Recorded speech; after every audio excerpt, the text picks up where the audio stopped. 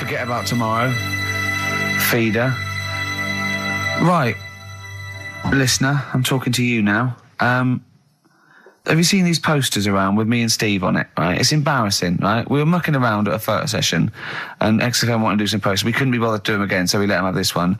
Irony comes back to haunt you, and it looks like I think I'm Simon Temple or something, and Steve's all right. But we think that Karl should be in it. Definitely. Karl doesn't want to be in it, but it looks like everyone listens to this show for Karl's basically, innocent stupidity and some great tracks. Exactly. They don't listen for us anymore, Steve. So I think it should be a campaign to get Karl on the poster. Yeah. Well, I should point out that I think XFM are more than happy to have him on the poster. So it's just him. You don't want to be on there, do you? There's no need for me to be on it. Of course there is. Why not? I get so many emails here as I'm sat during the show reading them. So many emails saying, what does Karl look like? Well, I want pictures of Karl. If you go to xfm.co.uk/Ricky, we've got those film bits on there, those video mock-ups where I'm part of it. You can sort of... That's not enough, Karl. People want to see your face. You're part of the show. You're an intrinsic part of the show. Yeah, we'll get you on the poster. Why? It'll be too much on a poster. They can only take in so much. What do you mean? They can only take in so much? Yeah, it's good with two people. No. It's enough. So what do groups do then? Well, they haven't... It's like Ringo Starr is being left off the cover of Sgt. Pepper. Yeah. Or Rutherford doesn't get in a look in with Genesis. Exactly. Well, which would be outrageous. Yeah. Sorry, Tony Banks, you can't be in this one. Yeah. It's just me and you will be very. You see, you look like the Collins, so you've got to be in there. I don't photograph that well either. You're joking. Is it because you look like a little cue ball because it just shines off the top? But a lot of people as well. You should dispel the myth. A lot of people think for some reason that you're fat. A lot of people say to me, "Is he fat?" No, but that's because I haven't got much hair, so it looks like my head's big. No, they haven't even seen you. They just think from listening to the show that you're fat. That's because you're northern. They think you just eat chips and complain about the weather. Well, complain about the south. I just think you could answer a lot of your critics. But then you see what I don't like about this world. A lot of people judge people on the way they look. Yeah. Oh, like you do. If only more people thought like that, Steve. But Karl, you judge people on the way they look. Yeah, I know. That's what I mean. But I couldn't with me, could I? Because I don't know what I look like. What? If I was listening to me on the radio, I wouldn't be able to say, "Oh, he's and slag me off and that," because I don't know what I look like, and I quite like that. Do you know what I mean? I lost. I don't know what Absolutely you're talking lost. Just believe me, right? I'm right on this one. It's best if you leave it. Well, we're not going to leave it. We're going to get you on the poster. Yeah. I mainly have to see myself on videotape this morning. I showed him. The animal show I did. The show. Yes. I'm doing a video, and I did behind the scenes footage, and I've got. You've seen it, haven't you? I feel a bit of Karl on there, isn't there? Yeah, it's great. Yeah. It's lovely. He can't believe it. He said, "Is it playing slow?" Because he's so slow. When I come into the office, going, "All right." That's how you talk. talk. My head as well. I look like I'm looking into a spoon. I'm not happy with it. I just think that if we're willing if Ricky's willing to use his celebrity profile for the sake of the show, I'm willing to look like let's say a fairly handsome kind of cool customer. I think the very least, Karl, is that you appear on there as well. You could dress up smart. Are you worried that you'll look the worst out of all three of us? Who am I standing next to? I'm next to Steve. I'm fairly confident. Yeah. I like the way it's so predictable. You pull the string because you know what it is. You pull the string? My neighbour had a horse in her house. It does work. Honestly, it works. Okay. Yeah, okay, don't bother explaining it. Just play it. Right, yeah. So here's the... here it is. We're just going to do it. Head horse in a house. Right? What in God's name was that? Yeah, name the 6 songs. Head horse in a house. Huh? Are we naming the artists or the songs? Either. Artists. Anyone who gets anything can get a prize. What's more, Karl? Artists, here we go. Head horse in a house. That's tricky, Karl. That's very hard. Once more. Head horse in a house. Email in ricky.gervais@xfm.co.uk. I'll give it... Another letdown. Another letdown. It's brilliant, this. Look, How can you just say that after I've just been stuffing grapes in my face and that? Well, you failed. You didn't get one burger in, right? Even when you tried to chop it up, there's 3, right? So that's it. Well, Steve, out of the goodness of his heart, went to McDonald's. Okay, I got some grapes. At 62. That's got nothing to do with this, though. This is my game show here. Bob Holness didn't say, yeah, Blockbusters is good, but I never see him eating grapes. So this is a different thing. Forget that. Right? Here's the clips again. Here's the clips. Oh, you know I said I was going to turn over a new leaf and not criticise your ideas? I think it's the end of this one, mate. Oh, he's done it again. It's atrocious. Ricky.Gervais at xfm.co.uk if you've got any idea. Dandy Warhols, we used to be friends. That is Carl's favourite record of the year. Yeah, new music. He gets one play a year, and he chose that. That's what he chose. It's all right, but I mean, that favourite track, innit? He played that. That was Carl's choice. Just something new on XFM 104.9. Don't worry, we've got some really good stuff coming up later with me and Steve. If you're from the 70s, you might like it. You see that he's getting too cocky, isn't he? It's arrogant. He's sort of like I mean, we've tried giving him something in his life. He's got, you know what I mean? He comes in and tells us this sob story of just like a trail of failures, and we've said, Carl, come under our wing, right? He just started picking up on him. A few other people's like, and then he does that. He fails at the burgers, he fails at the grapes. He will not trust us with, you know, what we want to do. I don't know what more we can do. It's like I've saved a mouse from a cat's jaws and it turned around and bit me. Yeah. That is a brilliant analogy. It's a bit like we were trying to give you something that you could care about, that you could be passionate about, that would somehow give a meaning to your life. You would be in the Guinness Book of Records alongside, I mean, Bubble. Bubble failed. Do you want to be Bubble? Do you want to be Bubble? Or do you want to be the bloke with the milk bottle on his head? Exactly. Who's in there? The guy who ate the watches. Yes. Now, I've got an idea, Carl, because you're getting all stressed out. I don't know what it is. You're getting funny. I don't know what it is. I don't know what... Because you're annoying me. Wow, you say that. You started midweek. I don't think I annoy anyone else, so it's just you on that. So, I thought maybe we could all 3 of us go away to a little health farm for a weekend, just get like a triple room, right, and that isn't happening. Why? You've just reminded me, because you've been annoying me. Steve started getting on your case, you know, sort of ganging up on me. I'll tell you now, Steve, I just forgot. Remember a couple of weeks ago, you said to me that my pub quiz team is rubbish. Yeah. Right, well, it doesn't matter anymore because you're not part of it this time. That's bad. That's bad, because it's interesting you say that, Carl. Carl, you say that because I tell you this, I found someone, mate, who could be filling that tricky 5th member. I wanted to test him out this week, mate. On your team. Test out on your team. Because I'll tell you what this is like. I don't know if you're familiar with Paul Ince, who used to play with Man United, right? But everyone used to say he's the governor, right? Even the players used to call him the governor, right? And Alex Ferguson at Man United was like, I'm not having this. Yeah. I'm in charge here. And he got rid of him. And that's what's happened. You were moaning the other week, saying your team's rubbish, you don't know what you're doing. Yeah. Well, let's see how you do on your own, right? Ooh, he's turned, isn't he? I'll be honest, Carl, I'd like to be on your team. Well, sorry, Paul Ince. You'll have to go and join Middlesbrough, or wherever it is it's gone to. Carl, what can I do to get back on your team? It's not happening. I've already filled your boots. Don't let him have the upper hand, Steve. No, wait a minute. I'll tell you what always annoys me, though. Ricky spends most of the show slagging you off, right, having a go at you, annoying you in the week, squeezing your head, making you eat burgers, right? But you always take it out on me. I'm the one who always gets the insults. I'm the one who's now relegated from your team. Why, you see, this is the thing. You're just as bad as him, really, because you're siding against me, because you know that I'm willing to take it. The truth of it is this, you know that Ricky Gervais is keeping you in burgers and grapes, metaphorically speaking. He's the one that's got you in Heat magazine. I just spat all over your new Guinness Book of Records. You see? Get me a tissue. He's just squirted tea, laughing all over your Guinness Book of Records.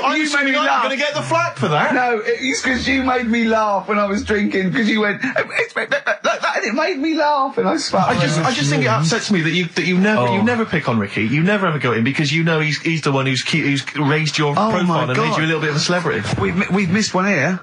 Using his teeth, Raman Andiapan, right, husked a coconut. He did what? He husked a coconut. He's the fastest coconut husker in the world. What does that mean? I don't know. He pulls husks. What's that? Little nice. What's a coconut husking? He pulls the husk off and look at Carl just with his head down. Carl, come on. What's the matter? Because that cost me 20 quid. I know, well, I'll see you all right. I've tea all over the world's smallest man. Why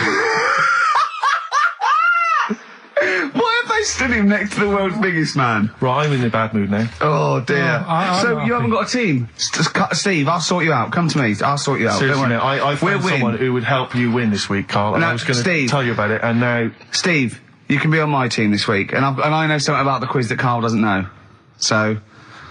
I'll tell you, I just think that it's so ungrateful. Whatever. So ungrateful. Right, songs of phrase, just give it a couple more plays. Just email in, we'll pick a winner soon. Ricky.gervais@xfm.co.uk. Well, this is rubbish this week. No one knows it because it's rubbish. Steve was right. There's 6 songs there, so if you know what they are, just... That's the end of that, I think. That's the end of songs of phrase. Email in. I think. We've got none there. No. That's the last week for that. Okay, well, why don't you give us some monkey news? Is it monkey news time? Come on, monkey news. We'll play a song and we'll... No, let's monkey news. Let's play a song. Oh, it's a great track. Cheer up, Carl. Is it new? Is this Waiting for an Alibi with Thin Lizzy. What year Doesn't was have to be new. It's brilliant. What year was it out? Oh, Einstein wasn't new when he came up with the greatest theory ever. Oh, hold on. Hey, hold on. You're not new. You're not new. Waiting for an Alibi by Thin Lizzy on XFM 104.9. Right, okay, this is, with all the trauma in the world, I thought we'd come on a little bit, and he's just brought it right down, little mank twat, whinges. No, but I mean, do you know what I mean? He's had a go at you, he's thrown you off his team. I'm devastated by that. That was the one thing I was looking forward to this week. To be fair, you were looking forward to telling him you were taking over the team, so it's sort of poetic justice. It has blown up in your face, to be fair. True, I was trying to squeeze him out of his own company. You were going to try and get him out of his team. Yeah, well, it was a hostile takeover, and they clubbed together. To be honest with you, there's normally 3 regulars on his team. I got 2 of them on my side, one of which is his girlfriend. So I only had to work on him to try and get him to resign, and we'd have been away. Still... You know, we should give the prizes away. Yeah, well, this has been dreadful. This thing. We started off well with him trying to force burgers in his mouth, and then he come up with this tapped. I mean, this is the end of this because it's. I mean, it was shoddy to start with. No little duo couple. Well, this is not only. I'm just saying. This is what I was saying in the pub yesterday when you try to be sick on my leg. I was saying, come up with new ideas if you don't like them, but you diss them on air. Well, it's just disappointing, isn't it? And right. What's that? I was disappointed when I was choking before. We were disappointed as well. Yeah, you didn't try. You didn't try with the grapes. You were just like chewing on that. You meant to just throw them in and swallow them. Songs of phrase. It was 6 songs. It sounded like this. Boring. Right, what are they? Just give you 6 answers. 6 songs there. We had Lionel Richie, My Destiny, for my.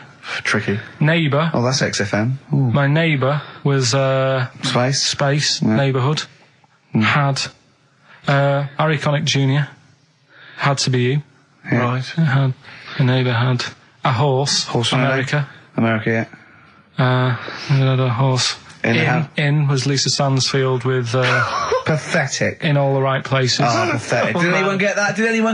No one got that. Animals. So that was pointless. All right, well, the most anyone got was 3, and we're going to give it to Deborah, and that's possibly Deborah and Kate. They got at least 3 of those, so well done. Okay, well done. Yeah, there's prizes on the way. That's the end of that. Well, do you want to do some, give some stuff away? I suppose so, Carl. We could, yeah. Yeah, set it up. What do you think? What is it? Which of your many competitions is this?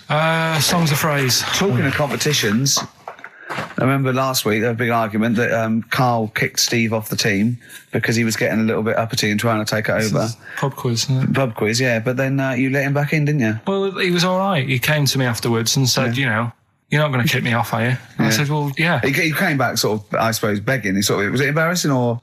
Well, no, it's just, you know... He learned his lesson. He realises he overstepped the mark, like you have this week. Yeah. Do you know what I mean? We've all learnt a lesson. Yeah, we've all learned a lesson. But I won the quiz, didn't I? And you didn't. Well, that doesn't matter. The thing is... I won all the money, didn't I? Please bear in mind it's taking part of the counts, Rick. Yeah, sure. I wasn't winding you up in the quiz, though, was I? And all your team was older. Yeah. Well, what's that got to do with it? You've got a collective age, your team, of about 300. No, one of them was one of them was actually 5, but she just aged a lot. I think when I took the 11 plus, we were all around the same age. That's what I mean, right? Your team was a lot older. What was our average age, would you say? Average age probably 30. Right. Yours at least 41. No. Definitely. No. Definitely. Only 2 of us were 40 and 3 were about 30. No, rubbish. Yeah. Who's 30? Martin, Glenn's about Glenn's- 36, yeah.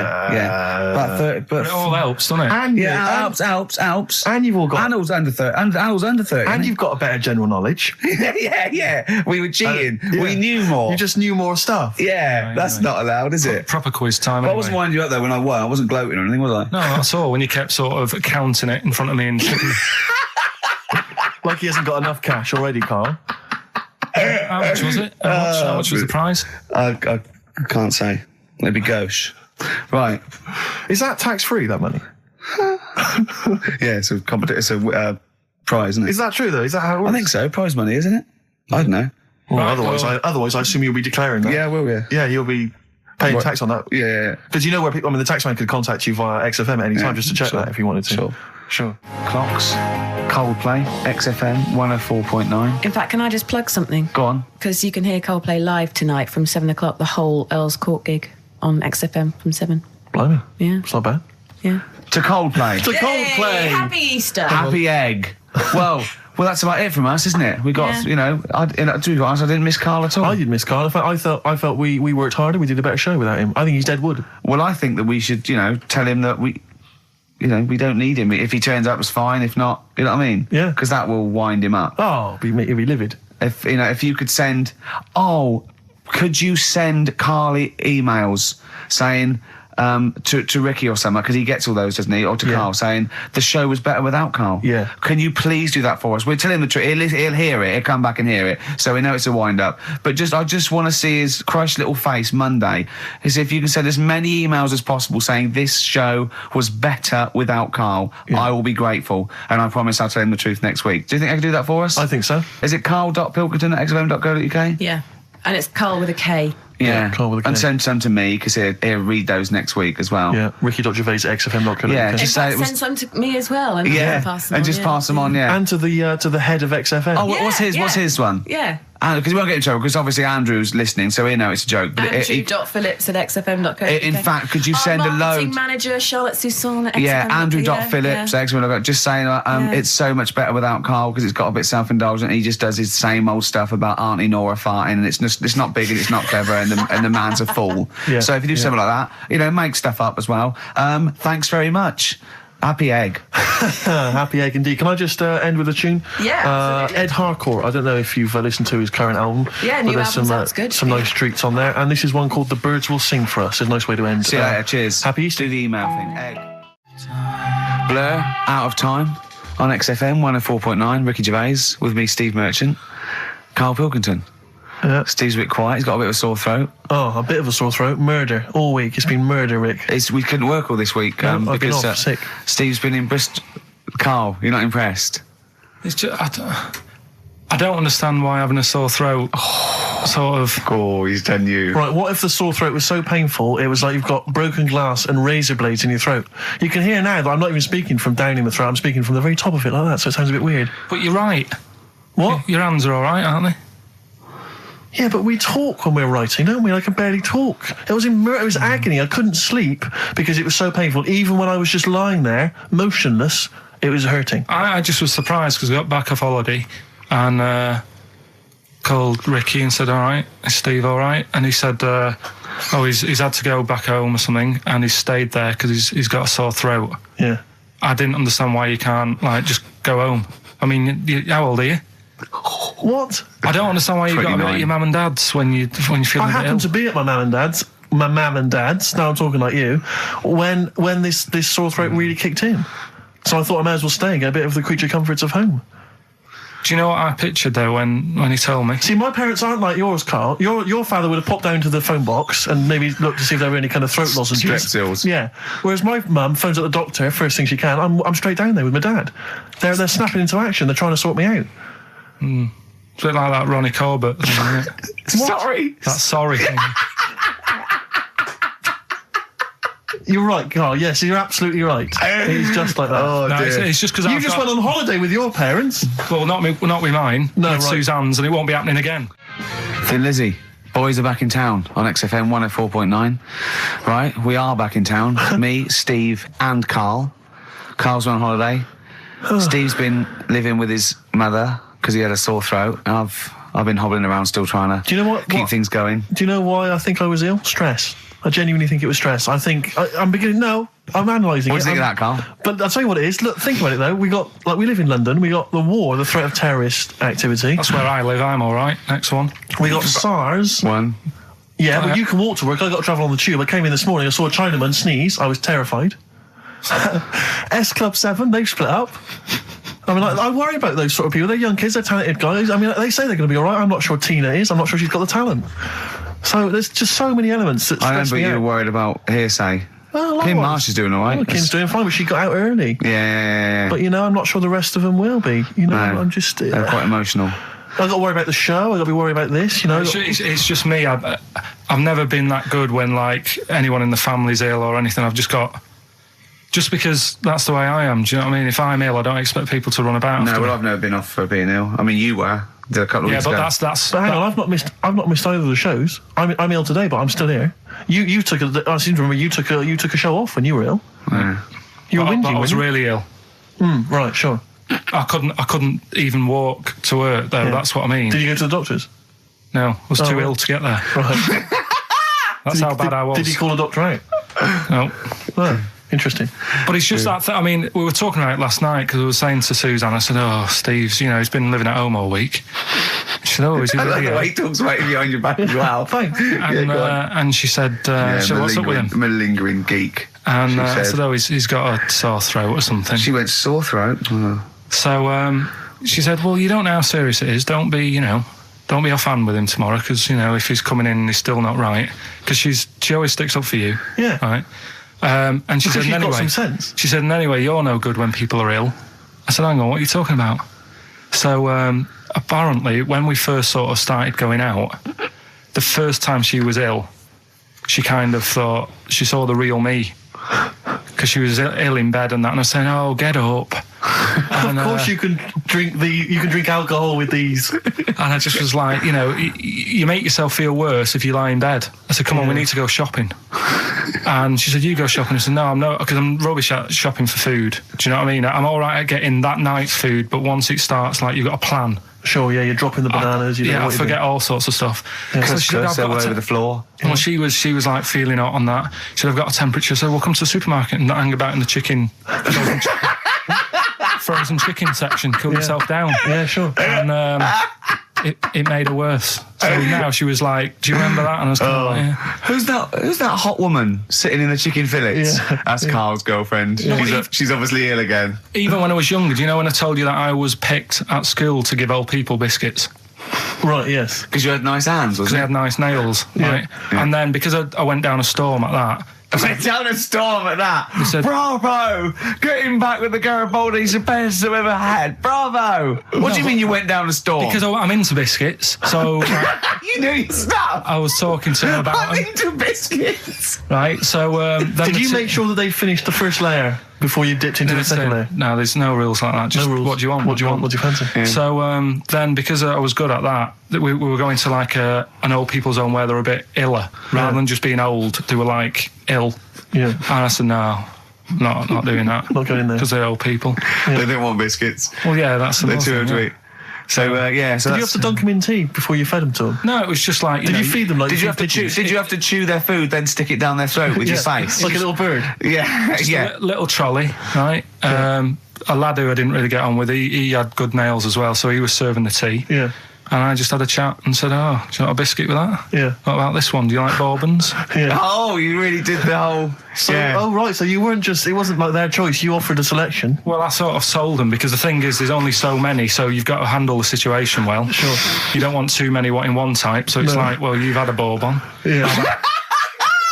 What a great life they lead. They probably only pay about 900 quid a week to stay in that particular home. Yeah. And they get a free bourbon by a kid with clean nails. Brilliant. Whoop-de-hoo. So anyway, it gets to this, the Thursday night when I'm going out with Suzanne. Yeah. And her mum's like sat on the sun lounger outside, so where are we going tonight? I said, no, like I said, it's just us. We're going out having a bit of time to ourselves. So I could see as the day was getting on, she was realising that she's got a night in with like her husband, right? Her face started to like look miserable. Sure. I thought, I'm loving this. Right? So I said, right, I'm going in to go and have a shower, go and get ready for the tonight. It's going to be great.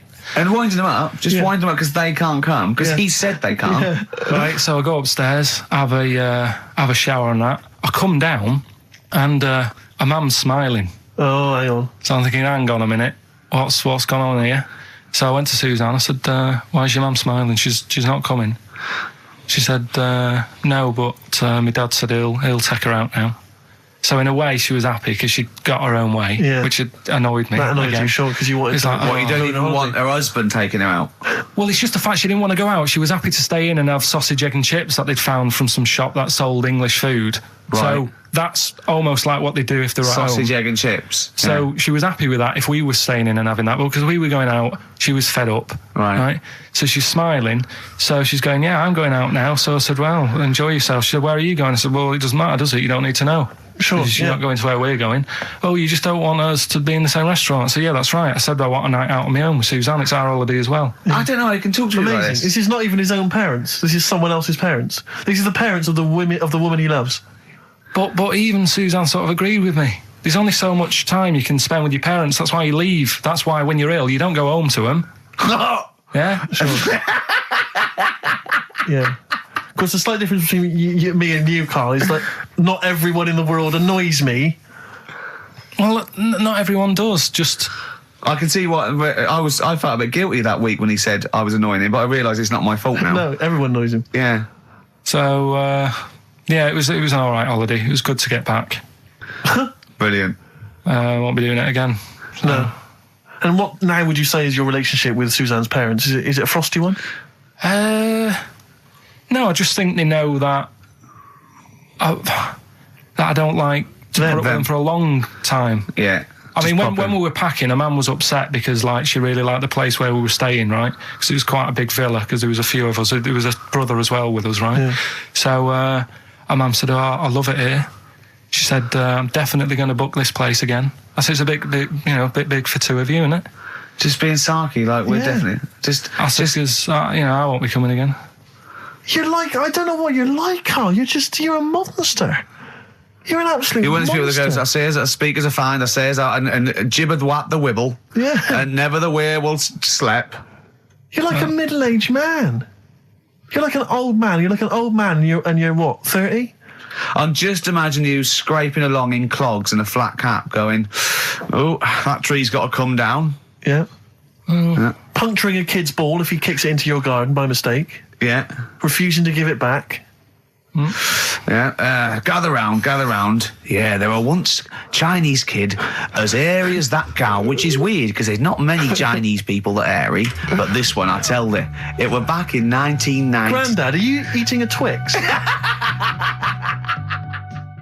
Appropriate words there. That's the Smiths and Panic. Don't worry about it, Carl. People know that you haven't got a malicious bone in your body.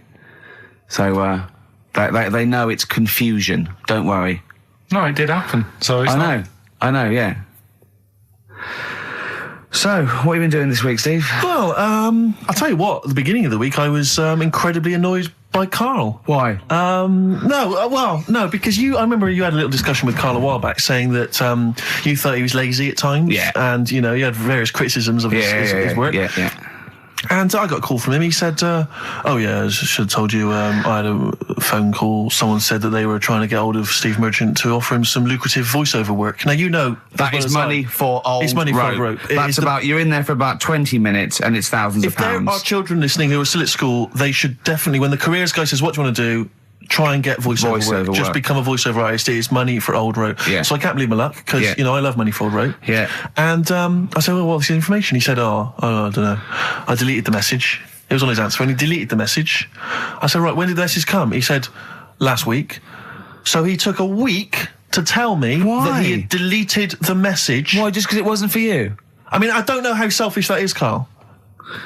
No, what happened is, right, I got back off holiday. I was at home. Yeah.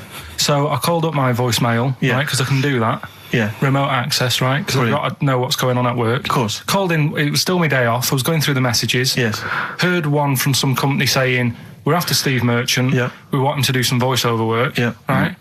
I can't remember the name of it, but Thanks. I thought, right, I'll remember to tell Steve. A week later. It doesn't matter, does it? You still got the message, and they What haven't message? Yeah, but voiceovers have to be done in the next couple I of didn't days. get the message. All I got was there was a company, I don't remember the name, and they phoned you. They wanted voiceover. How does that help me?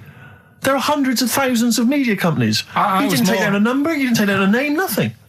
I was more puzzled why they'd want you to voice anything. He's having a go. I don't know why. No, but listen to that voice. You must be annoyed. You must be Do you annoyed. wanna, talk about rubbing salt into the wound. No, but listen to you. Oh, God. I don't know I don't know how you think. I don't know how your mind works. Well, I was thinking there must be a tractor sale on somewhere. What do I care? No, hang on a minute. Wait a minute. Wait a minute. The I worm don't has care. turned. I don't care if they want me to advertise, the latest designs in pirate fashion wear. I will do a voiceover because it's money for the rope. I don't care what you think of my voice. Someone was interested. They were offering me money. And you decided arbitrarily, they probably wouldn't want it. They probably made a mistake. They wouldn't like the way he talks anyway. I'll delete the message. No, the thing is, right, I get if I'd been a paid. girl? I get paid to sit here on a Saturday, Yeah. right? Play CDs and that, help out with the show, get you decent prizes. I think I do me bit, Sure. right? It isn't about running your voiceover work. So hang on. So Carl, let me just get this right. If someone was ever to phone me, right, trying to get in touch with you to offer you work, you'd want me to just ignore the message. That is what you're saying to me. You'd prefer that I deleted the message, I ignored it altogether. That's what you'd want for me to do. That's what you'd want me to do. What? Someone's calling you for some Someone's work for phoned me. They say, I can't. I don't know. I'm a friend of a friend. I've got your number, Steve. Love to use Karl Pilkington for an Well, you've never exciting called me, sex so has scene. it happened? Well, Has it but happened? I'm saying in the future, if it was to occur, do you want me to just ignore it? Is that what you prefer me to do? Well, it's not like that, though. I did tell you. I told you the message. You didn't. What? You told me a week later with none of the information I needed. Carl, that doctor called last week. That kidney's ready for that little girl that you were doing that sponsored walk for. I forgot to tell you. Oh, I hope it's still all right. They keep it on ice, don't they? I think they do. Selfish, Carl. So selfish. And you've lost us a set. Beautiful bit of Snoop on XFM, yeah? Mm-hmm. Kicking it with Ricky old Gervais. school, yeah. Sweet. Steve Merchant and Karl Pilkington. What has happened to Karl? Because Karl, I thought, is this sort of sweet little buffoon, almost childlike in his ways. You know what I mean? Like Charlie Brown after some sort of head injury, and now he's coming back like that, having a go at not caring about voiceover work. It's like, because Heat have written about him a couple of weeks, it's like he thinks he's better than you in some way. I do care, though. You're out of order saying that, right? Because I've sorted you out with tickets for stuff. He doesn't turn up to. Carl, I received a phone call. You deleted the message offering me voiceover work. You're as bad as my agent. I'm appalled by it. And I thought we were friends. At least his agent, when he does it, is losing himself money as well. Yeah, exactly. You've got no comeback. You're still sweet. And to have a go is you've got a mank whine. Right? For a voice. Like a cartoon Gallagher brother on Coronation Street. I mean, and yes, Steve does sound like a Wurzel, but that doesn't, do you know what I mean? What about Jethro? Jethro does well. Jethro gets on Des O'Connor anytime he wants. Just has to phone Des up. And he's on there. Straight on and there. he's whining like a Wurzel as well. So, to say that is a rubbish... all right, apart from that then, what else have I done that's wound you up? Well, that's a good starting point, because you haven't even apologised. No, it's a shock, because that's the first time I've let you down. And I didn't really let you down because I passed on the message. You didn't. Well, we've been through it. You didn't pass on the message. Saying I deleted a message for you is not passing on the message. I mean, I just think what's happened is that you've got a little bit of celebrity now from the show. I mean, I've seen you being recognised in pubs and stuff, or people have come up and they said, "Are you Karl?" Because they've seen Ricky. Now, it just seems to me that you are not keeping yourself grounded. You are just, you cannot deal with fame. You've not got the intelligence to cope with the celebrity, and you're just becoming this kind of ego-driven monster. Now it's getting. It scares me, Karl. You're not the man I remember. Look, I put a lot of work into this on Saturday. This isn't even my proper job. Right? Where were you in the week? Oh, he's got you there. What? Where were you in the week? I said, let's meet up. Let's, come up with some new features and that. Where were you? Karl, you phoned me about an hour before you wanted to meet. That is not what I would call. I mean, that is arrogance right there. That's the way I work. That's arrogance right there. That's ego right there. He couldn't go. When I came in, he said, "Where's Steve?" I said, "Steve can't make it." I had to tell him why. Steve was staying in to tidy up because his landlady was coming. This he couldn't get over. He could not get over that you couldn't make it because you had to stay in with your landlady. is he talked about it for about the hour when we were working. What are you talking? Last week I had a bad throat. You wouldn't tolerate that. You wouldn't accept that. When you had a bad throat, where were you? Why couldn't we do any work then? Because you were at home with your mum and your dad. You were on holiday, weren't you? Why didn't you get your mum and your dad to clean the flat? Oh, he's done it again. He's done you again, mate. Play a record. How has he done me? What? They live in Bristol. Yeah, the joke's on you. He couldn't get him to clean the flat. I don't know who's laughing at who now. Right, listen. Can we just go back to laughing at Karl? Okay. Because I know where we stand there. Okay, all right. Do you want to, That's the natural order of things. I know, yeah. The world's gone topsy-turvy. He's stepped out of the pecking order. Feeder, Butt Rogers, XFM 104.9, Ricky Gervais, Steve Merchant, Karl Pilkington. Karl just said to me, so what face would you have to me? And I went, what do you mean? He went, well, whose face would you have? And I went, I don't know, a boy's, so the skin would be regenerated. He went, oh, no, it'd be a bit weird. He said, oh no, someone famous. And I went, I don't know. I went, whose would you have? He went, Barry Sheen. No, but what I meant was when I was talking Barry to Suzanne, Sheen? when I was talking to Suzanne about it, saying this is amazing, she said, well, whose face would you have? Right. Now, it's got to be fairly recent to have the skin fresh, because it can't be too old. Right. So I had a choice of, like, Barry Sheen, or what's her face off Last of the Summer Wine. Who? Who's the old woman who just passed away? Thora Hird.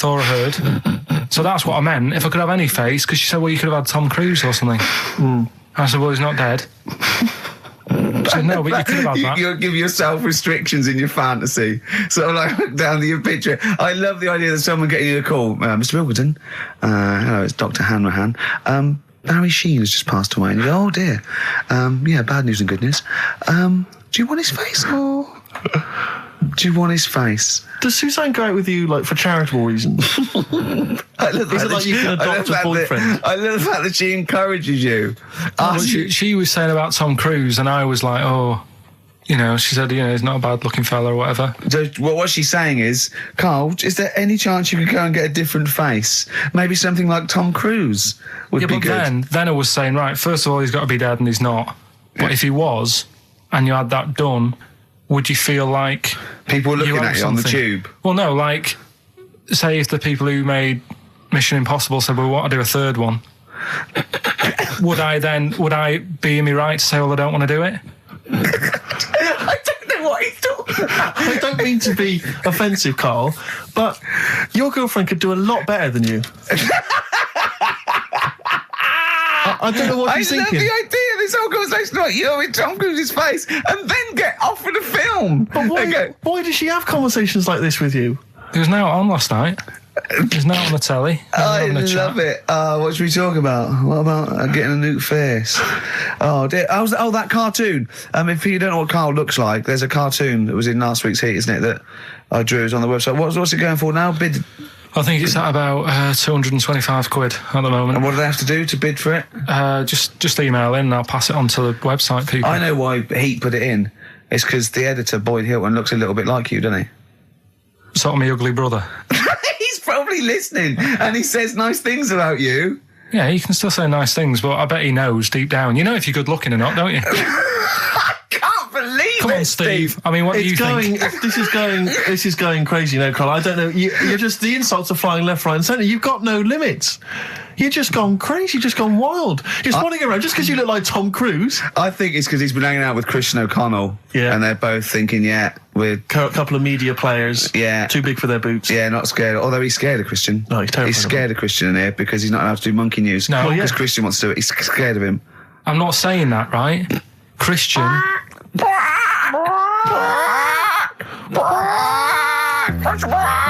do monkey news, but Christian wants to do some monkey news. I'm not allowed.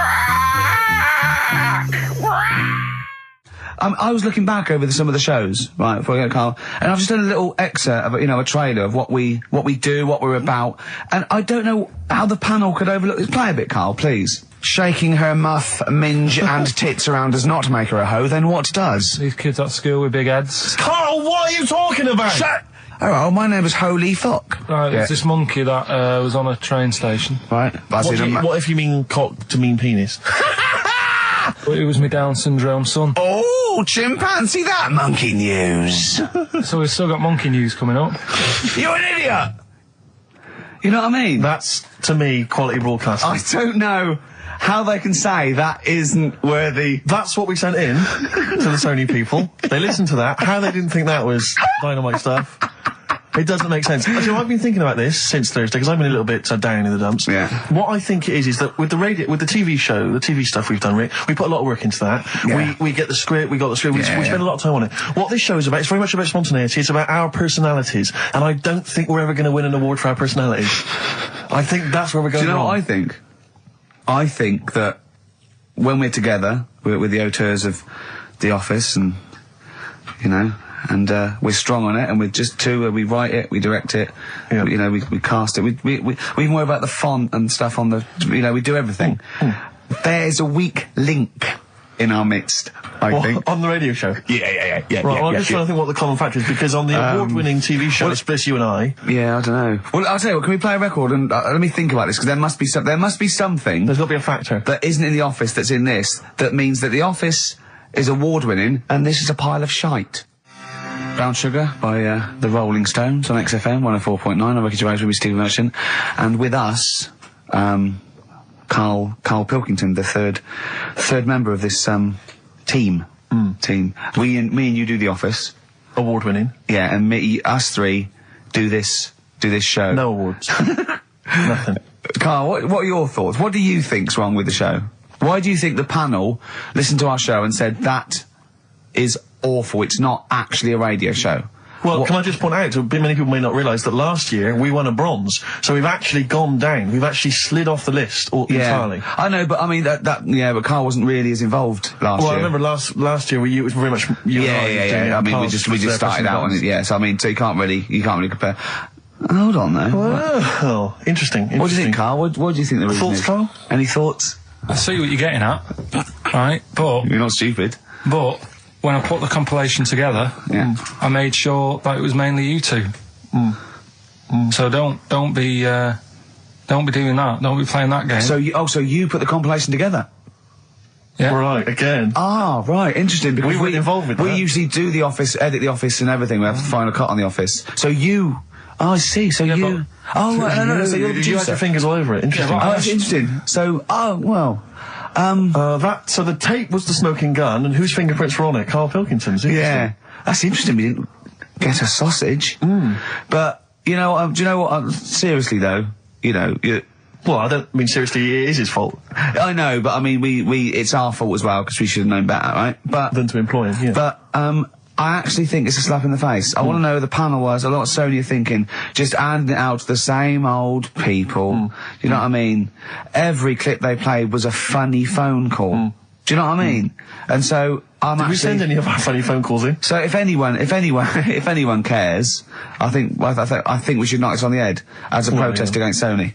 And that's how I've never complained before about legal, but I mean this one. Don't know what they think. I want someone on the panel. It was entertainment. I want someone on the panel to phone up and say why they think this show is rubbish. Well, I'll apologise. Well, I'll not apologise if they stand by. If they tell me why, you know, because you know, listening to that clip there, I can't see anything wrong with that as sort of daytime radio. It's interesting. I mean, I don't think our number one fan, Dickie Anderson, Richard Anders, was on the panel, although he here has emailed in. He's got a couple of thoughts as to maybe why we... What is Dickers doing, man? Dickers says, commiserations on not winning a Sony. I can't believe you didn't win, naturally. I mean, apart from your show's obvious lack of quality and effort, having a monkey for a producer, offering the biggest load of tat as competition prizes, saying hairy Chinese kid 48 times every show, Rockbusters, not bothering to turn up for weeks on end, only having 3 listeners, introducing the comedy characters Camp David, Harry Fook, which I think he spelt wrong there, Stephen Merchant. I'm not a character. Apart from insulting every race, religion and sexual orientation, bickering like schoolgirls... We haven't done everyone yet. We have not insulted everyone yet. There's loads to go. Despite the fact you generally bring misery into the lives of anyone who listens, I thought you were surefire winners. Better luck next year. Well... I mean, a couple of constructive, criticisms there, but generally, I still can't nail it. Was he on the panel? Well, I don't think so. Well, he's a fan, so... Yeah. Well, no, he's clearly a fan. I mean, he obviously loves the show. He has hit the nail on the head. Oh. Which, Yeah. But what should we do? Should we give up or should we try harder? That's always my dilemma in life. Sure. Yeah. I mean, I've always gone for the first one. Give up. Yeah. Why bother? Yeah. If they can't see, just give us the award, and then worry about it later, and we won't let them down. Yeah. Now they've got blood on their hands. We're gonna. Yeah. What should we do? Give a couple of months notice? I think so. Okay. Well, there you go. I mean, seriously. I mean, I think. I'm being serious. I'm not being wacky now. We haven't told Andrew, but I think we've won our course with this show. Yeah. So let's. Okay, we'll give it a month, and it's because the Sonys didn't give us anything. Play a record. Yeah. There you go. You got to do a bit longer than that. No, we haven't. Got to give a month's notice. No, you got to work till about September if you're gonna. No, we haven't. No, we give a month's notice. We, whatever. Give the money back something. Well, you give your money back. Yeah, I know. What are you going to spend your 80 quid on? True. By the way, Red Hot Chili Peppers on XFM 104.9. So, a few more shows. And I hope Sony are happy. They should encourage. We've only been radio, a couple of years. Exactly. Trying. You encourage young talent like you. Yeah. Instead of giving it to Radio 1 and Radio 2 and... The old war horses. We just had a quick email. I wonder if you could answer this. It's James from NWL. He says, Ricky, is Karl going to be on this week's show? Please let me know, as I may listen if he's not. Sadly, he is here. I mean, people are already turning against you, Karl, because they've seen what's happened. Yeah. I think they've probably realised that I think we gave you too much. I think we've got a spoiled sort of kid in our hands. It's sort of like, we knew how bad he was, but we were trying to sort of bring him out of his shell a little bit. Yeah. You got to encourage sort of, children like Karl. Well, yeah, exactly. To sort of fend for themselves. But I like the fact that Dickie Anderson had that wonderful rant. It was an articulate email. It was quite long, and he must have typed it immediately. I'm thinking, because he's a fan of the show and he thinks I'm a genius, we need a PA. Sure. Don't we? Yeah. Do you reckon he'd come and work for us? Well, he can't be any worse than what we've already got. I know. So there you go. Then we're giving up radio. We're going to concentrate on television. Karl's going to probably go back to what, just doing your sound. The thing I won a silver for at the Sonys. Funny that, isn't it? Oh, you won a silver, did you? I got a silver, yeah. Oh, yeah. What was that for? Doing the proper job that I do here in the week. Oh, no, it's 2 of you for a start. Yeah. Well, there's 3 of us. Can't even get a bronze. Now, who's the weak link? Right? Well, bit weird, isn't it? Let's not argue. We haven't got many shows to do. To be fair though, this show is I think it's more to do with the fact that you talk on this show that has brought us down. Right, I haven't said anything hardly today. No, well, this is an award-winning show potentially. We'll add this one in for next year. If you could just keep stum, we might have a chance. All right. Well, coming up, right? Karl. Let's put it behind us. Okay. Let's draw a line under it. We had a meeting yesterday. We thought we better, for the last few shows, plan it a little bit. And me and Steve came up with a great idea. We're going to offer Karl money to do stuff. Yes. That's the quality of the ideas on this. Yeah. And I bought some money in, little stuff, because we had him showering with our mate Johnny for £1,000 yesterday. Yeah, we just got into a discussion, and then one of us suggested that how much would it cost us to pay you, Karl, to have a shower with another man? And there's nothing going on. No, there's nothing going on. You're just in a shower, normal shower. You're just washing each other, not each other, just yourselves. You're just having a chat. Yeah, right, washing yourselves, having a shower. Yeah. But it's a regular shower in a regular house. It's not a shower in a swimming pool. And he went fine. He got £1,000 out of it. He wouldn't do 900. He got £1,000 out of it. But then we said, and we'll have to watch to make sure you do it. Yeah. And he went, no, that's weird.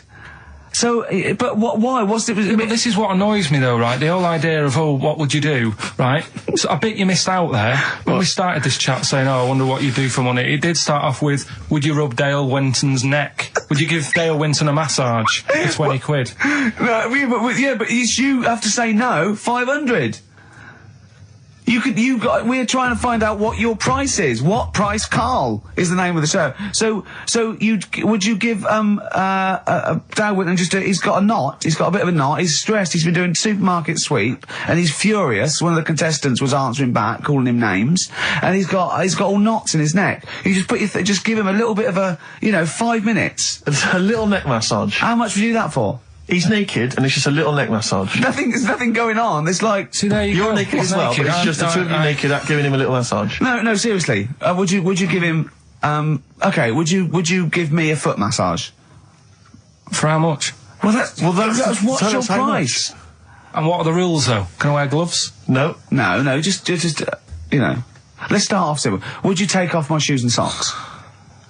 I'd do it for like 50 quid. Okay, no, 20 quid to take off one shoe and one sock, but like you mean it. You just take the shoe off, you go, and as you're pulling down my sock, you pull the sock down slowly, you look me in the eyes and go, what lovely ankles. Seriously, how much? What price? 20 quid a foot. 20 quid a foot. That's got to be worth it. So 20 quid, you will take off my, we'll put on some soft music, right? I don't need it today. That's what I was saying to you yesterday. You always do you know what I mean? No, you don't. At the moment, I'm cash. quite happy. Give it to a homeless person. Give it to a charity. We'll Donate get it him to in charity. here. Well, are you still going to shower with Johnny for £1,000? Not now, because you said, and me and Steve are just going to stand in the corner and watch. Well, we've got to make sure you do it. You might go in there and just like wet your hair and come out, pay Johnny 500 quid and go, yeah, we had a shower. How will we know? Sorry, I'm quite interested about the shoe and sock. I'm back to the shower. You just have to wash yourselves. We have to inspect that it's really clean because we want you to wash certain parts really. Right, well, why have you both got to be in there then? Well, no, just one of us. Can we just take? I mean, yeah. Or can Steve film it? as evidence, just as evidence. Or I'll tell you what, we'll leave the TV camera in there. Neither of us to be in there, then we can just watch the video. Yeah. Are you a couple of benders? Are you a couple of benders? No. No. But can we discuss further the taking of the shoe and the sock? Because I think there's £20. I'm willing to pay £20 to see that. Peace Train. Isn't that brilliant? Cat Stevens. Now, well, I've sort of enjoyed the last sort of hour or so after disappointment of the Sonys. I think we are going to give up, to be honest. Do another week and then shoot off. Yeah, knock it on the head. Okay. We were doing it for a laugh anyway, but if they're not going to reward us for that, then do you know what I mean? It's not really worth it. But I'll tell you what could. But what about this, Carl? Can you find out who was on the panel? Can you? But what difference does it make? Well, I want you to interview. I want you to phone them up and I want to tell them why they didn't think our show was. Yeah, let them explain themselves. Just explain themselves. They've got to stand by their convictions. Find them all, track them down. There's probably about 300. What do you expect then? I want to tell the truth. No, you're right. The Monkey News should have, done the job for you. I just want people. I don't want to sit in a room and hide. I want the 3 people on the panel. I'll find them out to say we didn't vote for you because we thought it was shoddy, amateurish, annoying. There was too much swearing. I'll go, fair enough. Well done, mate. We didn't vote for you because Carl's voice is an irritant. Okay? Well done, mate. You're alright.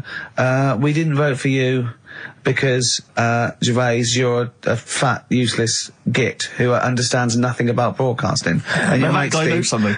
Yeah. And I'll go, right, I'm not so happy with that, but at least you told the truth. Mm-hmm. But get them on the phone. Find out from Andrew. I noticed none of them have mentioned me, which is good. I know, yeah. I'm pretty good. Yeah, they probably all love Steve. Mm. No one likes to pick on an invalid, though. Do you know what I mean? I'm just... We got a player request here for, what's her name, don't leave it, Steve. Sonia, who's 18 today. We couldn't find William. It was really nothing wordsmith because, whoever is in charge of the library, they probably won an award for it. But, she didn't ask for 4 non-blondes, so I found There Is a Light by the Smiths. So, a week to go. I'm not. Not the Hoople, Roll Away the Stone. Classic little ditty on XFM 104.9. Right? Play the jingle. Oh, is it it? Brilliant. Oh, chimpanzee that Monkey News Extra. Well, is there Monkey News? I'll tell you what, I've been having a bit of a problem this week. Why? It's just been a struggle. Normally, I can come into work on a Monday and there'll be something that's happened over the Saturday, over the Sunday night. Do you know what I mean? Over the weekend, the Monkeys have done something. Been very quiet. I thought I'll be alright. Let's see how the week goes on. I don't know if they've caught on to the fact that we're giving this coverage now, or I don't understand. Normally people are emailing me stuff all the time about Monkeys. Been very quiet week. Been checking, I was looking in books last night and stuff. Is there any Monkey News? I've got some, but just because it's not that good, something else I found out that I thought I'd share with you. Go on. I was looking in the Guinness Book of Records, right, because I thought they'll have something in there about monkeys or something, right? Mm-hmm. And there's a little monkey, I think it lives in Asia, right? There's loads of them live in Asia. Might just be travelling, but yeah. And something they found out, I don't know if they've got it right, and that's why I want to bring it up.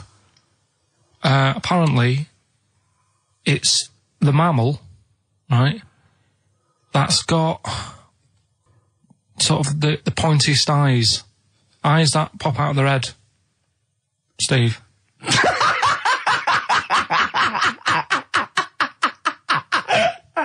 Now, the thing is, right, I thought that's interesting. Yeah. Apparently it's the biggest with the sort of goggle eye type thing. Right, yeah, go on. Apparently they come out of their head 1.6 centimetres. 1.6 centimetres? What, you mean they protrude? Yeah. They protrude from the head at 1.6. Okay. What? How long? Have you got a ruler, Rick? 1.6. He's having a go. I'd say I'd be a little bit annoyed if the monkeys beat me. Well, I don't think it has. That's what I'm hoping. Is there anything we can... I mean, what's 1.6? Oh, can you... It's about... Drop your trousers. It's, about 3/4 of an inch. What do you think? I don't know. Have they got it right, or what? Maybe I should come down to Monkey World with you next week. So anyway, so that's not the monkey news, that's just something that cropped up and... Sure. I do know once, when we were playing pool in the office, I think Lucy was your partner. Yeah. It was me and Ash versus you and Lucy. And you were having trouble because his glasses kept slipping down. So Lucy pushed his glasses up his nose, but the glasses touched his eye.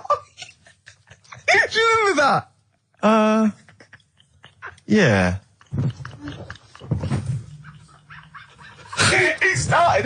He started it. Well, you're the one who joined in. No, I know, and I feel bad now. Yeah. He makes me nervous when he goes, yeah. It's like, play a record. No, I'm just trying to think about which part of your fat, middle-aged physique I can pick on. The tits would be a good Yeah, start. yeah. Oh, the belly. Sure. Oh, what do you think of that? Oh, that's... What is that? Play a record. That worked. That worked, didn't it? See, panic over, calm now. You're on holiday soon, aren't you? Yeah. You got to go off early. Well, about... How many holidays have you had? Because I only ever have time off when I'm working, like doing another job, like, you know, filming or something. But you seem to have a lot of holidays, just like, and you were sick as well. You was just like, because you had wet trousers, which is a little bit... Do you not care about the job? I mean, I've got to ask because, you know what I mean, if I was in charge, I'd worry about your motivation or... Because yesterday we were trying to work out what you enjoyed doing, and we got to Manchester United and moaning. And that is the two we came up with. I don't know where you get the moaning thing You're from. always whinging. About what? Everything. When? When did I last have a moan? Just before we came on air. Right, and why was that? I don't know, I can't remember. Because we were in a good mood. We were in a good mood, me and Rick. I'll tell you why. Go on. Because you brought a song in at 10 to 1. Yeah. With a load of effing and jeffing in it. Yeah. And saying, can you edit this? Yeah. Yeah. But that's your job. You could have brought it in yesterday. No, I couldn't. Why not? I hadn't thought of it. But why are you whinging? That's your job. And I didn't come in 10 minutes before. It was a good 20 minutes before. It just took you ages because you were whinging and moaning to even get started. I'm not being dragged into this. You are always... I'm on my holiday now. Well, not yet. No, you're not on yet. You're still working. Well, that's what's funny. This isn't even work, right? And yet it should be. Compared to what I do in the week, this is a doddle. Well, it's because you're not putting any effort in, clearly. I mean, I know what Steve's like. He is tight, right? Well. He is. And you know that, don't you, Steve? Financially, you mean? Well, no, I mean, just the way you are. You're very sort of, you know... You're not wasteful with your money. I'm careful. No, I'm not wasteful. Absolutely right. No, but to the extreme. Not towards the extreme. Not towards the extreme. No. Look out for the pennies. The pounds will take care of themselves. All right? Simple to remember. Good advice. Yeah, all right? But The thing is, right, I know that I take the mickey out of you for, like, you know, the way you look and stuff. Sure. Right? Well, I'm right back at you. But the thing is, you can't help that. Absolutely. But I'll tell you something that women don't like. Sure. And it's fellas who are tight with the money. Sure. I'm not frugal with money with ladies. I'm frugal with money with you. Well, I've got no reason to splash money out on you. I've never seen you splash money out. Well, you've never been out with me. Steve, have you ever splashed out on a lady? No, but I hope to one day. The right lady.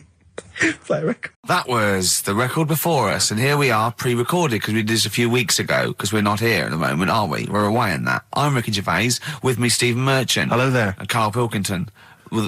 He's not actually with us. No. He'll be in some of the best-of clips that will be coming up shortly. Yeah, this is just us, isn't it? This is just us. We did this, when did we do this, Rick? A couple of weeks back. Hold on, what is it? It's the 27th today. Yeah, I enjoyed Christmas. I loved Christmas. I loved Christmas. I had a great time. What did you get? Loads of presents. So did and I. I'm glad they made it to number one. I'm really glad. Stroke, he, she. Yeah, I'm really glad that the pop idols, Cliff Richard, Westlife, made it to number one. Bo Selector. Yeah, just delete that. Yeah. Okay, well, we're going to play some of the best of, some of the greatest moments of the last 3 weeks. Yeah. Ever heard on XFM 104.9. What about this? Do you remember this one? Oh, which one is it? All right, so here's the first bit. When we were talking to Karl in the week, the thing we're talking to Karl is that you come up with something that's sort of like, quite innocent, and he goes, once, right? And you realise that it's comedy dynamite. He doesn't know it, but we want to go save it. And he let out, you were filling in a form, weren't you? It was all like your girlfriend thinking you're a div. And it's happened before, isn't it? Because she came home and you'd filled out a form to get a job once, hadn't you? Yeah. What was that for? Granada Telly. And on it... Well, let Karl explain. Yeah. You see, this is what annoys me with job applications, because rather than just saying, do you want the job and what can you bring to this business? Yeah. Do you want the job is a good one. Because the thing is... That's sort of the one for the boys. No, listen, right? Because if they say no, I don't think they want the job. Yeah, but listen. Go on. I mean, I presume with what you do, you have to take people on and stuff. What, in a fight, you mean? You know what I mean? Yeah. And I think it's more important that you're willing to graft and put the hours in. Sure. Than say that, you know, you did well at school. Yes. Sure. Because if I wanted to, I could have done well at school. Of course. I just didn't want to. Yeah. So where's this going? So you had the application form. So when it came to the qualifications bit and that, I couldn't fill them in because I didn't have any qualifications. And it was also asking about your languages. And I put down English quite good. English quite good. And his girlfriend came over and seen the form that he'd sent off. This was a copy of it. Yeah. And so she went, oh, you know what I mean? So that's what started, you know, the disappointment. So they're going to get that and think that you're not English. I don't think I've got it. It was ages ago. Right. How long ago was it? Oh, well, it was when I was still in Manchester, so 5 years ago. I don't think you've got to know. I think you'd... That could be a long list. I mean, there's probably a lot of admin problems in that organisation, but they probably... But what I meant by it is that I can speak English, but I don't know all these long words that people use all the time. Yeah. Oh, God. Oh, can I just tell this quickly? In the week, I'm talking to you now, the listener.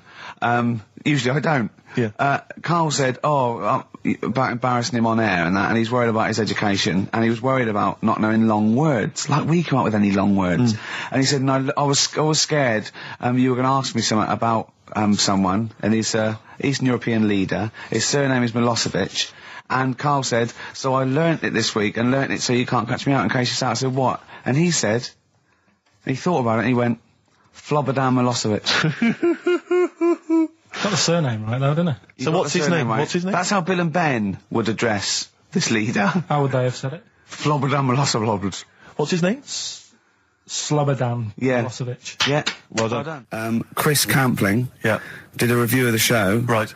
And basically said that Karl Pilkington is a creation of Gervais and Merchant. Well, if only that were the case. He said he started off saying he liked the show. Yeah. He was excited. Said it was a good show. A lot of the jokes. I'm already questioning his critical faculties. Yeah, exactly.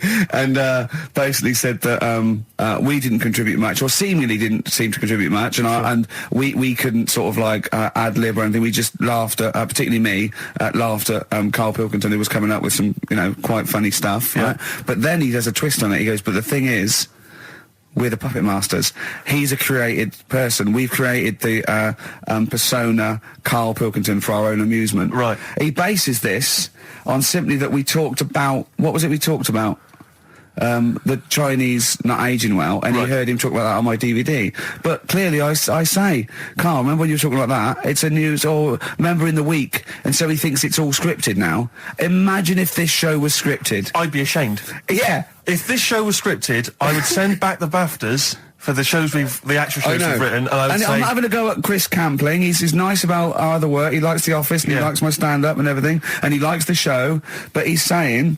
Because we're not spontaneous, we scripted this and invented Karl. So he's like, we've invented another Gareth. If we had created Karl, I would not have squandered a character that good on this poxy radio station. Absolutely. Also, does he know that we spend about 3 months on half an hour script? So how long does 2 hours of drivel? But the main thing is, as if this could be scripted, it's dreadful. It's shocking. Or maybe this is scripted. Hang on, you've lost me there. Let me just check the script. Maybe Chris Campling does not exist. Maybe I've made him up. I don't know what to believe. See, the name doesn't wash with me. What was his name? Chris Campling. Sounds odd. That's something that I made up, isn't Campling's almost like a joke. It's almost like a gay name, isn't it? Oh, he's a Campling. So I think this is scripted. Yeah. I think I've probably made this whole link up, and Karl is a creation. Campling, that's not a real name. I made it up. I should have come up with something better. Yeah. Sorry. Down to the River by Bruce Springsteen on XFM 104.9. So, that little fella in the Times thought Karl was just a puppet. We created him. He's an actor. What's his actor's name? Brent Hogwell. we got him from Spotlight. Brent Hogwell. This stupid, dopey Mancunian accent, he just puts that on every week. Yeah, exactly, yeah. Yeah, he speaks rather like Hugh Grant. Yeah. And we just got this whole world around him. We set a whole... What do you think about that? He had his head shaved, especially. Exactly, yeah. So, would he think that, maybe if he's looked online and seen me head, and he's noticed how round it is and that, does he think it's sort of been, morphed into that shape just for the show, just for 2 hours on a Saturday? Yeah. You spend 5 hours in prosthetic makeup like John Hurt in The Elephant Man. Everything about him was made up. Yeah. We created him, because I remember coming up with Auntie Nora. Oh, yeah. You said, Rick, we need another character. I said, what about giving him an Auntie Nora? Doesn't sound convincing, I said. Yeah, and you said, what is it about? I said, well, I don't know, she farted for 5 minutes and she's got a fanny like a split tennis ball. No one's going to believe that. Yeah. Oh, that brings us neatly... Well, let's put that to bed now. So, Chris Campling, honestly, we do not script this shambles of a show, and Karl Pilkington really is like this. If you want, you can meet him. I'd love to send Karl for a drink with Chris Campling. Can we do that? And then he'll eat his words. Chris, if you're listening, honestly, this isn't a stitch-up. As I say, I'm not having a go at you. It's a very well-written article. It's very, very fair. You're just complimenting on his grammar. Yeah. It's a very well-written article, Chris. No, I'm saying we're not having a go. You've typed that beautifully. It's not like he snagged us off. I would just love him to meet Karl Pilkington. People in the street come to me and say, is Karl like that? And I so want them to meet him. Yeah. Or maybe he can send in, if he's online, he can send in 5 subjects for Karl to talk about that we couldn't possibly know about, just so he knows that we just really do throw things at Karl and that drivel comes out. Imagine if it was scripted. What?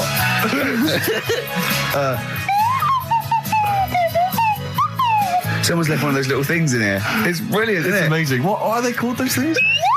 I imagine just there. I was thinking of being in the front row at a Morrissey concert and going, can I just play along? They are brilliant. I don't know what kind of sound that is. I don't know. It's only used for when Kenneth Williams sees someone undressing. Yeah. That's the only time that is used, that noise. Exactly. That is brilliant. But it's like it was specially created for the Carry On films. Yeah, we need... I don't know what it is, but we need something when I walk in and see someone changing. Well, what about this? There is a Light That Never Goes Out by the Smiths.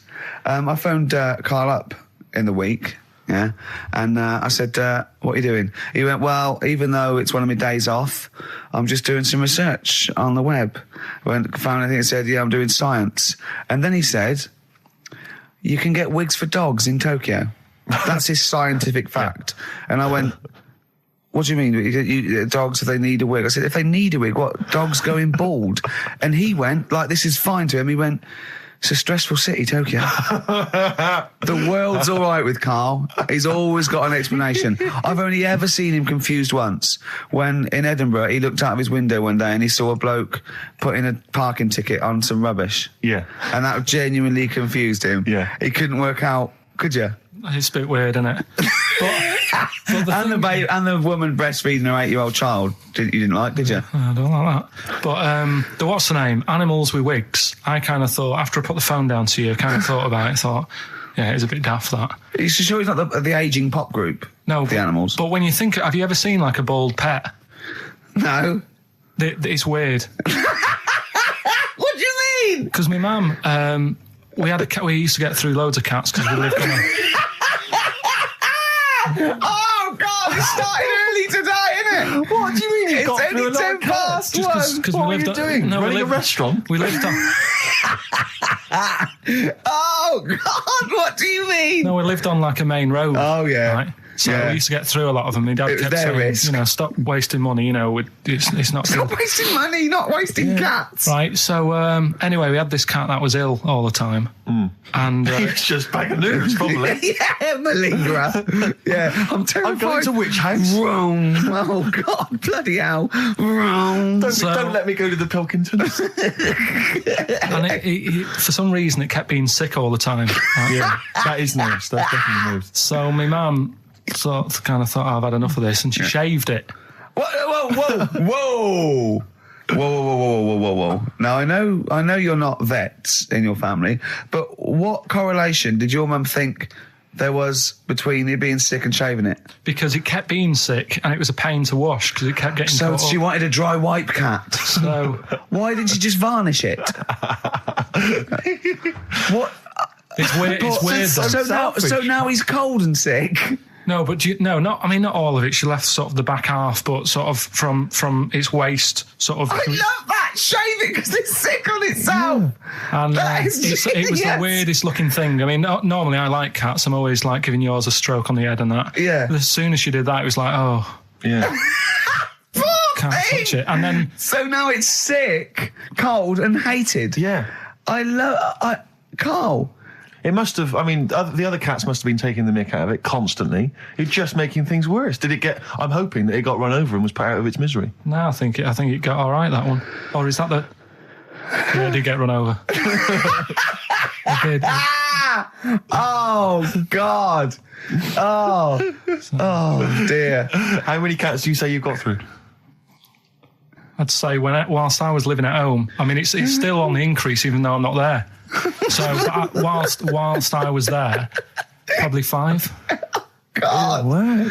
Oh. Yeah. And were you upset each time, or you just got used to it? It's one of them things, isn't it? Like I've said before, when you first see something, it's a bit of a shock. Do you know what I mean? It's like the Elephant Man or whatever. Yeah. First time you see him, it's that sort of, oh, look at that. Do you remember the first time you saw Steve?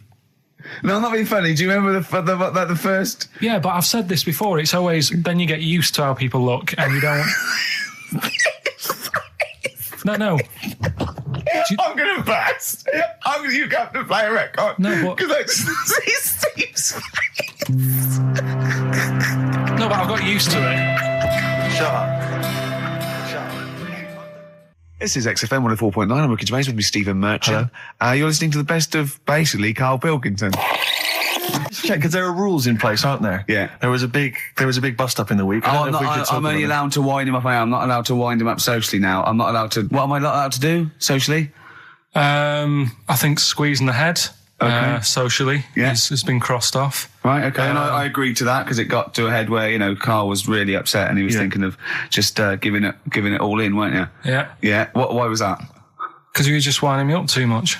Yeah. I mean, do you want to bring it all up again? I don't mind. What was I doing? It was just... I mean, I should say now that there was a conversation where we were all sort of really walking on eggshells. It was frosty. It was a conference call, and Karl was on one end. And I'll tell you, I was very much a mediator. I was very much a UN mediator. What do you think of that, Karl? It was difficult to sort of keep it serious when I'm saying stuff like, I'm sick of you putting a Burger King bag on my head. Do you know what I mean? Yeah. There's a part of me that's like, I can't believe we're doing this.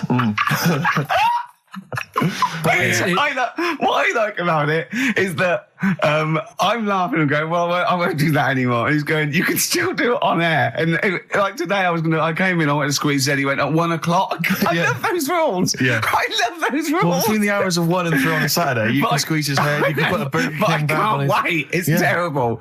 Oh, but dear. that all started last week as well, really, because I got in a bit earlier to do an edit for you on some track that had swearing in it, right? So I get in early, he comes in, first thing he does is go to sort of squeeze me head. And my reaction was, not now, do it later. As if it's all right to do it later. So that's kind of what made me think this isn't normal.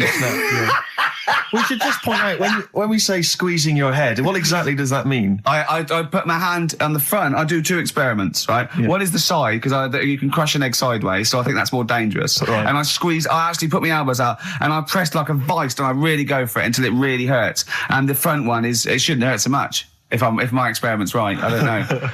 Well, it was all this that sort of, built up. Sure. And the research that you're doing there, Rick, is that going to be available online at some point? Well, that was the problem. That's what I was saying to him, because it kind of started last week.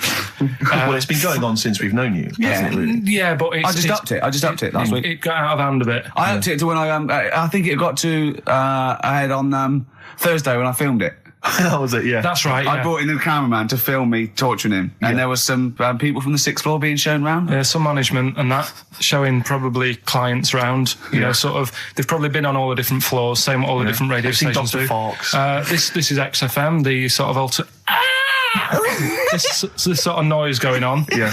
You see them all look down and saying, don't do that, right? Sure. They might want to spend a load of money. Yeah. Right? Yeah. And he's doing that, he's wrestling with me, he's filming it. So that's when I just thought, It's mad, isn't it? And then when we were having the argument on the phone, I was saying, has this been some sort of experiment? Yeah.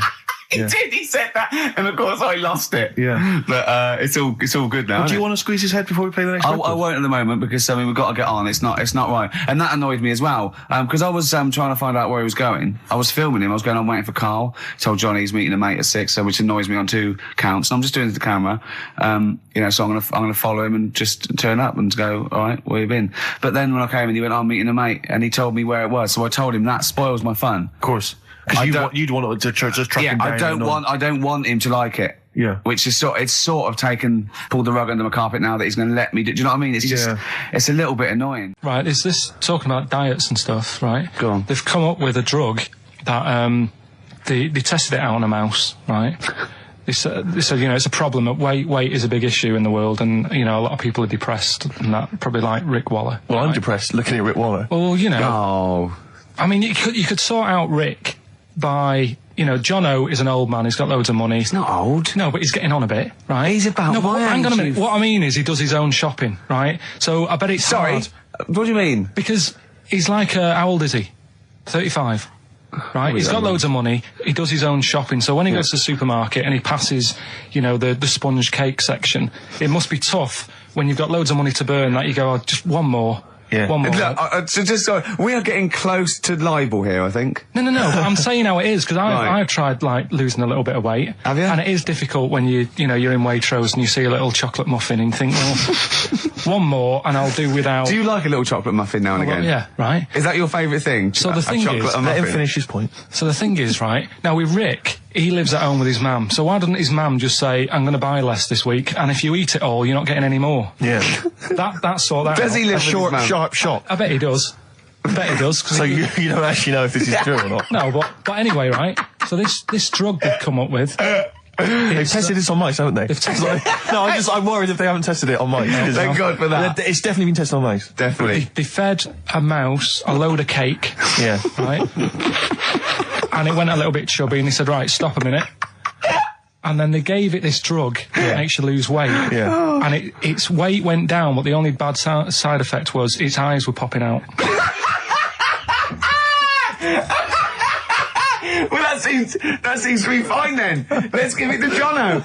There doesn't seem to be any problem. Oh, Rick should get some of that. Hey, Struth, Doc, look at these. Oh, Jesus, Jono, your eyes are popping out. That happened to the mice. Sorry? That happened to the mice. But what do you mean? That's the option. What do you mean that's the option? So I love the fact that your choice is either be like a fat, happy man who has the odd sponge cake, or a stick man with eyes on stalks. I mean, Steve's chosen that. All right, calm down. Sorry, I thought we were mate. slagging off Rick Waller and Sorry, fat mate. people. Sorry, Let's mate. have a go at the fat people before we start on me, Rick. Yeah, no, I didn't. I You know forgot. what I mean? It's like... Yeah. Because I got some issues and body issues. I you know. But Rick Waller's grotesque, you know. Yeah, sorry about I'm that. just a little bit weird. I mean, do you know what I mean? Yeah, should we play a song and... Well, I'm sort just of- a little bit offended. That's upsetting. Carl, have you ever logged on to Friends Reunited? It was the site that everyone was talking about last year. No. Are you aware of the concept? I've heard about it, but there's no one from school who'd want to see it up with. again, really. So basically, for those that don't know, you have to log on to his website, and then it helps you track down your old schoolmates if they've also logged on and stuff. And we took the liberty, really, of looking on the Friends Reunited site and typing in your school and trying to track down any of your old mates. We didn't get in touch with any of them, don't worry. We didn't do that. We're We not don't going to want you surprise to. you with them now. No. But I was just interested to know, like, some of your thoughts on some of the names that I could run past you. I mean, these are people from your year. Just tell me if you recognise the names. Sarah Morris? God, yeah. Remember her? Go on, you're grinning. What's the thought? Go on. No, just, she was alright. She was a popular one. What does that mean? She was nice. Yeah. Okay. Okay. What about Darren Buckley? He was one of my best mates. Was he really? Yeah. Seriously? Yeah. What do you reckon he's doing now? Do you still keep in touch? When my mum and dad were still in Manchester and they had a butty shop, he used to go in because the Bucky's was next door. I don't know why you paint a picture. If you did this in your history exam, Carl, you will walk it. Go on. So your parents had a butty shop. There was a bookies next door. Yeah, and he liked having a bit of a gamble, so he used to, I think he works for some insurance company. Do you think that his fiancée Beth knows he's got a gambling problem? Or that his 2-year-old son Lewis? No! Yeah, they live in Cheadle Home. Hume. Cheadle Hume. He must be doing well. 'Cause it's... He's still supporting the Blue Army and frequents the shrine on a fortnightly basis. Funny thing with him is, right, when I used to stay over at his house, and his dad was a copper, and I remember his dad came down and said, right, I want to see you two. I thought, oh God, what's happened? And got us round the table. And he said, do you know much about drugs? So we were like, what's all this about? So he goes, you know, they're not good for anyone, you know, the stupid thing to get into. And we're like, yeah, we know. And he went, you know, do you? We said, yeah. He said, what's this then? And he'd found something in his bedroom, and it was a Skittle. What, the sweet? Do you know little sweets with the S on it? And Oh, really? Drugs. Yeah. So he said, well, yeah, it's a Skittle. Yeah, I know what it is. Oh, he was bluffing like that as a slang word. Yeah, he thought because he was a copper, he probably had to be down with all the terms and that. So we said, oh, it's a Skittle. And he said, yeah, I know what it is, but what's it doing in your bedroom? Oh. And it was like, no, it's a toffee. So, Darren there. Yeah, I know, it's a toffee, it's a squib, it's a, yeah. Well, do you know what happened to me on the way in? Go on. A homeless person called me a dickhead. How did he know? Do you know him? Is that what? He's like the local big issue fella. Oh, yeah. Yeah. And he knows me, he sees me walking up and down the street. Oh, that's how he knew you. Right. So normally I have a bit of a chat with him and that. And I walk past him. And, you know, I can be a little bit cheeky with him because I've been cheeky with him in the past with stuff. You pinched his arse. No, just, you know, saying stuff like, God, you're always there. I mean, you got home to go to and stuff like that. Yeah, No, just breaking the ice, Go on. He knows, and he'd laughed at that, right, Yeah, last time, so I thought yeah. I can be a bit cheeky, right? So he goes, do you want a big issue? I said, no. He said, come on, I've got loads of them, right? So I sort of said, when I was a kid, and I used to do a free paper around the free papers one, I said, just put them in the bin and go home, right? And he went, yeah, but how am I going to get any money doing that, you dickhead? You see, I can see his point. He is homeless and having to sell newspapers to get 50p or a quid or whatever. Yeah, and sometimes I treat him, right? And today I didn't have any money. I had a takeaway last night and I normally give them a quid. And I felt bad not being able to do that because I didn't have any money on me last night. Right. I couldn't look him in the eye. Did you explain this to the homeless person, the traumas of the takeaway without the tip? Did you explain that, you know, you've had it hard as well? I go, look, you don't I know had food delivered to my warm flat. Yeah, it was a nightmare. You don't know what that's like. You don't know what the trauma is because you can't have food delivered to your flat because you haven't got one. So please don't look at me like that. You should have said. But most people ignore him. At least I gave him a bit of acknowledgement and sort of... took the mic. Yeah. I didn't think I was. I just was being friendly. No, I know. You got to be careful with the homeless because this is true, and you know when the clocks went back recently, so you got an extra hour in bed. Yeah. And I was at Cash Point with a friend of mine, and there was a homeless person sat by the Cash Point, and we were getting some money out, and she said spare some change, and my friend thought, he's a bit awkward. He's just trying to make conversation with her. He went, clocks go back. Extra hour in bed. Oh no. I gave her £2. I felt so bad. He didn't do it intentionally. He didn't realise what he said. Just making conversation. It's tricky making conversation with the homeless because there's so many areas you've got to avoid. You know what was on the telly. Yeah. You know. Although I get recognised by homeless people and think, are they? I don't know where. But you got to remember that's very much your demographic, Rick. Yeah. You know, people who watch TV through the window of Dixon's. In Dixon's. Yeah, there was a Ricky Gervais as well. Yeah. They can smell the alcohol on you. They think you're one of them. You're listening to the best of, basically, Karl Pilkington. Lloyd Cole. She's a girl and I'm a man. Good that, innit? On XFM, 104.9, Ricky Gervais, Steve Merchant, Karl Pilkington. As ever, Rick, there's always someone who steps in to defend Karl. Okay, what is the defence? Here's an email from Scott Coomer. He says, Karl is actually right. I've got an A-level in statistics and probability. It doesn't matter how long they have and how many monkeys you have. You cannot guarantee they would type the complete works of Shakespeare. Infinity makes it probable they would get it right, but not definite. Yeah. Well, yeah. Yeah. That's what I was saying. No, you weren't saying, Karl. You don't understand it. Infinity sort of sorts it out. That if they do anything, they'll nearly do everything, won't they? No, I mean they'll give it a good shot. No, that's not the point. But the I'd point be is surprised if they did one page right. Right, listen. It's not to do with consciousness. It's not to do with them aiming. They are just bashing away at the keyboard. It's like they're used to show that there isn't consciousness. They chose the chimpanzee because it can type, presumably, hit the keyboard. It's because they hadn't come across you at the time. Yeah. It's to take out thought out of it. It's to take out reason and trying, right? It's just random. They're saying that if you typed enough things, if the computer was left typing everything, if you left it for an infinite amount of time, and they chose Shakespeare because there is meaning behind it, and it's difficult to get it exactly right, to show you that Infinity would come up with it's not just Shakespeare, it's every novel. It's everything. Fairly eloquent there from Gervais. A quick riposte, please, from Karl Pilkington. No, I'm just saying, what I don't understand, if it hasn't read it, then how does it know where it's going? Listen, right, Can I just explain to people, right? Some people have said, why are you cruel to Karl? He drives me mental with things like that. What do you mean, well? Let me just take a breather for a How do I do your editing?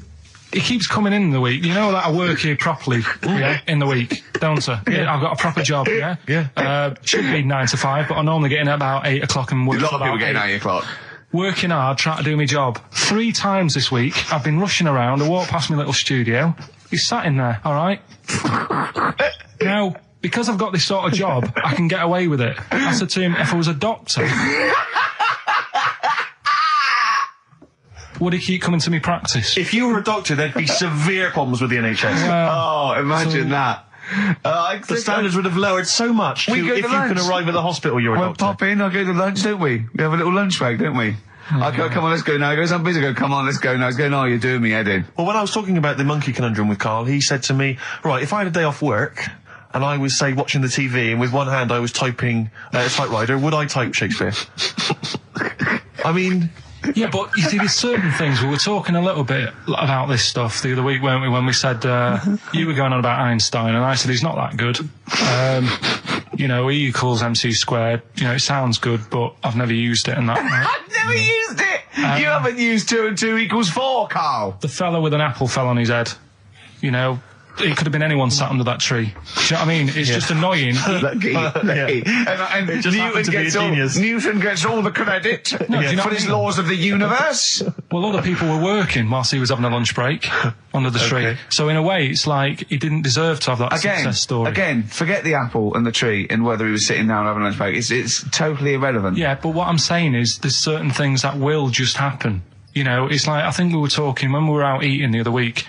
we were talking about Noel Gallagher. Well, this is the reason the monkey discussion came up, right? Noel Gallagher. I don't know what to say. I don't know what to say. Rick, I don't want to misquote Noel. I'm going to be like Herbert Lom in Clouseau. I'm going to get a twitch whenever he opens his mouth. I don't know where to start with some of his statements. Well, as I say, this discussion began because we were talking about a quote that Noel Gallagher supposedly gave. Now, I don't want to misquote Gallagher, but the gist of it was that he said, had I written Wonderwall or whatever, instead of the Beatles writing Strawberry Fields or whatever, I'd be the one that was considered the great songwriter and it wouldn't be the Beatles. You know, it's just the fact that they came first that meant that they get all the credit as being the greatest band. I don't know where to start with that statement either. I mean, that's Gallagher's thing, and he's, you know, well, whatever. We know what we think of that. What was your point, Carl? You agreed with him, didn't you? Yeah, I reckon, right? Do you know we've talked about putting a baby in a room before and it'll know what colour it is and stuff? If you got a room that's painted red, right? But forget that, because that's going to confuse Hear him out. Listen to me. Say if they did some new TV show, right? Like, what's that film with Jim Carrey in where The Truman Show. The Truman Show, right? So they make up a little room and some woman has some kids and you say, right, let's put the kids in this room, and they don't know what's going on outside. They don't know anything about, like, EastEnders and that. It's like their little world, right? They don't know anything that's gone on. How could a child survive without EastEnders? Right, listen. So you sat in the room, right? And then when they're all asleep, right, Wait for this bit. someone Have you heard this? Yeah, bit? wait for this bit. They're all in a room. Yeah. They're asleep. Yeah. someone pops in, puts a guitar next to the bed, right? Nips off out again. They wake up in the morning, and one of them goes, "What's this?" They don't even know it's a guitar because they've never seen one, right? They're talking English though. Yeah. We just left guitar out of the vocabulary. Right. So There's plenty more to come. one of them will pick it up and they'll go, "I don't know what it is," and they'll start strumming. They'll go, "That sounds good, doesn't it?" Give them a few weeks, they could come up with Hey Jude. Whereas, typing Shakespeare, a monkey that can't even spell. I see that. Listen, Can't answer it. I might come with you, Rick, if that's all right. Because we've got to sort out that Christmas special as well. Yeah, no, sure. I'll see you later. I'm shooting off then as well. In the week, I called Carl up. I said, "How are you, mate?" He went, "Not too bad." Now, as you know, his girlfriend's been away for ages, hasn't she? Covering the World Cup, the African Nations Cup. She's a sports journalist. Well, yeah. All right. Okay. I love the fact you're thinking, what does that mean? Like, well, she's not much of a journalist, Rick, to be honest. I've read some of her stuff. No, but she's not on air. She does stuff, you know. Yeah. Behind the scenes. Yeah. Sure. A lot of journalists do. You always want to make clear that you're not going out with Kate Adie. That's what you want to make clear, isn't it? Yeah. Now, so she'd seen none of the meteoric rise of Carl as a broadcaster. She's been away for the whole time a since you've sort of raconteur, become... a wit, Yeah. a cult figure, to be honest. And he hadn't told her this, so apparently he went home and she was sitting there, looking a bit grumpy. He went, "All right," so yeah. She went, "Should we go out then?" She went, "I'm not sure I want to go out with an idiot." Right? Oh, no! Yeah. And she went, "Loch Ness Monster. Why don't you just think? Of course the Loch Ness Monster lives in Loch Ness." And she was giving a bit of a hard time. And she went, "That's why he said, "That's why I didn't tell her. I didn't tell her really." Same thing happened when I was at school and I had to play drums in Little Donkey. I didn't tell my parents, right?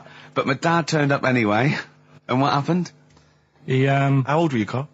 well, it was the school that I used to go to. Oh, yeah. Like, Oh yeah. So- You went. Well, you used to go to the school you used to go to. No, but what I mean is, on. I didn't go to secondary, did I? Sort of missed a lot of that. Sure. But primary, I liked. Oh, it was okay. all colouring in and stuff. Yep. And it was a Christmas play, and I managed to get a part in it.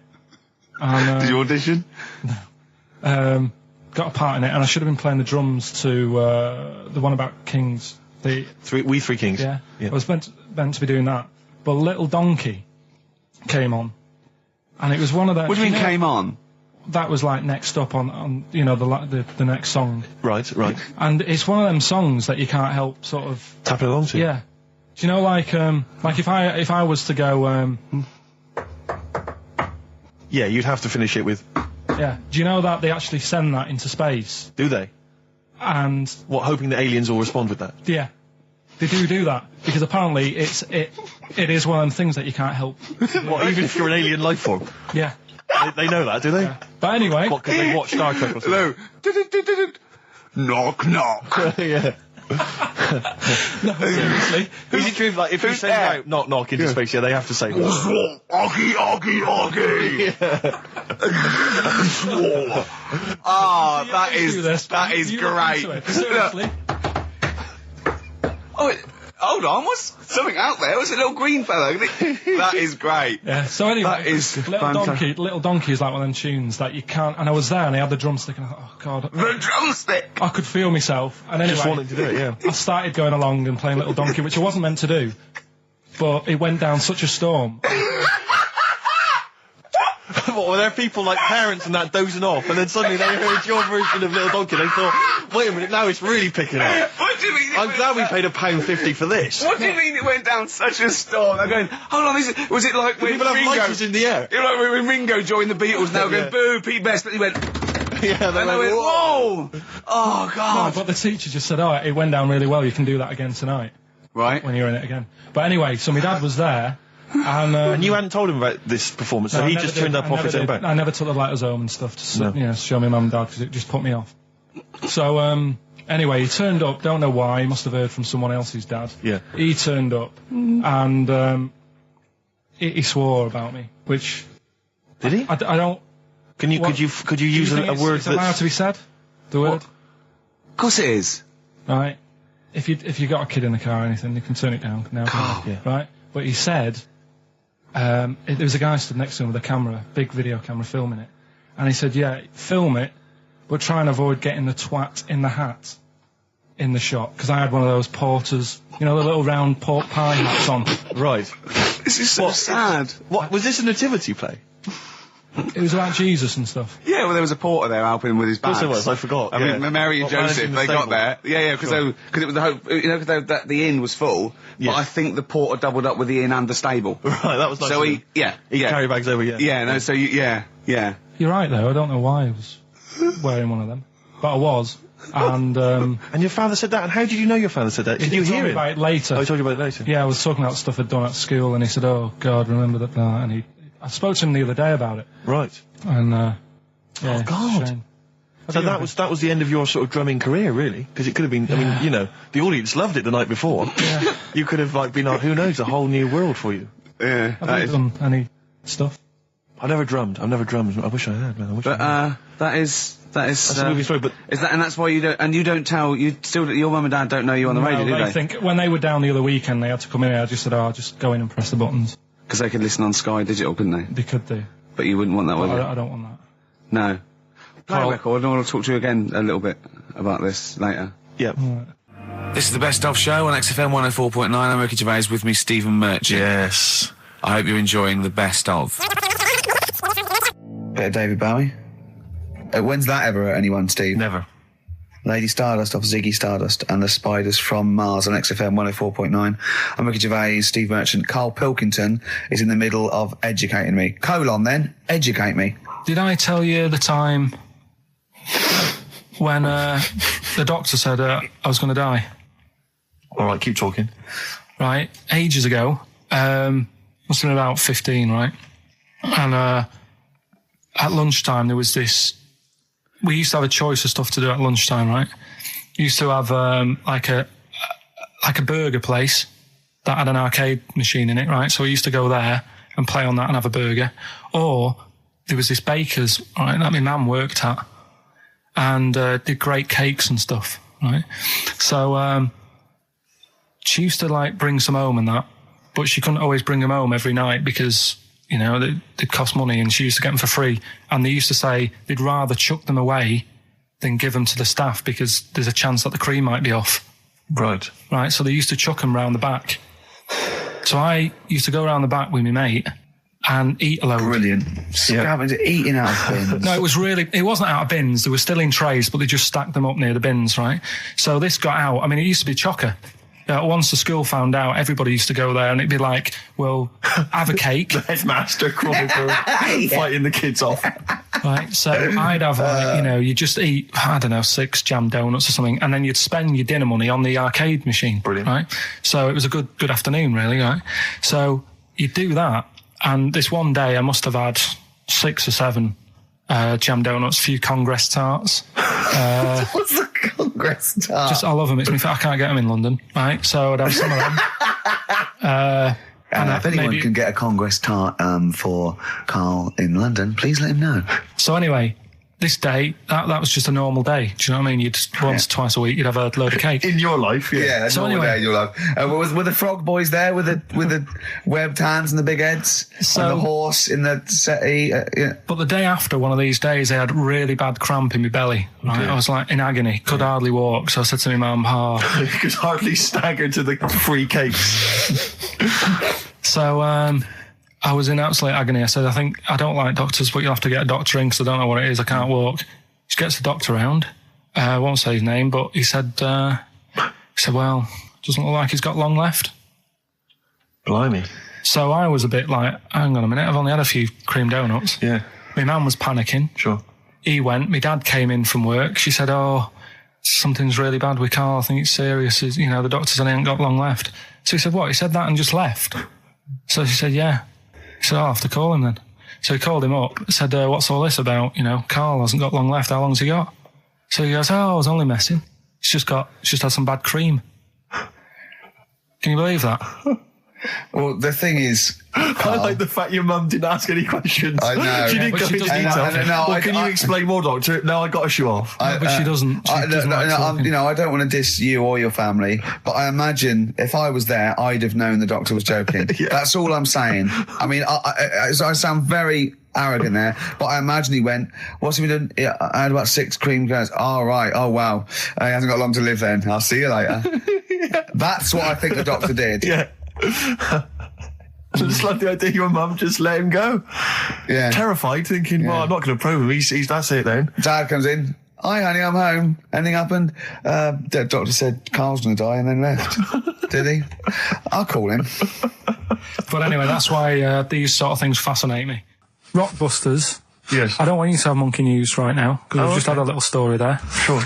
You don't want to, don't want to go too far. Yeah, go on. So we'll get Rockbusters out of the way. Have we got a winner? Come on then. See, it worries me that we've had very few entries. I think that even your mental fans aren't getting these, which is really worrying. They must be terrible clues this week. All right, well... Has anyone got them right, Steve? I think there's just one guy, who I suspect has won in the past. Well, so what? Right, the first one. If you go out of France by boat, you might as well buy your fags when you're on that, because you'll get them a lot cheaper. Brilliant. Right? Yeah. BF. Yeah. Buy it ferry. Right? That's like... What? Buy on ferry. What? Buy on ferry. What's that? Is that a band? What is it? I don't know what it is. Brian Ferry. Brian Ferry? What's that got to do with buying on a ferry, though? Just because it's quite close to it. Buy on ferry. What? Buy on ferry. Sorry, what's your first language? The second one. That's rubbish. That doesn't count. No, Brian Ferry. Brian Ferry, buy on ferry. There's this little foreign cafe. It's growing its own steak. That's Delamitri. The third one. What? Sorry, what? What is that? What is that? Delamitri. Delhi is a little foreign cafe. Yeah. And a meat tree and that. A meat tree? A meat tree? What were the initials for that? Just D for that. Just D for that? Yeah. So not DA?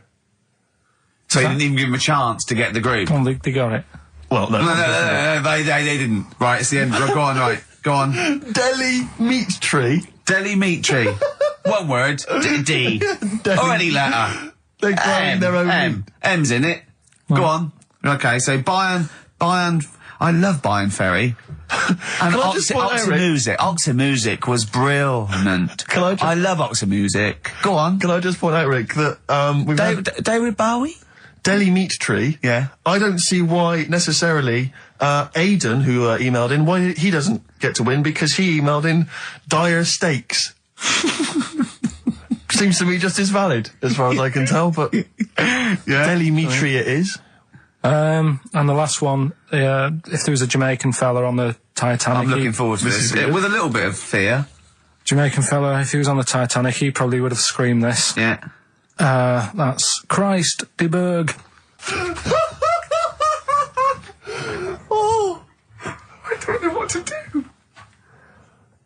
Stunning. So who's the winner? I'm not going to give it to anyone. I just don't. I So think- what's the Jamaican bit got to do with it? Just the D. Just Christy Berg. Say it again. No, I think they've worked it out now. Say it again. Christ de Berg. And who's that? What? Who's that? Who's what? Who's Christ de Berg? Christeberg.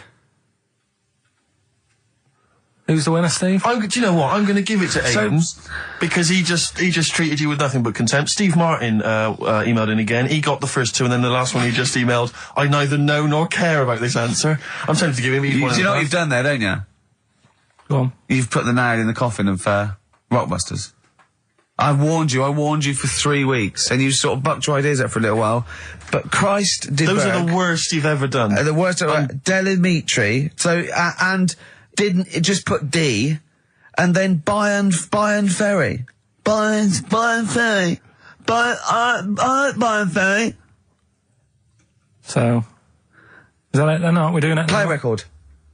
Aren't we doing it anymore? I'm ashamed. You're an idiot. Are we doing it anymore? I'm just going to keep saying you're an idiot. Play it a Are record. we doing Carl, it have you learnt nothing from Dr. Fox? yeah. That's another Sony out the window. Aren't we doing it anymore? What, you need to start working on it now because they're so good. You need to start working now for next Saturday. Aren't we doing it anymore? Just, I don't know. Aren't we doing it? Me and Carl went out, right? With me and Jane, Carl and Johnny and Gigi, wasn't it? Gigi, Is it important What's who his won? twin? No. Okay. But we're walking down the street. Carl was there, though, and he can back me up on this. We had a curry. We were walking back, and this little funny homeless fella, didn't he? He, I got to tell it before I go, didn't he? Yes. He came up to me, right? And he recognised it.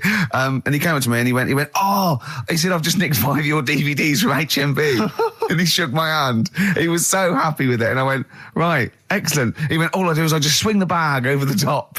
Like that when I'm going out, and he had a bag full of DVDs, didn't he? And he was so pleased to tell me that he'd stolen. That great. He said they're going like hotcakes. Yeah, he said they're going up. Of course they are. Yeah, you're nicking them. I know. We get paid for them, though, don't we? So not the stolen ones. Don't we? No. What do you mean? Did you sign them for him? I bet you would, you idiot. What? So he just nicked 5. Yeah. Well, Yeah. you say he was homeless, was he? Well, I don't know. Maybe. No. Surely, how would he have seen the show? He'd just walked past Curry's one morning. Dixon's. Yeah. Yeah, that's any Seen idea. a trailer for it. I thought, interesting. I don't know if he was homeless. I didn't go into his home Sure. life. He But, shook his hand though, and but he went. he made Carl look smart. Do you know what I mean? So, how does he sell them? Where does he sell them? Does he go to people and go, do you want an Office DVD? They're not nicked. yeah, £4. yeah, exactly. I think he's stolen. No. No. They've still got the tags on them.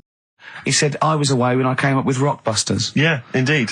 Absolutely. I was buzzing about writing 40 minutes of brand new stand-up. Yeah. He equated that to coming up with Rockbusters. Should I be insulted, Steve, or is Rockbusters as good as everyone's saying it is? Is it the one good idea? Is it like E equals MC squared was to Einstein is to, Rockbusters is to Carl? What if I do this, Rick? What if I played you some adverts right now? Yeah, and then we we came talk about back it. with some Rockbusters. Yeah. You could make the jump for yourself. Maybe I'll do Rockbusters and show people how easy it is to do it wrong. Adverts, then Rockbusters. And a cup of lovely coffee. Cup of coffee in the cup. Yeah, Cup. coffee. I want a cup of coffee. Placebo. This picture, XFM. What's Carl doing? What's he rooting I around don't know, at? but listen, while he's doing that, can I just say happy birthday from all of us Rockbusters, to Shan. Her friend Terry said play some placebo for Shan, so happy birthday to her. That's There it done. is. That's done. Cross that off the list. Yeah, that's another thing we've got through Ding today. Rockbusters, please. Do you want to look at the prizes? I'll have a look at the prizes, see what people can win. It's an email-only competition, please remember that. All right, we've got the Later with Jules Holland Louder DVD. There's stuff on there from the Cardigans, Rollins is on there, Mercury Rev, Sonic Youth, the Datsuns, Queens of the Stone Age. No, wait a minute. They're all great bands, but I think they need a boogie-woogie piano at the top of everything they do. Well, hopefully Jules Holland would have Okay, helped. good, Yeah. good. Because there was something missing there on most of those tunes. Yeah, current album from Goldfrapp, that's there as well. What have we got this on DVD? The Life of Mammals, the complete series of that. A couple of we've got the Inspiral Carpets, again a 3 CD set of the best of the Inspiral Carpets. I don't know how they strung it over 3 CDs. And the best one-hit wonders in the world ever. And let me see. Oh dear. A 3 CD set. A 3 CD the set. best to inspire. I'm struggling. I'm assuming CD3 is just the Corals album. Anyway, there's some good treats there. You've sourced some good stuff this week. All right. Well. All right. Yeah. Here's your Here's your Rockbusters. Yeah. Right. Cryptic clue, a couple of initials, and you sort that out. Right. First What one. was Dr. Fox on about that we don't sound like proper presenters? It's mad. Go on, Carl. Right. The first one. A customer wanted some paint to darken up a room. Shop assistant knew what to do. Right. Customer wanted some paint to darken up a room.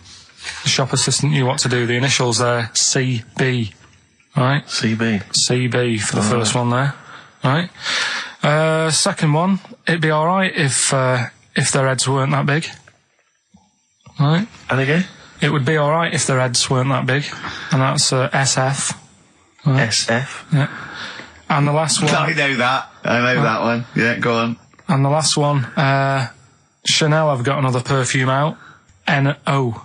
Right? Chanel have got another perfume out. N-O. You email in ricky.gervais@xfm.co.uk.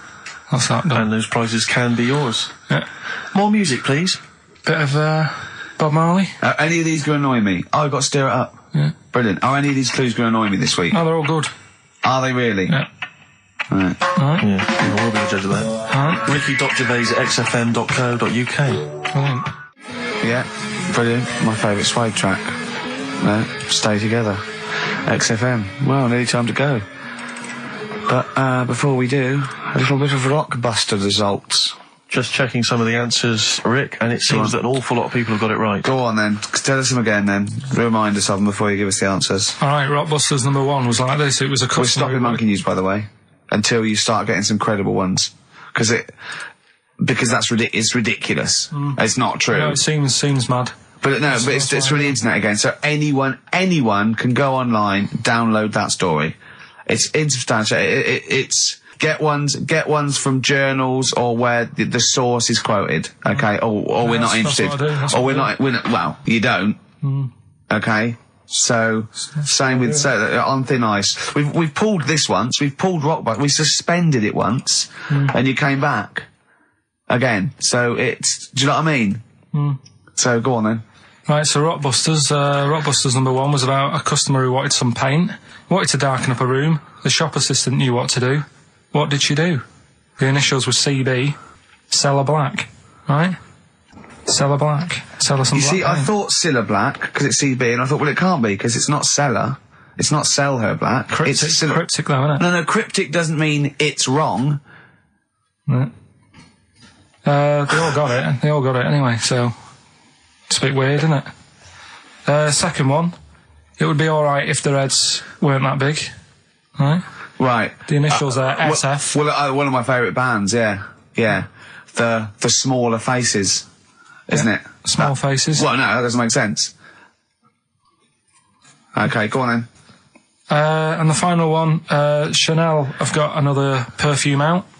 Right. I'll just say we've had an email from one of our listeners who said if this turns out to be new order, he's never listening to XFM again. What's the clue again? Chanel have got another perfume out. New odour. Right, well that's another listener gone.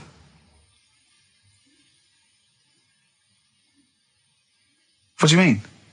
There's not a group called New Odour. No, it's cryptic. It's not. That doesn't mean cryptic. Wrong doesn't mean cryptic. It's like saying what animal I'm thinking of. Frog. That doesn't mean cryptic. Sell Her Black. What artist is that? Small Faces works. Just about. If I say what animal I'm thinking of, what am I Monkey. thinking? Well, there you go then. So it does work. Play a record. Right? Play a record. So who's a winner? Ah, yes. Now I'm going to give it to someone who emailed in with the correct answer, and his name is Steve Martin. Really? And I'm giving, I don't know if you've noticed over the last few weeks, I've been given the prize to people with just a kooky element to them, you know, if they've got people to start sending their name in, like Barry Bumpfroyd. Well, don't worry, because I can spot if it's a fake comedy name. What was that last one we laughed at? I can't remember what it was. I think it was Gerald something. Yeah, it was. It was just like Gerald Smethurst or something. What's it? Preston? Gerald Preston. Why is that a funny name? Jerry Preston, a great guy, but for some Gerald reason, Preston, we laughed at that. he caught my attention. So this week, Steve Martin's caught my attention. Right. Yeah. When was the last time Steve Martin made you laugh? This Steve Martin? Dickers hasn't been... Yeah, we've had no correspondence from Dickie Anderson for some time, which saddens me. Little Dickmeister General, what is he doing out there? Has he got... What, he's got something better to do? Ridiculous. Pathetic, isn't Right, it? well, That's the end, We've got the last song, so is there anything it's the end of Rockbusters, and it's the end of Monkey News. Monkey News will give you one more go for it, and it's got to be credible, it's got to be real, it's got to be true. We need to see your sources, it needs to be incorporated. Okay. Rockbusters, they've got to be real band names. New Odour. New Odour. New Odour. Just anything. Just brilliant. Well done to Steve, he got them all. So is that it then? Yeah. Brilliant. Well, cheers. I've enjoyed that. I hope your back's better, Rick. Yeah. And, Carl, I hope you buck up your ideas. Your brain's better. Yeah. Got something interesting about a brain, we can talk about it next week. Tell it now. No, I'll Quickly, what is it? No, we'll leave it. Oh, well, that's a hook. Like, people will be going for a week. Oh, I wonder what things are a Carl's brain. Was it a brain that drove a motorbike across to Switzerland? You've heard it. Anyway, Rockbusters, Carl. Yeah, should we get the ball rolling? Let me just find the gifts here, the little treats. We've got the album from the Coral, you know what I think about that. We've got Comfort in Sound Feeder. Well, it's just a novelty record, isn't it? Yeah. We've got on DVD more great comedy moments, favourite clips from the best of contemporary BBC comedy. We've got Partridge on the front there. We've got one of the guys from Red Dwarf and Brilliant. good stuff on there. Smash Hits, the reunion, more great 80s tunes. Catch a Goo Goo's on there, plus some stuff. Too Shy? It is Too Shy. Yeah. Actually, let me see if you can guess which one's from Tiffany. Well, yeah, I know it. The only one. I think we're alone now. Yeah, I think we're alone, yeah. Mel and Kim. Respectable? Mm-hmm. Human League. That'd be... Oh, wow, what would they have got, Don't You Want Me? Of course. Yeah. Yeah. Lies Take On Me? Yep, Yeah. well done. Madness. Baggy Trousers. Of course. Kim Wilde. Kids in America? Yeah, so there's just all those treats. If you like a song from an 80s band, it's probably on there. Yeah, okay. Plus we've also got on VHS, Graham Norton, some kind of best of compilation from his TV show. So, there are the, Hold on, is it the one where he talks to sort of female gay icons and looks at the internet? Because that's my favourite one. Right, there you go, let's do Rockbusters. Right, email only, of course. Yeah. You email in ricky.gervais@xfm.co.uk if you know the answer. Right, first one. Bit of a cryptic clue, if you haven't heard it before. Well, not cryptic, but go on. What is Carl thinking? If you go into France by boat, I'd get your fags on there, because it's a lot cheaper. Imagine Bob Holness. Sorry, we're out of time. Sorry, your minute's up. You've won nothing. I was reading that question out. Sorry, Right. so what's the... Right, let's do it again, and I want it to be exactly the same, word perfect. I bet you it will change all over the place. It'll be different. He's lost it. Go into France, buy yourself a boat, Yeah. fags are cheaper. Okay, fingers on the buzzers. You've only got 10 seconds to win the gold run. Okay, first up. Here, I'll tell you what, no, seriously, if you're thinking of going to France, well don't, because go on the ferry, get the fags there, because it's cheaper. Go on. Right, so that one again. If you want to buy some fags, you're going over to France on a boat, get them on there, because you'll save a few quid. BF. BF. Right? BF. Okay. Right, the second one. This little foreign cafe's growing its own steak. This little foreign cafe is growing its own steak. Yeah. This little foreign cafe's growing its own steak. Go on. D. All right. Right? Okay. And the last one, Is that part of it? hang on. He's the best, isn't he? He's the best. The Jamaican fella might have screamed this on the Titanic. What? The Jamaican fella might have screamed this on the Titanic. Yeah. What's it start with? It's CD, that one. Jamaican fella might have screamed this on the Titanic. Ricky.gervais@xfm.co.uk. Please don't phone in. If you can get those, we just don't want to talk to you. Better Nelly? Yeah, It's a summer tune. It's a summer favourite. We ought to give those Rockbusters clues again. Yeah, go on. We've had first very one. few contributions so far, Carl. I think you've really started. This might be it. I've told you, you're on thin ice. If this goes wrong, if it's rubbish, and if everyone doesn't get them all, that's the end of Rockbusters. Right, well, the first one again, right? Yeah. If you go out to France, right, by boat, you might as well get your fags whilst you're on that, because you'll save a few quid. Right? Different every time.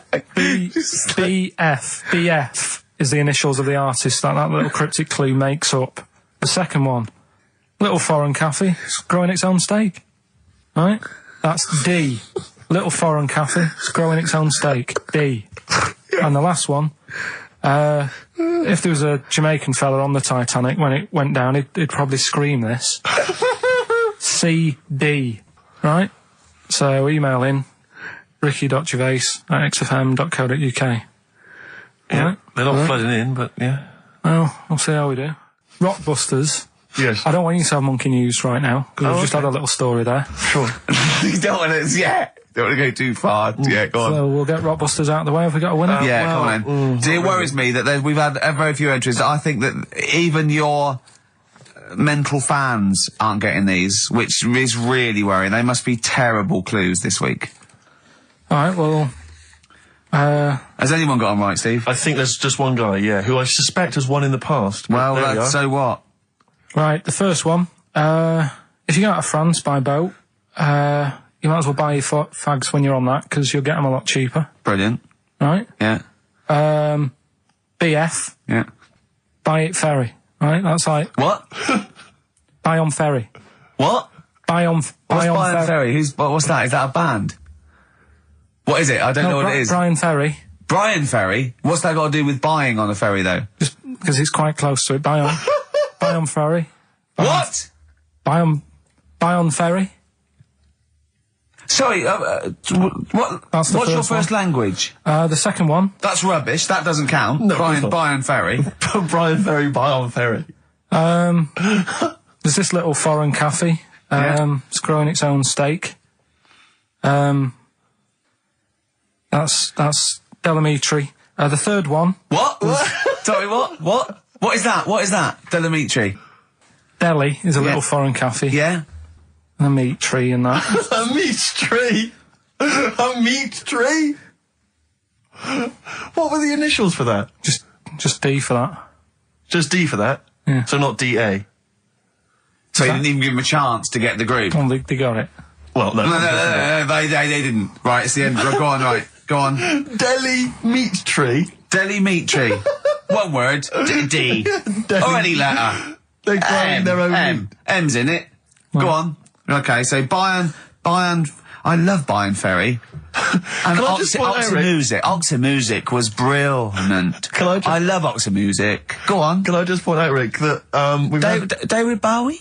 Delhi meat tree. Yeah. I don't see why necessarily Aidan, who emailed in, why he doesn't get to win, because he emailed in dire steaks. Seems to me just as valid, as far as I can tell, but Delhi meat tree it is. And the last one, if there was a Jamaican fella on the Titanic... I'm looking forward to this. With a little bit of fear. Jamaican fella, if he was on the Titanic, he probably would have screamed this. Yeah.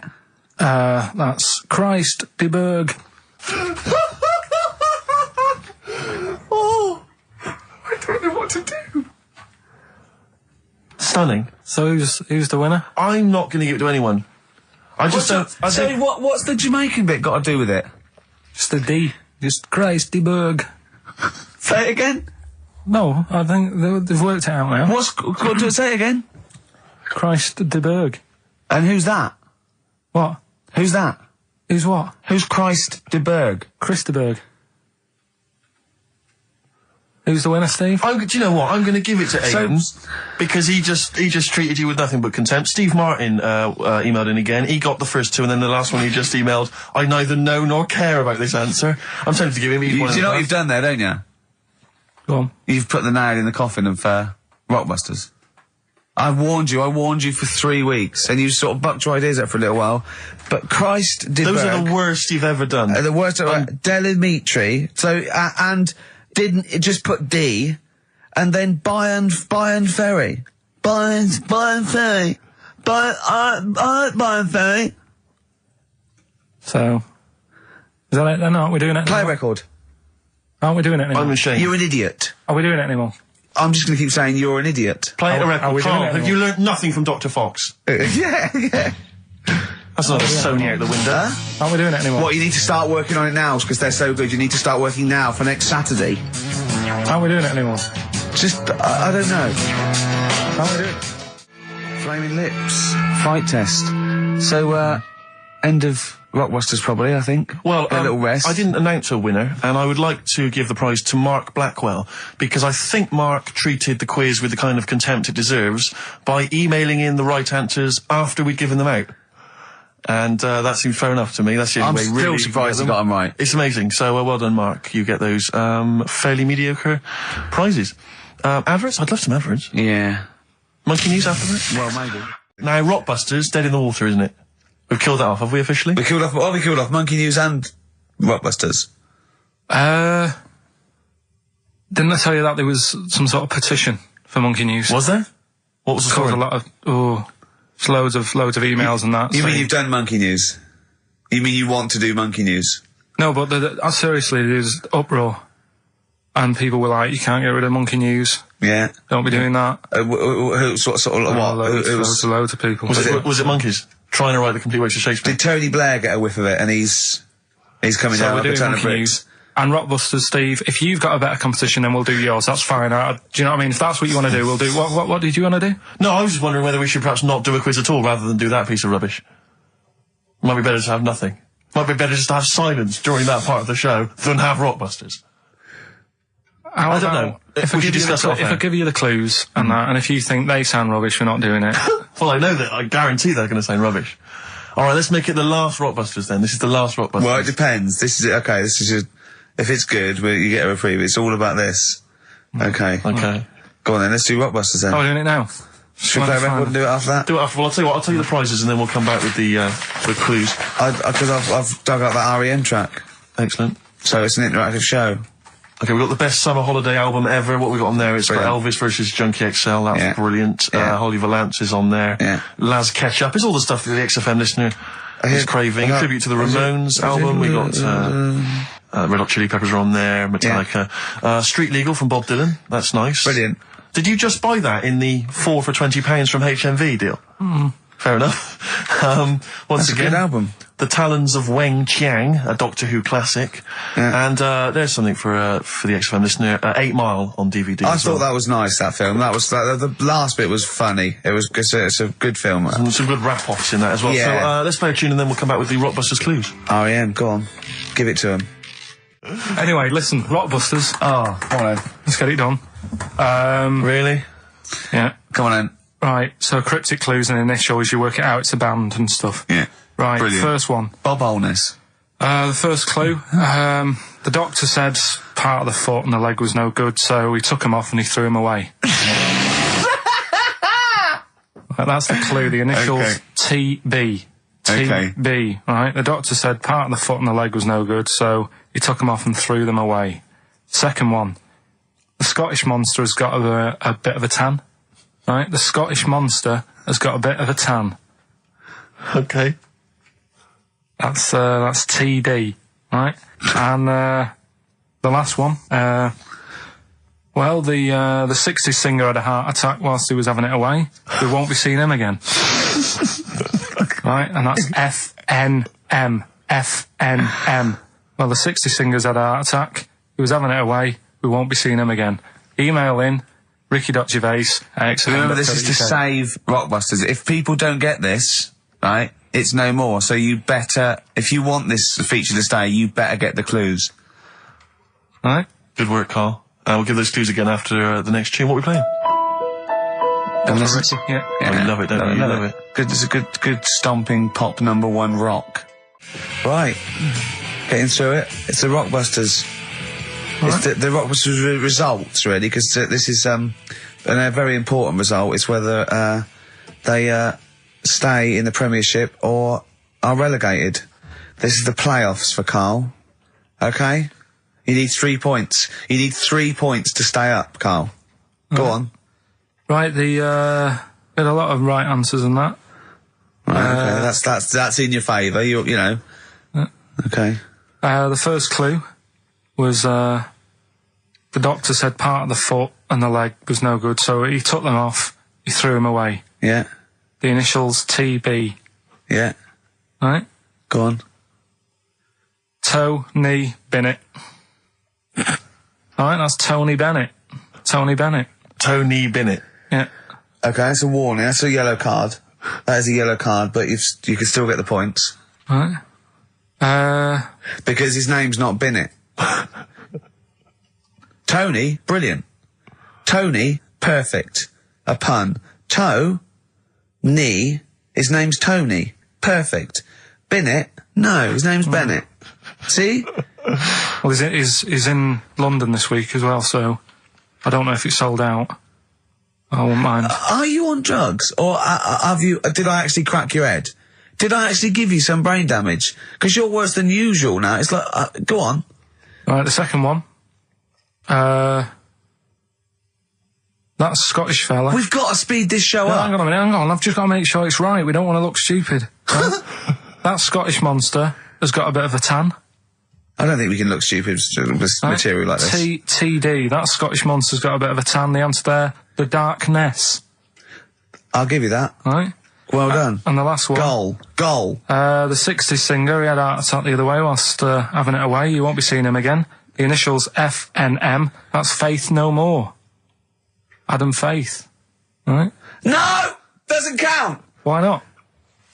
Adam Faith No More. Right? Adam Faith No More. So, sorry, what is the clue? Is the clue Adam Faith, or is it Faith No More? Just Faith, I suppose. Just Faith No More. He's a 60s singer. So we got that. That's that. Safe for next week. Who's the winner? What do you make of it? You've got the deciding vote, Rick. Well, come on. I mean, you know my feelings. it works, Faith No More, but he's mixed up what cryptic is and that, because the fella, I mean, Adam Faith did actually die having it away, didn't he? Yeah. So it's all about him. It's all right. All the facts are right. Anyway. Okay, I think he's got a reprieve. I think I'll give it to him. I think I've got to give it to him, Steve. I think I have. He actually pulled that out of the bag, that one. There's no Jamaican fellas seeing icebergs or, Whitney Houston. The closest he came to is Bennett, and I'll let him off that. I've got to be a fair ref here. Well, fair enough, and well done to, I'm always a fan of names that for some reason just strike me or tickle me. Yeah. And this week the lucky winner is, Dave Suckling. There's nothing amusing about that. Oh dear. So well done to Dave Suckling. Okay. Suckling wins it. Suckling takes the prize. He takes the prizes, and well done to him. I guess there's more of that next week, and we're fast approaching the end of the show, Rick. I know you are excited about that, as am I. Well, I know, but the best to come, because we've still got Bruce Springsteen coming up now, followed by Monkey News. Right, Monkey News. It's amazing. What an amazing show this is. Right, we're doing Rockbusters. Yeah, come on. Listening Steve, online. do you want to do the clues? I won't do the clues, I'll never be able to piece them together, but I'll give you the prizes. The Old Grey Whistle Test, Volume 2, the Kumars at number 42, Volume 2, or maybe that's Volume 1, who cares? Porridge, Series 3, Volume 2, The Office, complete second series on VHS, for anybody who's still got grandparents. And U2, a best of 99 to 2000. And Smash Hits, the reunion, that'll be the kind of stuff you'll love. Spice Girls is on there, Liberty X, Atomic Kitten. Do you see that? Do you see Steve's enthusiastic? Even though the competition's rubbish, the prizes are second rate, Steve is going, well, I'm not going to punish London, right? I'm going to big it up. You're there. Oh, do you know what I mean? Come on. Right, here's the first clue. Clue one. Come on. Come on! Shut up! Come on! Can't do any photos because it's been nicked by a German. Right, start again. Oh, Start again. what? Clue 1. Rockbusters, Clue 1. Okay, this is Rockbusters with Karl Pilkington. Go! I can't do any photos because it's been nicked by a German. And what's the initial? AC. Right? Next. Second clue. If you keep eating, this bit of your body will get bigger. PC. PC. It's an artist or a band. Who is it? PC. If you keep eating, this part of your body will get bigger, right? Yeah. And the last one I'm not really sure about. If you He's actually winging it now. Imagine if this was Mastermind. I'm not sure about it. I know your specialist subject Come is... on! Okay, go! The place where you go to take your dog a walk and that. The place where you go to take your dog a walk. Forget it then. No, we'll do it! No, do it! Get you! Tim Burgess. Oh my Corazon, is that? Yeah. What's that mean? I have no idea. Phone in if you know. No, don't bother. Oh, email then, at least. Okay. I'd like to know these things. Sure. We were doing Rockbusters just before the ads and the record. Rick, I know you were enjoying it. Yeah, come on, get this clue out, Carl. There's 3. What is it? Right, the first one was... No, we don't look at the first 2. What's Can't the do third? any photos because it's been nicked by a German. Yeah. Second one, if you keep eating this bit of your body will keep getting bigger. Yeah, it's different every time. Go on, what's the third one? And where you take your dogs for a walk and that, or you might go there on a Sunday. What? Sort of... Oh, Jesus. Rick, Right. please, Rick, just be quiet for just a moment. Right, okay, do this clue. Right, start from now. This is the 3rd Rockbuster clue. That was a Freudian slip. Yeah, God, we'll get done. Right, go on then, go. Where you take your dog a walk, or you might go there on a Sunday and that. People sort of might taste that area. Right? Oh, it's rubbish. AP. Right, well, the other one's AP as well, isn't it? AP. What? I see. AP. Ricky.Gervais at XFM.co.uk. AP. A quick reminder of them again with the initials. Quick, Oh, go. this is such The rubbish. first one, can't do any photos because it's been nicked by a German. Second one, if you keep What was the eating... initial? AC. If you Don't keep... get annoyed, that's what the game's about, the initials. Yeah, If you keep eating, this bit of your body will get bigger. That's PC, right. right? And where you take your dog maybe on a Sunday and you go for a walk there and that, have a taste of it. Different. AP, just email in and you win some stuff. Ricky.Gervais at xfm.co.uk. What rubbish. I wonder why we stopped this game. Talking of email correspondence, Rockbusters. Oh, Rick is okay. underway. People Have we are got monkey news? Absolutely loving that. Let's see if we can cram it in. Have we got a film? Yeah.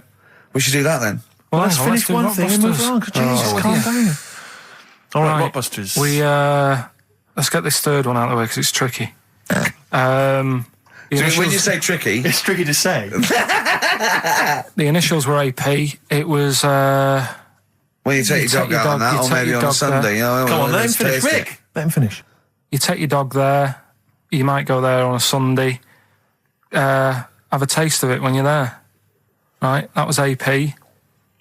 The answer. Alex Parks. Right. Alex. Alex Parks. Yeah, it kind of doesn't work, that one. But That one doesn't work. I know. It's you know that one doesn't work. Yeah. Okay, good. Okay, well that's fine. That's, Then that's what I fine. was trying to work out when you were messing around. That's why it isn't that good. Okay, come on. The other ones. The first one was the German These are gonna be fella. brilliant. Can't do any photos because it's been nicked. What's German that? fella can't do any photos because it's been nicked. That was The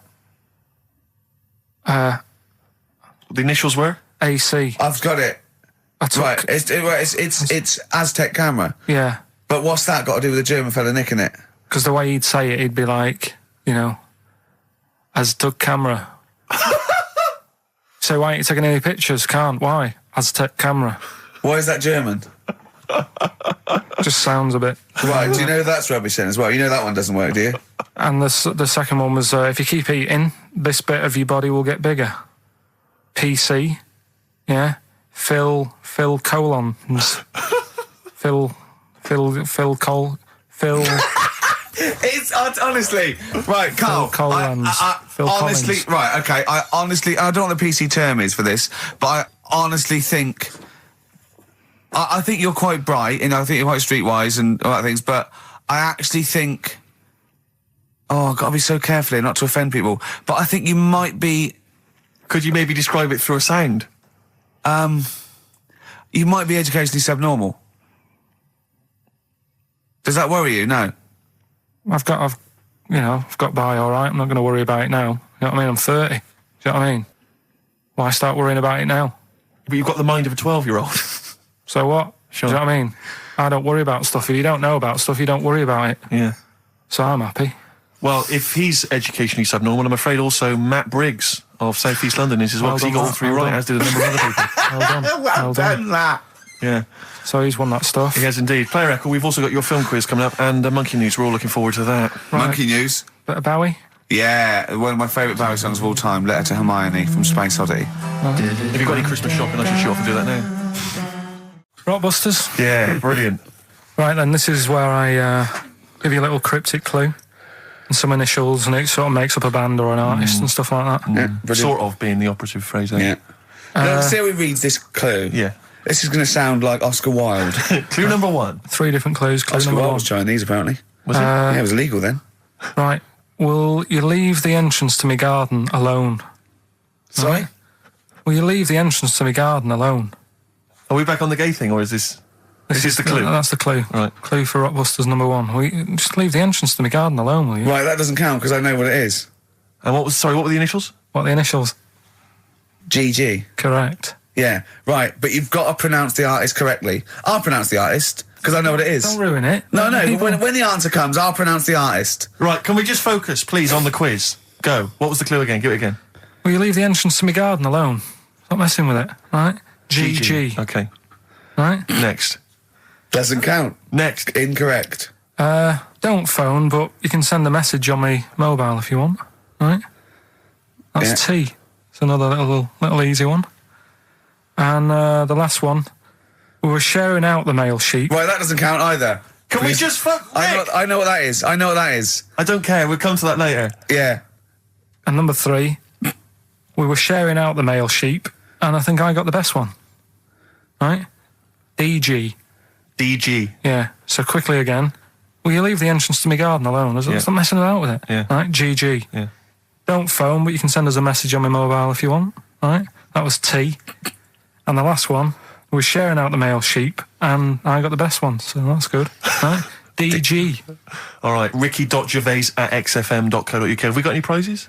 Do you want to have a look? Well, don't worry about it. Oh, this is don't worry about it. pathetic. Have we got any prizes? Just, look, the clues fine. are rubbish, the clues don't work, the show... this is pathetic. Play a record. That's what it should be called, and the clues don't work. Well, I think it's Rockbusters results, isn't it? Okay. All right. Brilliant. Do you want the prizes, by the way? Not really. Not bothered? No. Right, some videos and DVDs and that, some good stuff. in there. VHS hype, Couple. $4.99. Is that one about TV weather? titles, what? There's the weather one. That's going to be on telly. Donald McIntyre. Oh, yeah. That's in there, if you want that. Yeah. He reckons Donald McIntyre ripped him off because he did a thing about how much it costs to have a chimp, cheap as chimps. What was the other thing you think someone ripped you off? Rockbusters? Ken Bruce on Radio 2 is doing Songs of Phrase. He was doing that over Christmas. I Was took it? 1 week off. He's in there. And when he heard that Donald McIntyre was doing a programme about wind, he thought he was moving on Auntie Nora. Right. So the first one, will you leave the entrance to my garden alone? Right, that was the cryptic clue. The initials were GG. Yeah.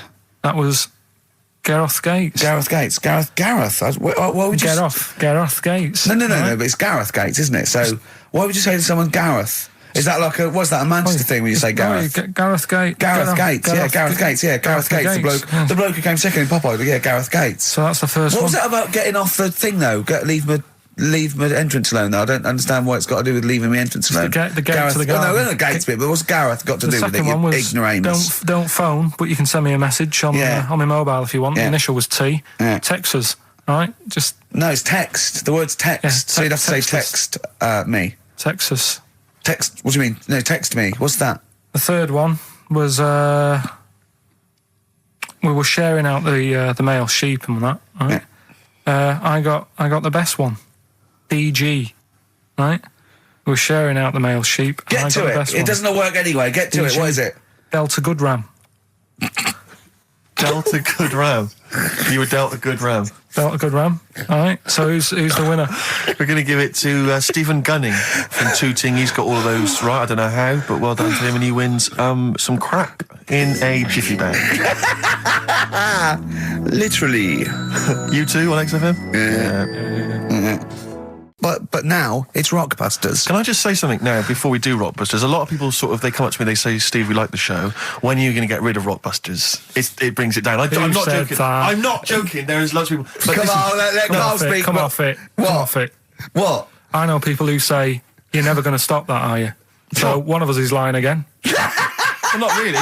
You know, I'm talking about people who've listened to the show. You're talking about Suzanne, your girlfriend. Martin, he'll be at home now with a pad, getting ready to play. But I should just... Mike Freeman did encourage Carl on a couple of occasions. He even tried to get him through with the answer egg when we were doing that naming animal round. Yes. So, but I should just say that people think that somehow Ricky and I are endorsing Rockbusters, that somehow by allowing it on the show, somehow we think it's good or we appreciate it. And I need to point out that it's more like when a child comes back from school and they've done a painting. Yeah. It's crap. Yeah. But of course you've got to stick it on the fridge. Bigger than the house. You've got to stick it on the fridge because otherwise the kid's going to get upset. In this next episode, you've got to remember the cat is bigger than the house. Exactly. It doesn't look like anything. The humans don't have bodies. Their legs come straight from their head. Yeah, Mummy and Daddy. Please welcome to the stage Karl Pilkington's Rockbusters. All right. Right, so cryptic clues, initials, cryptic. and you work it out and you email in and that. Yeah. First one. Yeah. Don't be stealing my tools. Take your sister's. All right, and the initials NK. Don't be stealing my tools. Take my sister's. Yeah, so that's like the cryptic clue, and the initials of the artist or band is NK. Right. Second one. Buy it if you want. Not bothered. Think about it. Come back. Right. Come back if you want. Start again, Carl. I lost halfway through. Right. Start that second one again. Right. Well, you can buy. It's different. Well, the first one was buy it if you want. Now this one was well, write it down. Buy it. Right. Do it. If it's a cryptic clue, all the letters count. Do it. Buy it if you want. I'm not that bothered. You know. Think about it. Come back. Check some other places out first before you know. In the Times. So we've got no time for other clues. Right. So that's SC. Right. Do that clue again. Buy it if you want. I'm not fussed. Do you know what I mean? Think about it.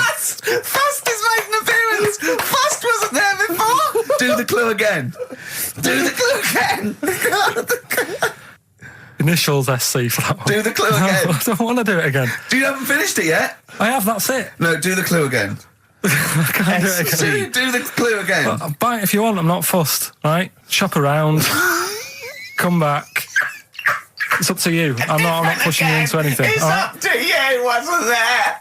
SC for that one, right? And the final one. That's good. I can play 10-pin bowling again. Okay, and what's the clue? That's O for that one. O.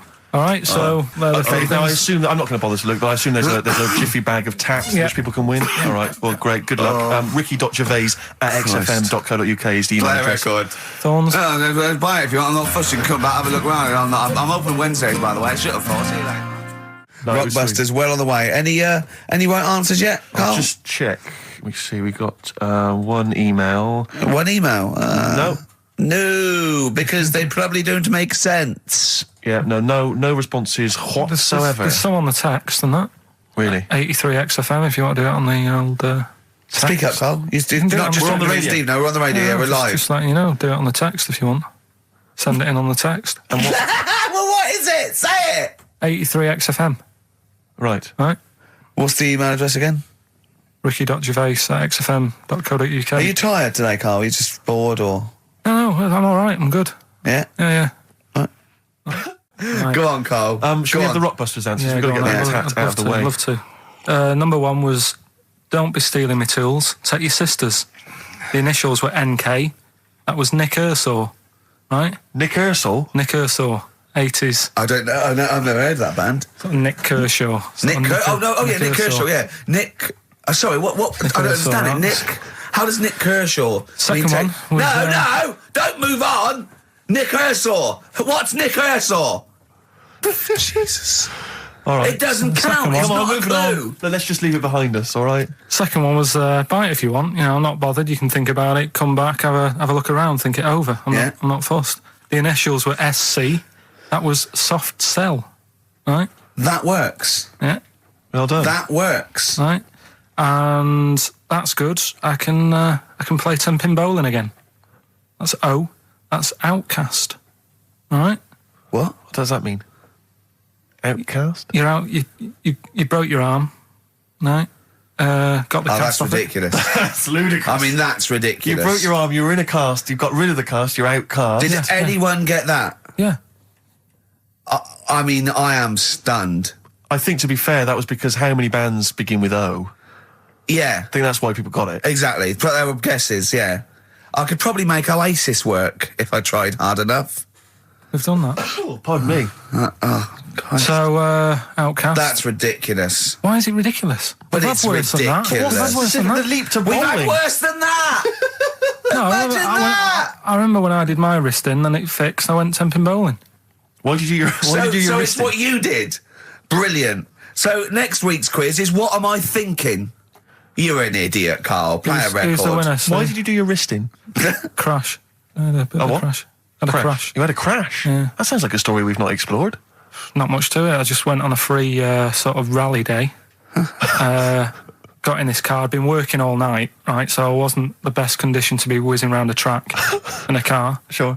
Like a Formula 1 type car. Yeah.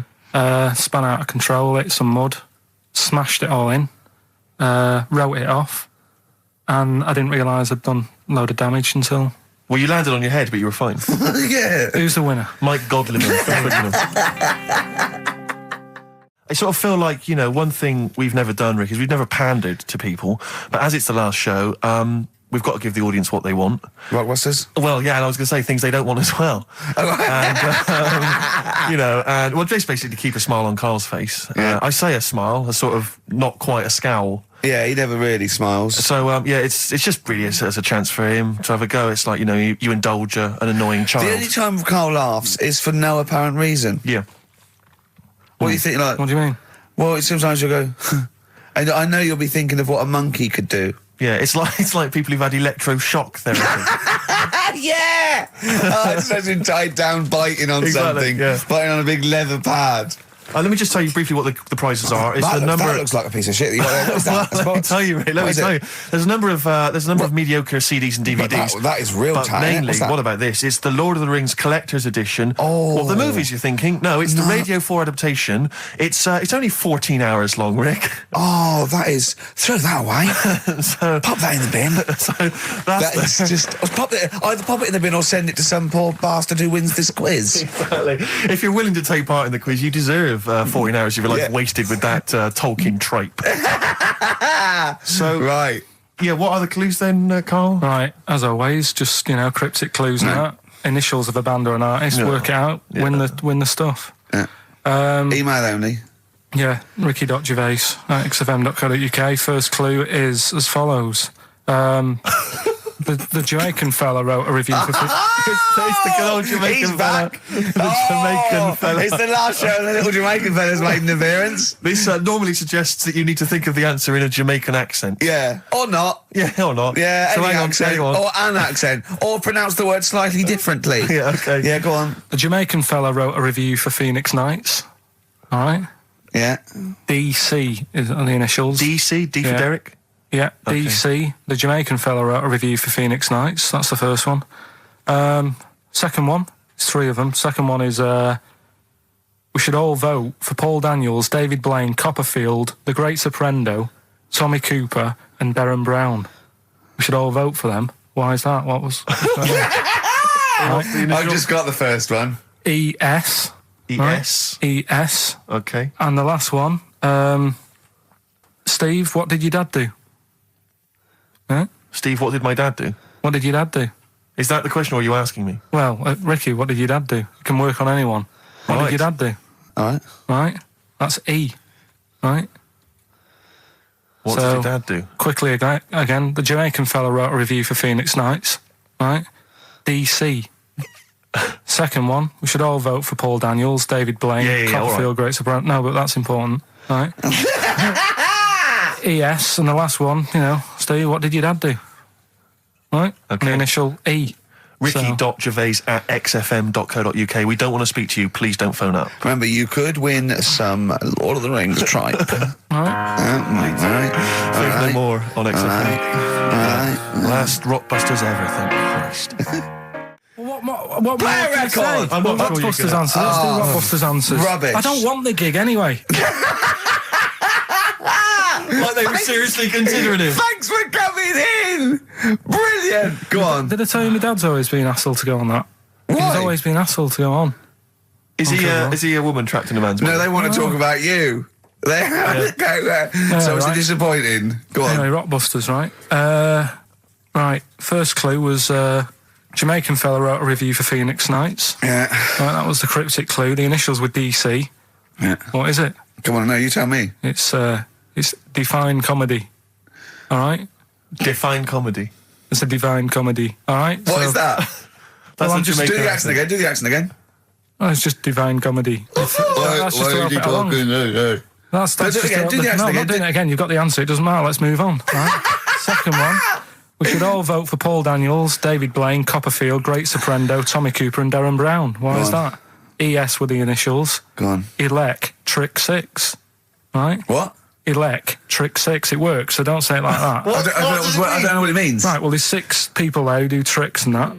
Right? I'm saying we should vote for them, so you elect them. Yeah, but he said elect. Yeah, Electric 6. No, It elect works, though. it Elect. don't- No, elect's not a word, is it? And the last one, I don't think elect's a word. Elect. Steve, You don't mean Alec, do you? It's not Alec Steve. Park. You're not trying to do Alec Park. Who won? third one, Steve, what did your dad do? I don't know. That was E. Could work for anyone, it didn't have to be Steve, right? That was Erasure, right? Erasure. Erasure. No, it doesn't work either. It doesn't work Kinda either. does work. It No, does it doesn't work. work. Doesn't work. Who's the winner? None of them work. None of Well- them work. Another pile of crap I'm gonna from give you. for the mind of little stupid, Go on, Steve. I'll give the prizes dopey to. little. I'm going to give the prizes to Martin Williams from Oh, Flintshire. I don't know where Flintshire is. He says that he's promised to listen to the Lord of the Rings, and by listen he means sell them on eBay. Yeah. So thanks God. for coming in. Stupid. The end of Rockbusters from the stupid little shitty brain. I'm going to say it of Pilkington. Bobby Womack across 110th Street on XFM 104.9. I'm Ricky Gervais, with me Stephen Merchant, and over there Karl Pilkington. Can I just remind people that A man so stupid it isn't actually offensive. I just want to put that out there. Yeah. Okay, good. No, just wanted to remind people that they can get in touch on the text 83XFM. You'll need that text number shortly because we're going to be playing Rockbusters very soon. Gav has texted in, and he says quite simply, "What's happened to the webcam? All I can see is a bald monkey."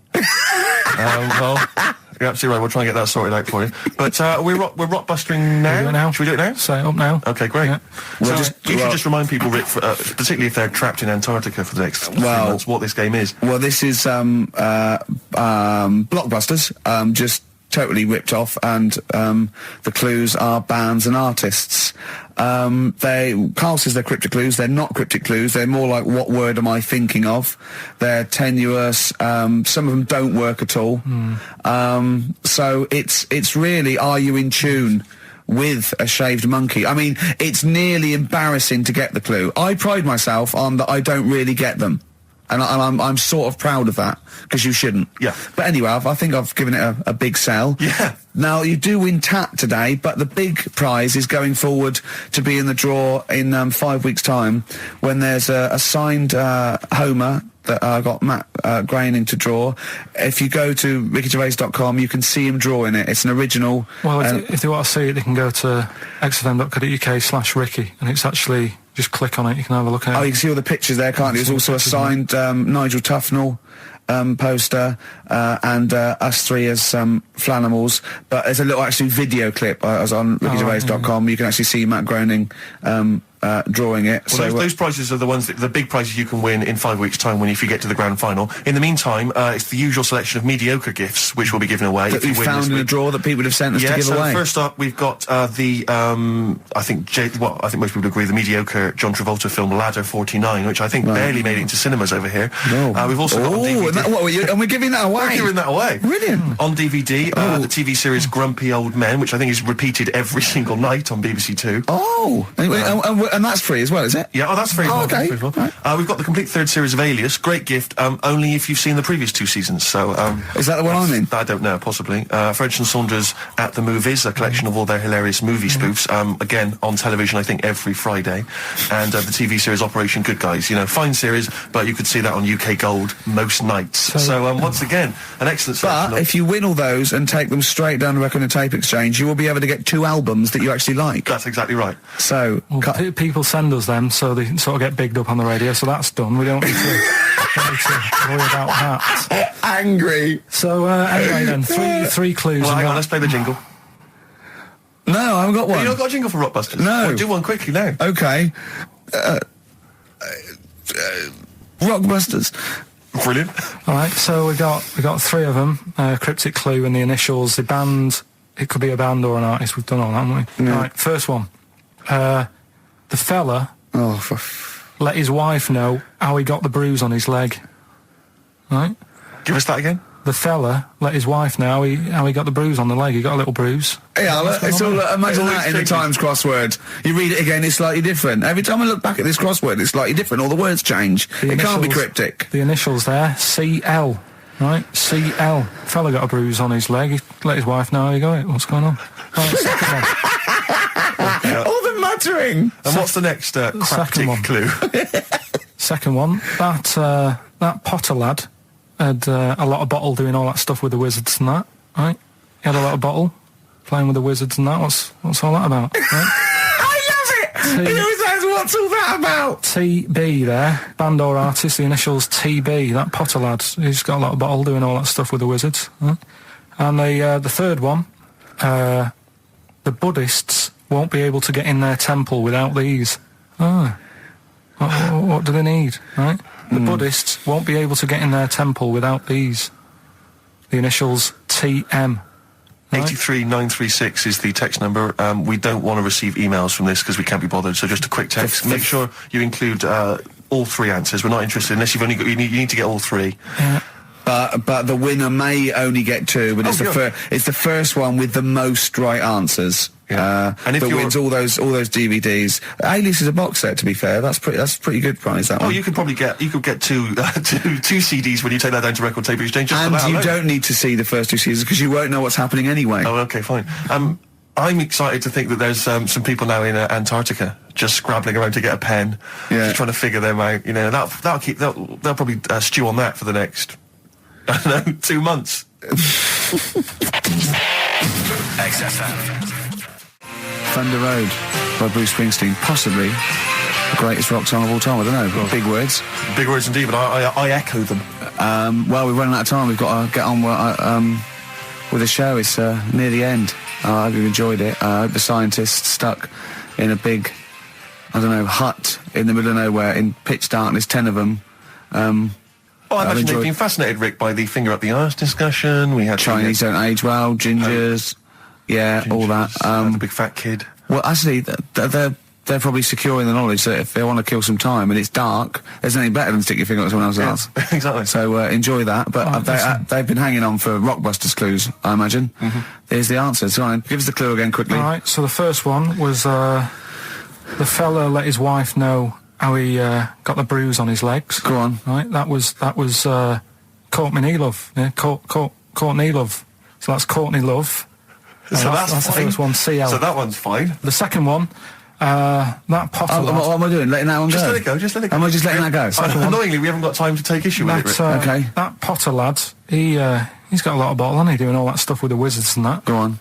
That's Brave Harry, the Bravery, current sort of XFM band, the Brave Harry, that works as well. No, it doesn't. And the last one. No, it doesn't. No, it doesn't work. The Buddhists. It doesn't work. Won't be able to get in their temple without Doesn't these. work. Brave Harry. Doesn't work. Brave Harry. Brave Harry. Buddhists won't be able to get in their temple without these. TM. That's the monk keys, right?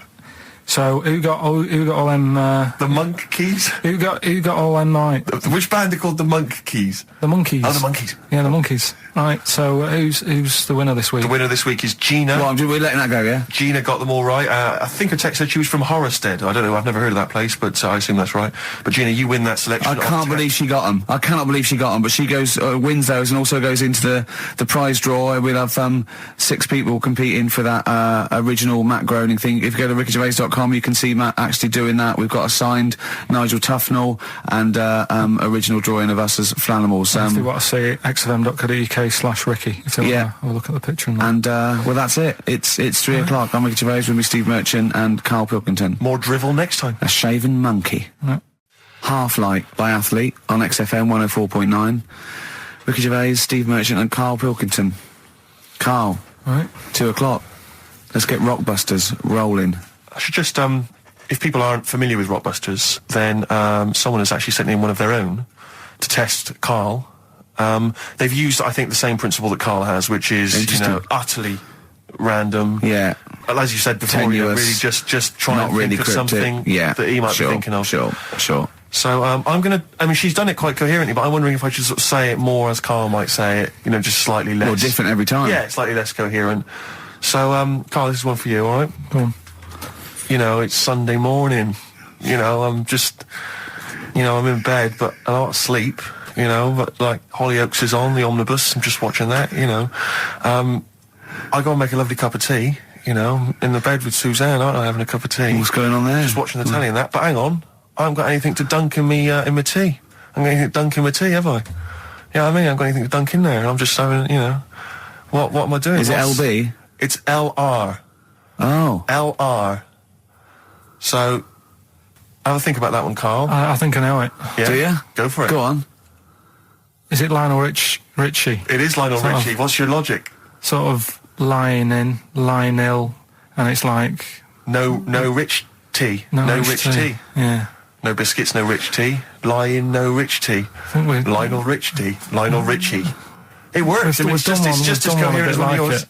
What's that? We've done one a little bit like it. There's nothing wrong with that. I cannot believe you got it. That's a He got it taster. instantly. I cannot believe you got it. I might not have got it without the initials, but that's why we chucked them in, just to help you along. Right? So what have you got for us right, this so week? we've got 3 of them. Oh, by the way, don't bother calling in Kate Bush because Karl doesn't want to answer the phones. He says Kate Bush is not going to call, so it's all going to be nutters. So we apologise. He's got one thing to do. He didn't even get the sound right because someone was complaining about they couldn't hear Steve. He's got to do Monkey News, which is always twaddle, and he won't even answer the phones now. So I don't know why he gets paid. He takes off Mondays because he works Saturdays. He gets paid for Saturdays. He takes 5 weeks holiday a year. Not off Mondays anymore. And he moans. Not off Mondays. Wow.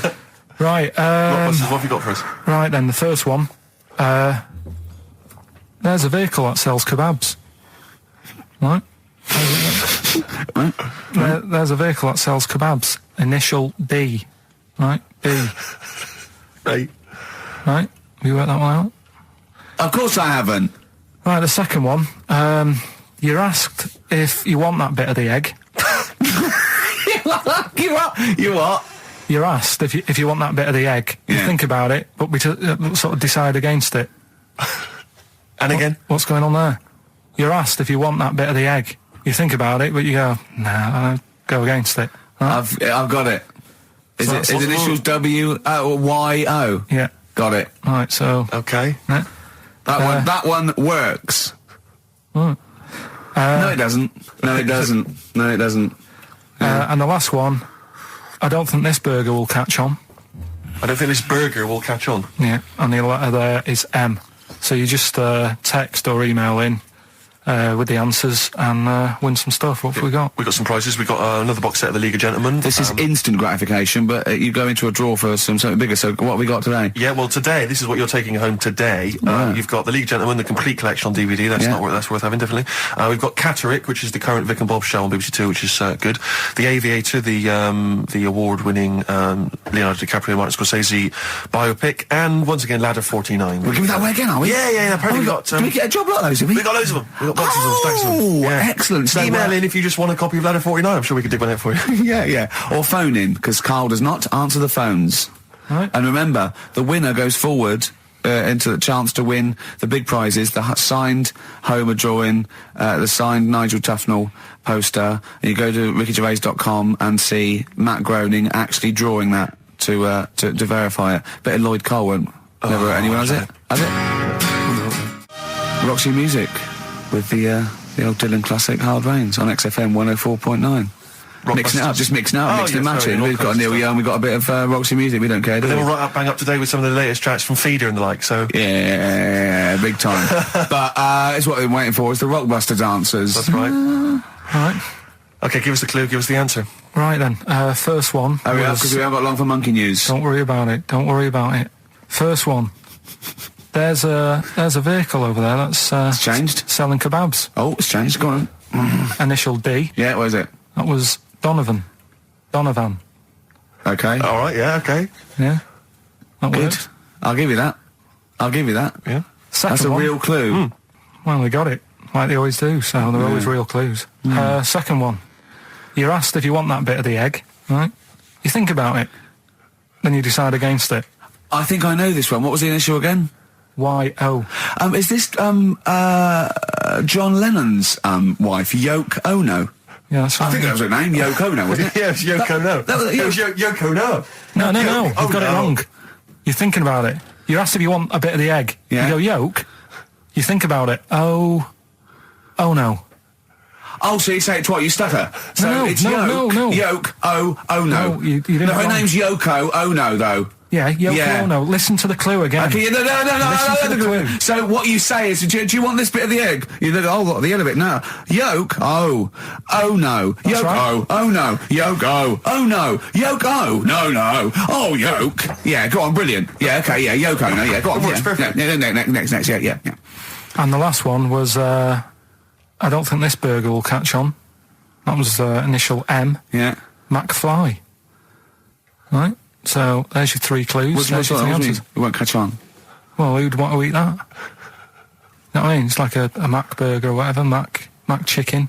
McFly. Don't want one. Put it back. We'll have a chicken. Right? So who's got the three then? Well done to Ian Shillham from Mansfield, who's got all those answers right amazingly. And he wins all those great prizes, including Ladder 49, starring Joaquin Phoenix and John Travolta, which I don't think anyone's ever seen. There's 49 of them. And he wins that, but he also goes forward, as you say, to the big draw, which will come up at the end of It's our little to run. win the signed Homer saying I like Carl because he's stupid like me, and you can see Matt Groening drawing that to know it's real on rickygervais.com, and you can win that and a signed Nigel Tufnell poster. Brilliant. XFM. We've got some rubbish to give away now, haven't we? We have indeed, yeah. If only we hadn't opened that, we could have thrown that in the mix. I But, know, no, it's too good to give away. it's time for Rockbusters, the quiz that no one looks forward to. And we've got, as usual, the bunch of CDs, DVDs, I should say, which... Just tell me we have got another copy of Ladder 49. Ladder 49's right here. That's Brilliant. in the mix, yeah. How many did they send you? Joaquin Phoenix, John Travolta, Ladder 49, the movie that no one's seen. Yeah, I've never met anyone who's seen it. but it's owned by every single XFM listener. Exactly. Also in the mix, as I said before, we've got Priscilla, Queen of the Desert, which, if you haven't seen that on telly, I'd be very surprised. French and Saunders at the movie, the best of all the French and Saunders movie spoofs, which is, I think, on TV every single night. Yeah. It's a very gay giveaway so far, It's isn't very it? gay. Well, got Ladder 49, the people in uniform. You've got Queen of the Desert and French and Saunders. Well, the gays love them. You know how much a fan I am of Chevy Chase. You know I love Chevy Chase. Yeah. Well, we've also got here National Lampoon's Christmas Vacation 2, which doesn't feature Chevy Chase. It was so bad, even Chevy wouldn't agree to be in it. So instead, Randy Quaid, who plays Cousin Eddie, it's him. Right. And on the back, I noticed it says special appearance by Eric Idle. Brilliant. I mean, let's be honest, if a film's got a special appearance by Eric Idle, I know. it's probably not a classic, is all Do you I'm reckon saying. they do always walk on the... look on the bright Let's side hope of so. life? That's Anyway, just- that's just some of the DVDs which you can win. And obviously the real reason you should enter is because you go forward to this big prize draw, which is in our last show, where you can win some actual quality. a signed Matt Groening drawing, and if you can see him drawing that on rickygervais.com, it is totally genuine. It's just there, him actually drawing it in front of your very eyes. Also, us made as Flanimals, and a signed poster by Nigel Tufnell. Christopher Guest. Sure. So proper good prizes. Yep. Just that this is, I think it should be the last one to get into it. Maybe next week, the 4 that we've got get down to 2 maybe. And then we get them on the line in the last, what do you think? Well, I'll be honest, I wish we'd thought it through. I don't know about you, but I wish we thought this whole Chris thing Campling, if he's got any ideas to how this show could have run, see, we should have scripted this. What we said, we just said the go in a drawer, didn't we? Did we? So Yeah, we hadn't thought it through though. yeah, but we can't keep swapping and changing. Well, we okay, haven't we can done do it what we yet. want. We can do what we We can do what we want, yeah. Do you know how many BAFTAs we've won? We can do exactly what we want. High five. Well, listen. 6. Right, let's get down to business then. Right, so Rockbusters, let's explain briefly what this quiz is for those that have only just started listening to the show. It's basically Blockbusters. Well, you say that, Rick, but it's not, is it? I mean, that Blockbusters made sense. Yeah, This well, is this just is the incoherent drivel. thing. Carl thinks this is a cryptic clue going, right, a fella is walking along and oh, look, there's the fish. What does that mean? Trout spinners. Some of them are hard because they've dug them all some out. are hard because they don't make sense. No, but they've dug them all out because they're going to put them all on the website for people to play along with, and they came to me for the answers, and some of them are pretty tricky. I couldn't answer them. So I love that. Well, anyway, the only man that can outwit himself. Right then. So the first one then, here we go. Why don't you borrow some land off Mr. Boardman or Mr. Laurel or Mr. Fletcher? All right? Why don't you borrow a little bit of land? Oh, it's changed already. Already changed. Already off changed. Mr. Boardman. Well, no, do it again and do it exactly the same each time. Do it again. Why don't you borrow some land off Mr. Boardman or Mr. Laurel or Mr. Fletcher if you need a bit of it? What's changing? okay, and what are the initials? Right, LS. LS, that's a band or an artist. Who am I talking about? Second one. I'm gonna sorry, he's got a sweet in his mouth. I'm gonna annoy those seabirds over there. Right? I'm going to annoy those seabirds over there. Well, just those seabirds, it doesn't matter where they are. I'm gonna annoy them seabirds. I don't know what he's talking about anymore, Steve. Honestly. B is the initial. I love the fact that he was fascinated by the strangest village in Britain, but the stories he's told us about where he comes from, there's him going around with 2 fellas with big heads, webbed feet, a little pigeon-chested bloke, him on his grifter with Maggie pecking at him, his dad in a telephone box nicking groceries, and a horse in the house next door. I mean, how strange was his upbringing? And him hanging from his satchel. Unbelievable. There's another woman who I remembered. Actually, I'll tell you later. Go on, what? I'll tell you later about another woman who I remembered. Give us a teaser. It's just a woman who rode around on a 3-wheeled bike with her husband in a basket. Right, I'll tell you that. Right, and the final You don't get clue. teasers like that on the other radio That's a hell of a funeral service. Right, listen. Right, the final clue. What the Scouse fella said to the robber who he found in his house next to his vineyard. Oh, Jesus Christ. What? Again? Right, so what the Scouse fella said Right, this is going to be a pronunciation thing. to the robber he found in his house. Oh, God, which was I've next to lost his- the will to live. I want to get in that woman's basket on the street and just be driven round And for the rest of my life. the initials there, AW. AW. Who is it? All right. Well, Email in and that. shall we have also on the text 83XFM? You can win Christmas, one to get all National Lampoon's three. Christmas Vacation 2 and Ladder 49. Yeah, what's that, man?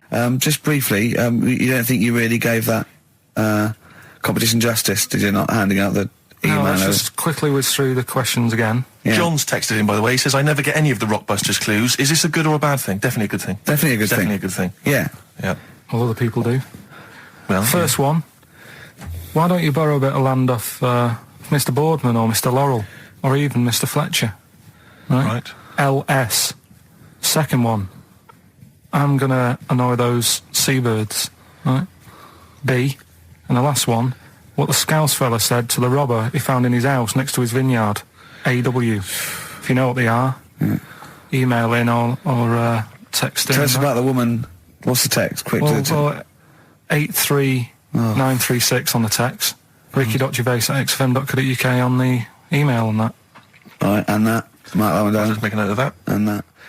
Green Day on XFM 104.9. Ricky Gervais, Steve Merchant, Karl Pilkington. We need the answers quickly, Carl. to Rockbusters. We're running out of time. We've got Right. Rockbusters and Monkey News to come in this fun-packed show. Give us the clues. Give us the answers. Right, the first one was, why don't you borrow a little bit of land off Mr. Boardman or Mr. Laurel or Mr. Fletcher? Go on then. Right, sure. what am I getting at there? The Stay initials up. were LS, right?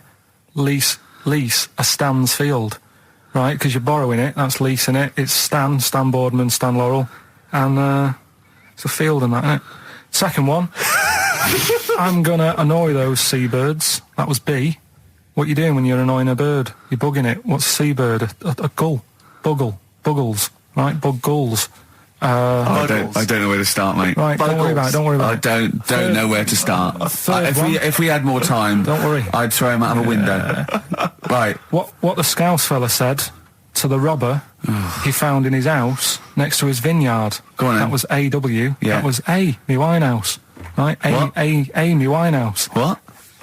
A, me Winehouse. What do you mean Winehouse? It's a vineyard. It's a cottage in a vineyard, so that's like a winehouse. Say it again. What's the clue again? Amy Winehouse. Well, yeah, but what do you mean? Amy.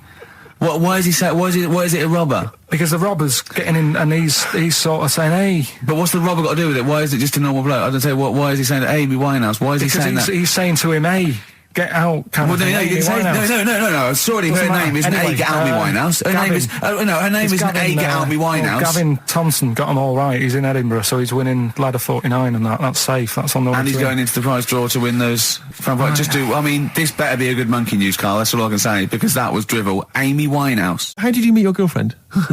Through work. What, through her work? What, you found out and said We worked at the same place. Oh, you're right. Yeah. You're quite an enigma, aren't you? Could you give us more on that? At work, you met her at work. What, she came in selling sandwiches? She was going through the bins outside. What do you mean you met her at work? Why are you having an attack on me? You're the one who's sad and lonely. Oh, he's done you again. Yeah, but what I thought was interesting was I just scratched at him and he just went mental. Yeah, no, it's like a bear caught in a trap. It's funny, isn't it? You'll never learn. Come on. I think I've got SAD. What's that mean? That thing when it's Sade. when it's dark outside and you feel depressed. Oh yeah. I think I've got that. But you're from Manchester, aren't you? Isn't it like pitch black there all the time? Isn't it like which countries? Is it Iceland where it's like dark all year? The land of the mole people. No. Yeah. I was telling Steve before.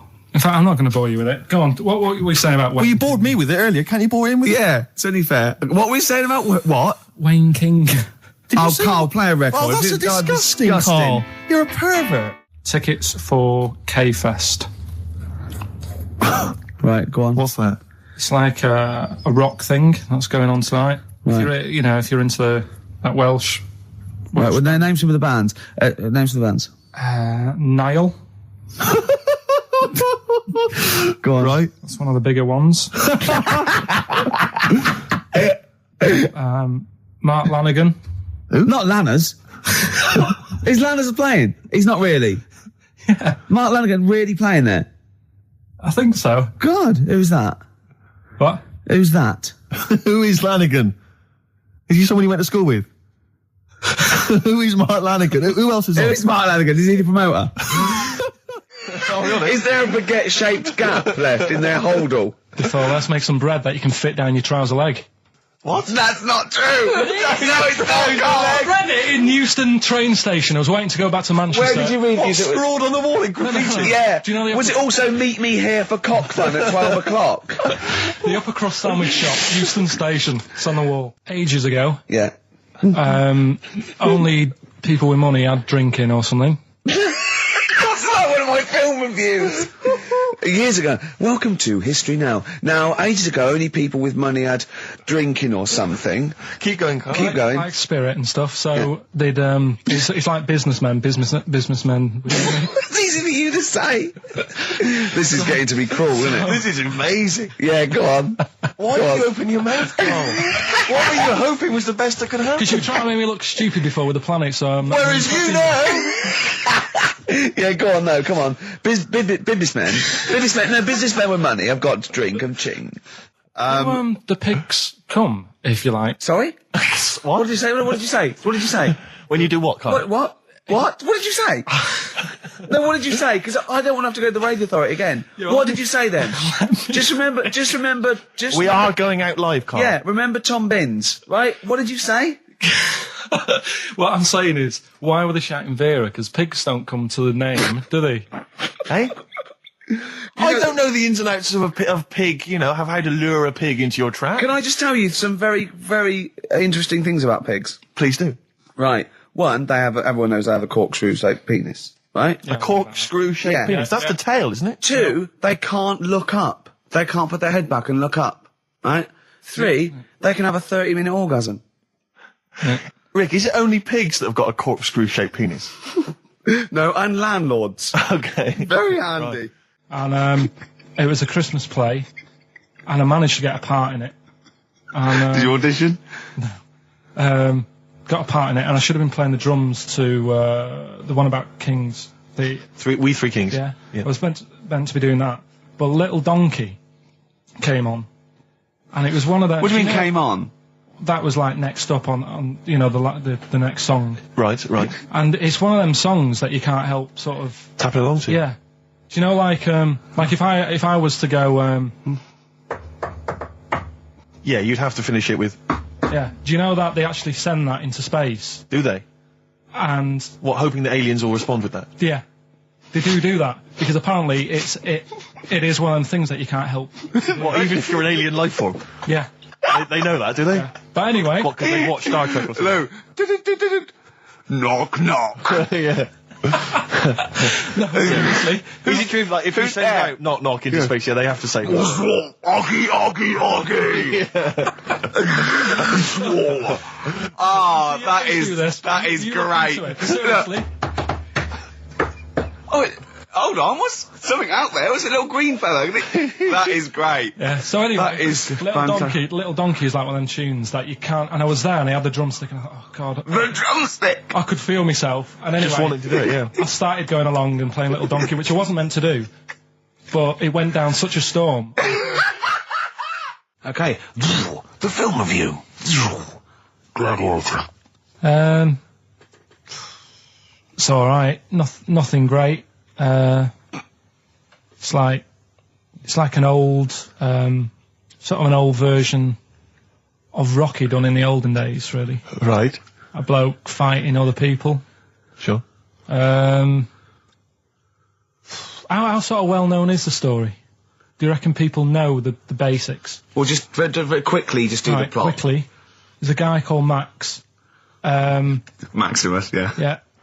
There's Caesar, and there's Caesar's kid, and Max goes to war, sort of wins it, comes back. Caesar says, "You're good at what you do. I wish my son was as good as you. So I want you to be in charge when I die." His kid finds out, a bit annoyed about it, kills his dad, because he don't want anyone to hear that he said that he wants him to be in charge. Yeah. So his kid gets in charge and thinks, I'll show you. You're not going to be king, I am. You're going to be a slave or something. And then, next thing you see is... Sorry, can I just stop there? My only thought is the film's 3 hours long, so maybe we shouldn't go through the whole plot. We've done the first 10 minutes, but go on. So, yeah, he's a slave and then... Yeah, but then, that was an interesting bit that I thought, right? I mean, I was watching this with a girlfriend. She was already annoyed because she wanted to watch Friends on E4. Okay. Yeah. It was a good episode as well this week. Was it? Yeah. Don't tell her that. Okay. Right. So she was annoyed and she said, "Come on then, put it on." And I got it wrong straight away because it says on the back 149. So I thought that was an hour and 49 minutes. It turned out it was 149. No, I thought it was 1 hour 49. Yeah. But it was 149 minutes. Sure. So it overran anyway. By 40 minutes. Yeah. People got sick of him and they said, oh, we'll have to get rid of him. So they tried to, he loved cakes as well as women. Okay. So they said, let's poison a cake. And they poisoned a load of Easier than poisoning a woman, wouldn't it? And he ate these cakes and it just didn't kill him. And they were like, God, what's going on? And they kept giving him more and more cakes. And he was suspicious. And that didn't work. So the fella said, that's it, I'm going to shoot him. So... They were like, I'd be there sort of punching people in the arm. That's a great game. Oh, I love that, punch people in the arm. Is that part of the Olympics now? it's, I think it was exhibition this year. Right. But it's going to be a pro next year. It's going to be the Winter Olympics because you've got to do it in just a cap sleeve shirt in winter. Yeah. So you're playing that? She, but whilst But she didn't appreciate that. She used to go, ow! No, I always think whilst I was doing that, they were like the Charlie's Angels and they'd be sorting out a mission somewhere. Because they were really like, there was something about them that you thought, You know, yeah, special. They were private detectives. What do they work for a man they never see? I don't know if you saw it. What did you make of Posh Spice's Warts and All documentary? Yeah, I saw a bit of it. What did you make of it? I mean, people are slagging them off, aren't they? Saying, you know, she's daft and that, but Don't make you. she's. I think they're all right, honestly. Yeah, you know, they'll be all right. she's all right. I mean, I think David's really a decent bloke. Sure. Tell us the story. What have you learned? Do you want to ask some questions? No, not really. Just sum it up in a minute. What do you Can't think? do it in a minute. Well, can I ask some questions then? Where was he born? Austria. Tell us about his early life. Right, he was a young lad. Brilliant. What in his early life? Okay. Yeah. What's the name? His mum was his dad's second cousin, which is a bit weird. Yeah. That is weird. They had 5 kids. Steve's going, yeah, it's usually first cousin where I come from. Oh, that's unfair, isn't it? There's no need for that. No, What do you do in your leisure time? I like, you know, going out for food and that. For foraging. What do you mean going out for food? go They come have a little hole and go, Go hunting. Yeah. This is Karl. He's hungry. He knows he has to get to the greasy spoon by 11. Wow. Wow. Wow. Many of Carl's close friends have never made it across this road. There was a zebra crossing installed just for the safety of Karl. Beep, beep, beep, beep, beep, beep, beep, beep, beep. Can I have a bacon butty? And Karl is enjoying his. Wow, but he has to get back. His girlfriend's asked for one as well. She's home with a PlayStation 2. Wow. Oh. We just had a call from someone saying his company would sponsor Karl, right, to be raised by all these balloons if he could have a walk-on part in the office. And we immediately went, we're worried about that sort of thing. You can't really promise that artistic, you know. And I was worried about the legality of it as well. How can you promise someone that for personal gain that's a private and all that sort of stuff, right? And I went, I don't know. And anyway, put the phone down to him and Karl went... I love the fact you're more effing worried about that than me being raised 30 feet in the effing air. You started getting scared, did you? Are you worried about it? Well, You're quite excited about the idea of the challenge, aren't you? I like the idea, but I want, like... Why do you like the idea, Carl? Oh, what if it went all wrong and we're there going, the humanity of it. I think we need Karl, to get... he's just And the rope would pull out my trousers. Oh, no, it's definitely got to be Dr. Fox if that's going to happen. God. We've got to do this. I both think she's a fine presenter and I think she'd do very well on it. And I think it's a good move as well. Yeah, but can you just say it's not forever? Isn't it? No, I think she'll become more popular than us. And I think that'll be the end of us, to be honest. Well, she can string a sentence together. I think she'll get lots of PR and everything. And she goes out with Big Boy Slim. Big Boy Slim. Who's, a good DJ. He's a good DJ. And, is her name Zoe Slim now? Yeah. Right. There will be nothing. It's 3 months, isn't it? She's taken over for. Is she getting paid the same as us? I don't know. We'll find out. I bet it's a hell of a lot more. I'll go mental. I bet it's good money. It's good work. I'll go mental. A kid used to take a horse into the house. Sorry. Whoa, Neddy. What do you mean a kid used to take a horse into the house? Where did he get a horse? Must have nicked it from somewhere. Must have done. You've seen a horse in it? No. What, is that from outside the saloon round the corner? Yeah, was it just tied up with a bit of lettuce? Right? That's great. Did Big Jake come looking for it? I'd been out. Oh. So let me get this. This was before the lynching stopped or after?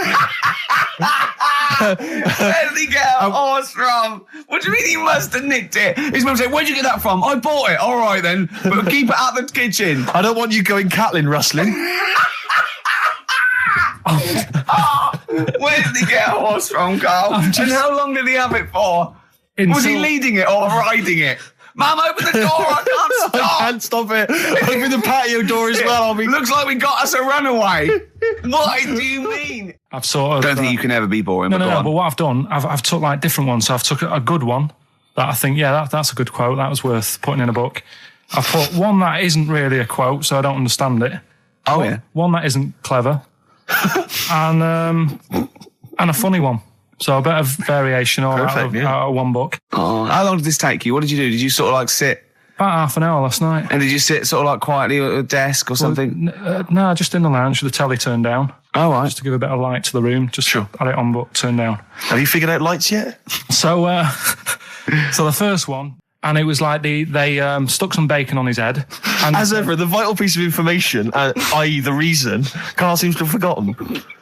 Because the worm was in his body, and they said everyone likes the smell of bacon.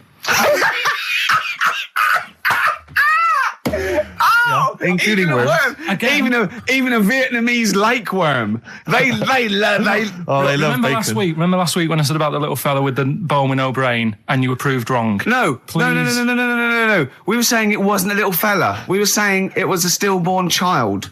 It wasn't a little You're fella. changing it now. You weren't having any of it last Right, week. hang on a minute. I'm getting confused. There was a Vietnamese snake that went inside of a soldier. A little like maggot or some sort that you have to get out of your body because it causes problems. Yes, and so in order to get it out of the body, they strapped bacon to his head. Yeah. That is great. This doctor. And did that work? I think so. They had a picture of him smiling. Oh, God, what, the worm or the bloke? The bloke. Oh, dear. Honestly, I hope someone knows the story. And Right. it was about 3 years ago, I reckon. Okay. And, yeah, it did work. GI bacon. So this is why I when So what, the worm burrowed out of his head to get the bacon? get to the bacon. Right. That's great. When my dad was when he was a taxi driver, Yeah. you used to have to sort of do your bit for the local area. Oh, God. By taking the Forest Gump people to Blackpool. Yeah. Is that what they're called now, the Forrest Gump people? Is that what the organisations that support them ask for them to be referred to? A minibus with life is a box of chocolates.com. Well, Forrest Gump types. It must be, so you work with these people? It was, yeah, the people with learning difficulties. And they used to get 5. Coming home must have been a busman's holiday. So he got 5 of them in the cab. Yeah. And he had to go to Blackpool, and 4 of them were really good, behaving themselves, didn't mess about, weren't fighting and stuff. But there was one who was just causing loads of trouble, and he couldn't control him. And what you've got to be able to do with people like that, you don't want them to get stressed out because it's not good for them. It stresses them out, and you could end up with a bit. Thanks, Dr. Carl. You could end up with a bit of a riot on your hands. So he thought, I'll nip this one in the bud right now, and he pulled up just on the outskirts of Blackpool. And he took the one out that was causing problems and put it in a wheelie bin. Oh, no. Oh, I'm sorry. I apologise. He did what? Oh, He did it for the good of the others. He put it in a wheelie bin. He was having a good time. He thought it was one of the rides. Can you stop saying it? He had another problem similar to it where he had a little minibus, and it was his job to take a load of old women to the bingo hall, and it was miles away. And he took him there. There was no problem. About 10 old women in a minibus. One of them was causing trouble. So he pulled over it. No, right? So he took him there. Everything's fine. He dropped him off. They had a lovely night. Yeah. Right? They had a lovely night. Won a bit of cash. Coming back, it's a bit of a late night. And they all started moaning at him, going, I want to be dropped off here. Take me there. I want to be dropped off first. I've got to get up early. Blah, blah. My husband's expecting me. I'm already late. Take me here first. Take me there. And he just pulled up in the middle of nowhere, said, get out. And he made them get out, and they all called for taxis. They charged that company who was meant to be taking him home in the minibus, and he got the sack. My mate, Anthony, his mum called up my mum and said, I've got to meet up with you. I've got to have a word with you. And she said, what about? She said, I don't want to talk about it over the phone. So she goes, oh, right. Well, yeah, come round tonight then. So anyway, my mum sees me. She don't want to be in an awkward position and like be a bit embarrassed and what have you. So she sees me and she goes, right, Anthony's mum's coming round. What have you been doing? Yeah. So I go, oh God. I said, I've been nicking stuff. So she goes, like what? So not big stuff. I've had a few calculators and Mars bars and stuff. How many? I'll just work it out. Hold on. Works out at 7.2 per day. So, how many calculators do you need? So it was when that phase. You failed maths, didn't you? Everyone wanted a calculator. It was like a trendy thing, wasn't it? Right. Oh, yeah. In Manchester a couple of years ago, yeah. So anyway, so I told her all this and I confessed to Computers will make it there one day. I confessed to There's magic in the back of battery. Go on. confessed to nicking all this stuff. She comes round. She only wanted to borrow some money. Brilliant. She said, "Oh, I don't like asking. I was a bit embarrassed to ask you over the phone, but can I borrow 20 quid?" Oh, that's fantastic. And there's me.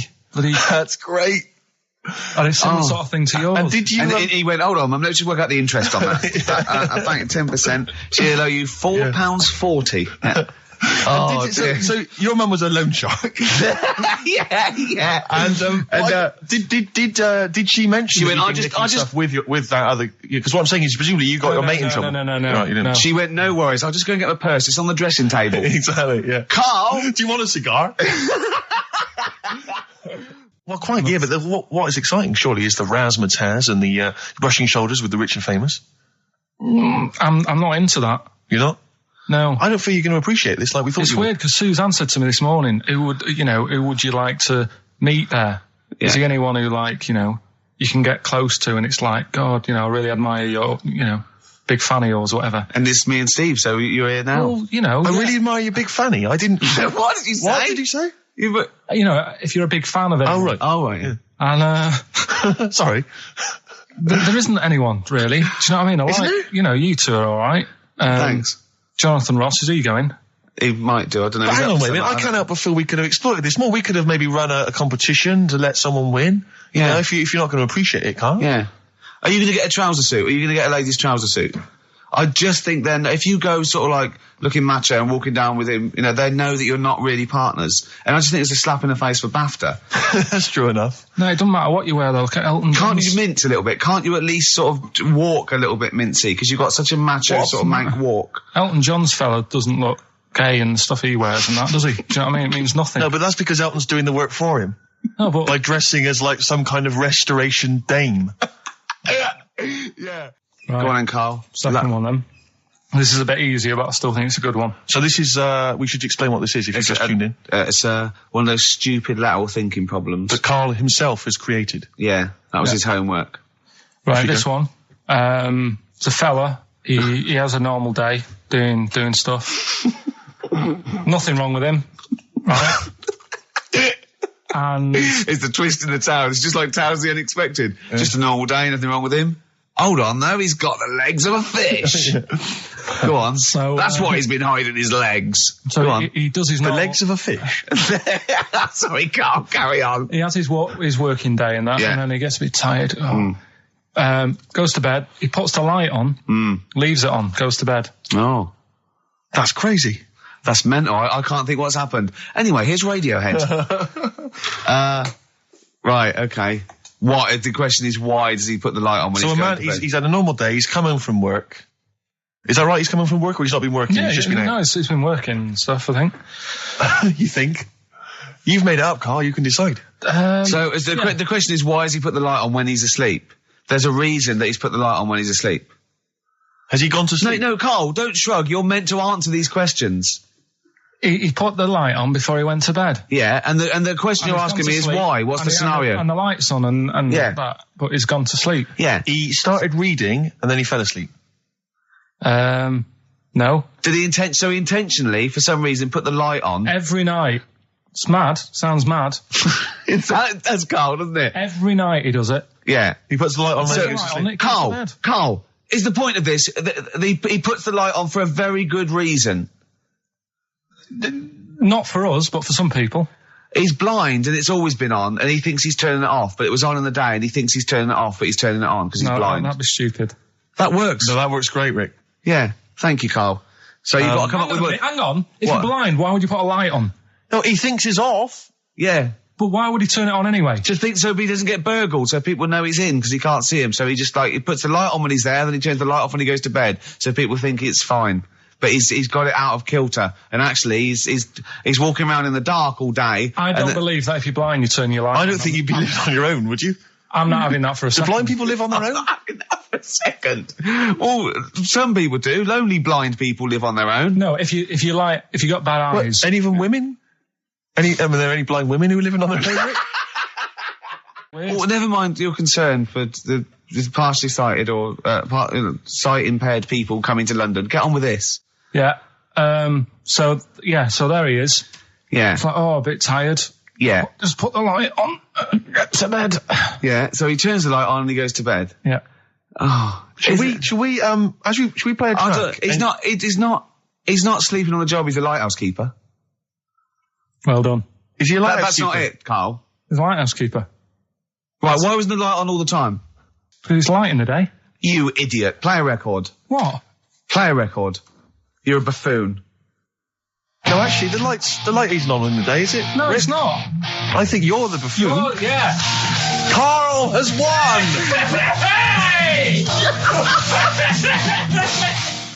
So this week's and don't say it if you know it, because the idea is that people can... right. There's this bloke, and he buys a new house, right? And he's well happy with it. His girlfriend moves in with him and stuff, and she says, right, let's clean it up a bit. Yeah. And, straight away it'll be worth more money. Good idea. So he says, right, you do the kitchen and I'll do upstairs and that. She's stripping the kitchen down and he goes upstairs and he's in the bedroom and notices little hole to the attic. Oh, right, brilliant. Right. So he goes, I wonder how much room's up there. I've never weighed it up. So he goes up there and it's all like dusty and a mess. And he goes, this could make a good bedroom, this. Yeah. So he starts cleaning it all out, puts all the rubbish, bins the rubbish straight away, and there's little boxes with bits in that don't belong to him. I wonder what's in here, right? So he opens one of the boxes, it's like a little lamp. Oh, right. He goes, this might be worth a few quid, right? And he rubs it. Magic lamp. And all the room goes all sparkly and stuff. He goes, oh, what's going on? And then this fella appears, right? In a nice sort of pair of 501s. Right. And he says, what do you want? I know it already. So all the first bit is irrelevant. Yeah, but it's about building the story, isn't it? So don't say anything. If you think you know it, Steve, do you know it? I don't. So I just quickly recap the end there. I almost missed the end. There you go. He's in the attic, right? His missus is still downstairs. She's not up there. Okay. Right? He's on his own. And he cleans this lamp, right? Yeah. And this fella appears out of all this smoke, and he's wearing a nice pair of 501s, and he's wearing a shirt, and there you go. What's the song? What song are you thinking of? The lines are going mental. Because it's so easy. Let's play a record, Carl. We'll come back and we'll find out if anyone's got that right. That's a great one, Carl. Really. Right. Did you just come up with that? Literally in the last 10 minutes. Genius. This is genius. Definitely. I mean, if those calls aren't from major TV companies, I don't know. Dynamite stuff. A lot of them are. What's his name's lawyer? Simon Mayer. Simon Mayer. That's my favourite thing I've done for years. Yeah, not bad. That's great. Back to form there. So, okay, line. The lines are going mental just because it's easy. Go on then. So I first one to get it. The first one to get it, but... Well, it's not that, though, Rick. I mean, Carl has just decided to revise the actual rules of the competition. Yeah. So that, we've decided, is very easy. So that's now a qualifier. And so then they have to answer one live. Exactly. So whoever gets that one right can play for big money. Is it a quick one as well? Because some people will lose the will to live. Yeah. Just cut to the chase. And because they've got to qualify now, we're throwing an Office DVD that aren't ready yet. You'll sign that, won't you? Yeah. Yeah. No. That increases value by 42 pence. Right, go on. We'll just go live, yeah? Hello, XFM. Yeah, hi, how's it going? Not too bad. Not too bad. Listen, a very, very quick recap, Carl, if you will, please, for the people listening. Very quick. Right. A man ends up in a loft. Man's, after moving into this house and he's in the loft. And he's tidying up. His missus is downstairs doing the kitchen because that needed doing. He's up there. He's cleaning up, emptying the boxes. He finds a little. He rubs a lamp. A fella comes out wearing 501s. What's the song? What's the song, mate? Are you talking to me? Yeah. Sorry. Yeah. Well, look. I'm sitting in this bar, right? I'm not ringing up relating to anything that's going on right now. I'm after one of these armbands to go and meet Bowie on Monday. Can you help me out? What? What? Piss off. You can't say that to our public. Yes, I can. What I can't bear is people begging, Rick, on the radio. You know, I can't bear it. Is that the Australian bloke who's got the Bruce Springsteen tickets? Hello, XFM. Hello. Hello. Are you phoning up for an armband? No. No. Okay, great. Jean Genie, of course it is. Well done. Well done. Right, what's so your name? Everyone else can ring off now because this. Well, she might not take the challenge. What's your name? Hello? What's your name? Christina. Right, do you want to take on the challenge? Yeah. Yeah? Right, so this is for. She's already won a couple of CDs. This is for the Office DVD. Right. Okay. Signed by Ricky Gervais. Did you witness a murder while you were doing this? Yeah. It was like that sort of Sliver film where that bloke had loads of tellies watching people's lives. So that was going on in my mind, and then I was washing up, and I picked up the plate, and I thought, it's amazing, isn't it? The human body, the way you can just sort of, I want to pick that up, and you do. Yes. And the way your hands work, right? You've got 5 little digits, but it's just the right amount to do what you've got to do, right? So I'm cleaning the plate. Sorry, Carl. Stop. It's just the right amount. Might be one of the most genius things I've ever heard said. I would love David Attenborough to phone you up and say, Carl, how do I word this about the evolution of the mammalian front limb? Just go, we'll just say it's the right amount. But it is. One of course extra it would is. get in the way. Yeah. And one less would just make it that little bit more tricky when picking up a bit of a slippery dish. Sure, or buying gloves. Yeah. A slippery dish. So then I was thinking, imagine like going to the doctors and they're saying, yeah, everything's all right, your heart's good and everything, but... Your art's good? What, your Larry's, or...? Yeah, your heart, you're in good form and what have you. It's good news. I had Giano in earlier. He's not looking good. I had Fat Smaller. But you're all right, but... Your hands need to come off. Right. Blimey. That's bad. Like, I'd get a second opinion initially. God! But a bit of good news, I've got a nice pair of feet I can sort you out with. Yeah. And he puts them on, and then I was thinking, right, first of all, washing up, what would that be like? I thought, Steve. that'd be tricky. Yeah. And then the second thing was, it'd probably ruin the sort of the shape of your jumper. Because you have to keep putting the feet through there. Yeah. And then I thought, I could still cycle in. Okay. To work. You could run in. Well, that's the thing. You'd be really fast. Well, that's what I was thinking. I thought I could still cycle because I could balance, and then I thought, but the only thing is I probably couldn't pull the brakes. Because of the little short things. Yeah. And then, like you, I thought, but then again, you're running in half the time. So that's what was going on in last night. So she said, yeah, it's a nudist speech. So I said, well, why, what? I said, we're all it's all mixed up. Normally on a nudist speech, it's a nudist speech and you don't go wandering on there when you get clothes on and that. So it annoyed me a bit because there wasn't any signs. So this fella's getting closer. Well, the knob out was a sign. Yeah. Right, so he's getting closer and he walked past me. It was an old fella. And he walked past and he had a hat on and a little pipe and a big rucksack on his back. Right, so he got me thinking... Not strictly naked. I'm walking along and I'm thinking, right, why do people want to do this? So straight away, I wasn't on holiday anymore, because most of the time when I'm on holiday, I don't think about anything. Right? Your mind's a blank. I just switch off. Right? But all of a sudden, this has got in my head now, and I turn around to look at him and... Check out his arse. And this bag, right, I swear, it was massive, right? What? You had a massive bag? The bag. His rucksack? His rucksack. Oh, right, okay. When he said there was an old couple coming towards me, I said, what was lower, the bloke's bollocks or the woman's tits? And he said, well, that was another point. She might as well have worn knickers. Because you know, so you can see it. That's what he said to me. So you saw the bag? So it annoyed me, yeah, because the whole idea, innit, this is what I think, I mean, I might be wrong, right? Might be wrong. Chances you never have been. You never have been before. Being nudist, right? What's it all about? So I'll tell you, on that point, Carl, let's play a tune, let's come back and we'll discuss... What are we going to play? We'll discuss that very issue. We've got some ideas, we did chat about this last week, Carl, in your absence. Alright, well, we'll play the choral. Okay. It's a good one, this. Yeah. I'm sure if there's a doctor listening or a nurse, they will clarify that if they pump you with all sorts of stuff, it wants to come out. Right. So you're sat there having a serious chat. It's a quiet hospital. The woman next door with the blue hands suddenly starts seeping gas, right? Well, I start laughing. Because if there's one thing that makes you laugh, It's like... It's a 98-year-old woman with blue hands farting. So you try to hold it in because it's a really quiet hospital, and it'd be obvious that that I was laughing at, and I didn't want to be mean, but it was funny. And then it got me talking about my auntie, because my auntie Nora, she same thing, pumped her with loads of drugs. She used to have a cabinet next to the bed is like boots. She's got loads of stuff, right, for all sorts of stuff. And I mean, she's not that old, but she's on loads of stuff, right? She's a bit coked up, is she? She called up my mum once. And, yeah, you told us this. Go on, tell it again. And she said, "Oh, how are you doing?" And that. She's all right. Bit worried though. My mum said, "Why? What's up?"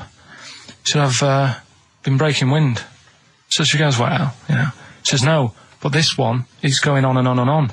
And she was like, she was like, what do you say? What's like passing wind, farting for 5 minutes. one thing, not like, you know, trumping and then nothing. Yeah. Continuous drone of a fart. I'm eating. Hey? I'm eating. So am I. Carl, you have to carry on. Right, yeah. We're all eating. Crisps, food crisps.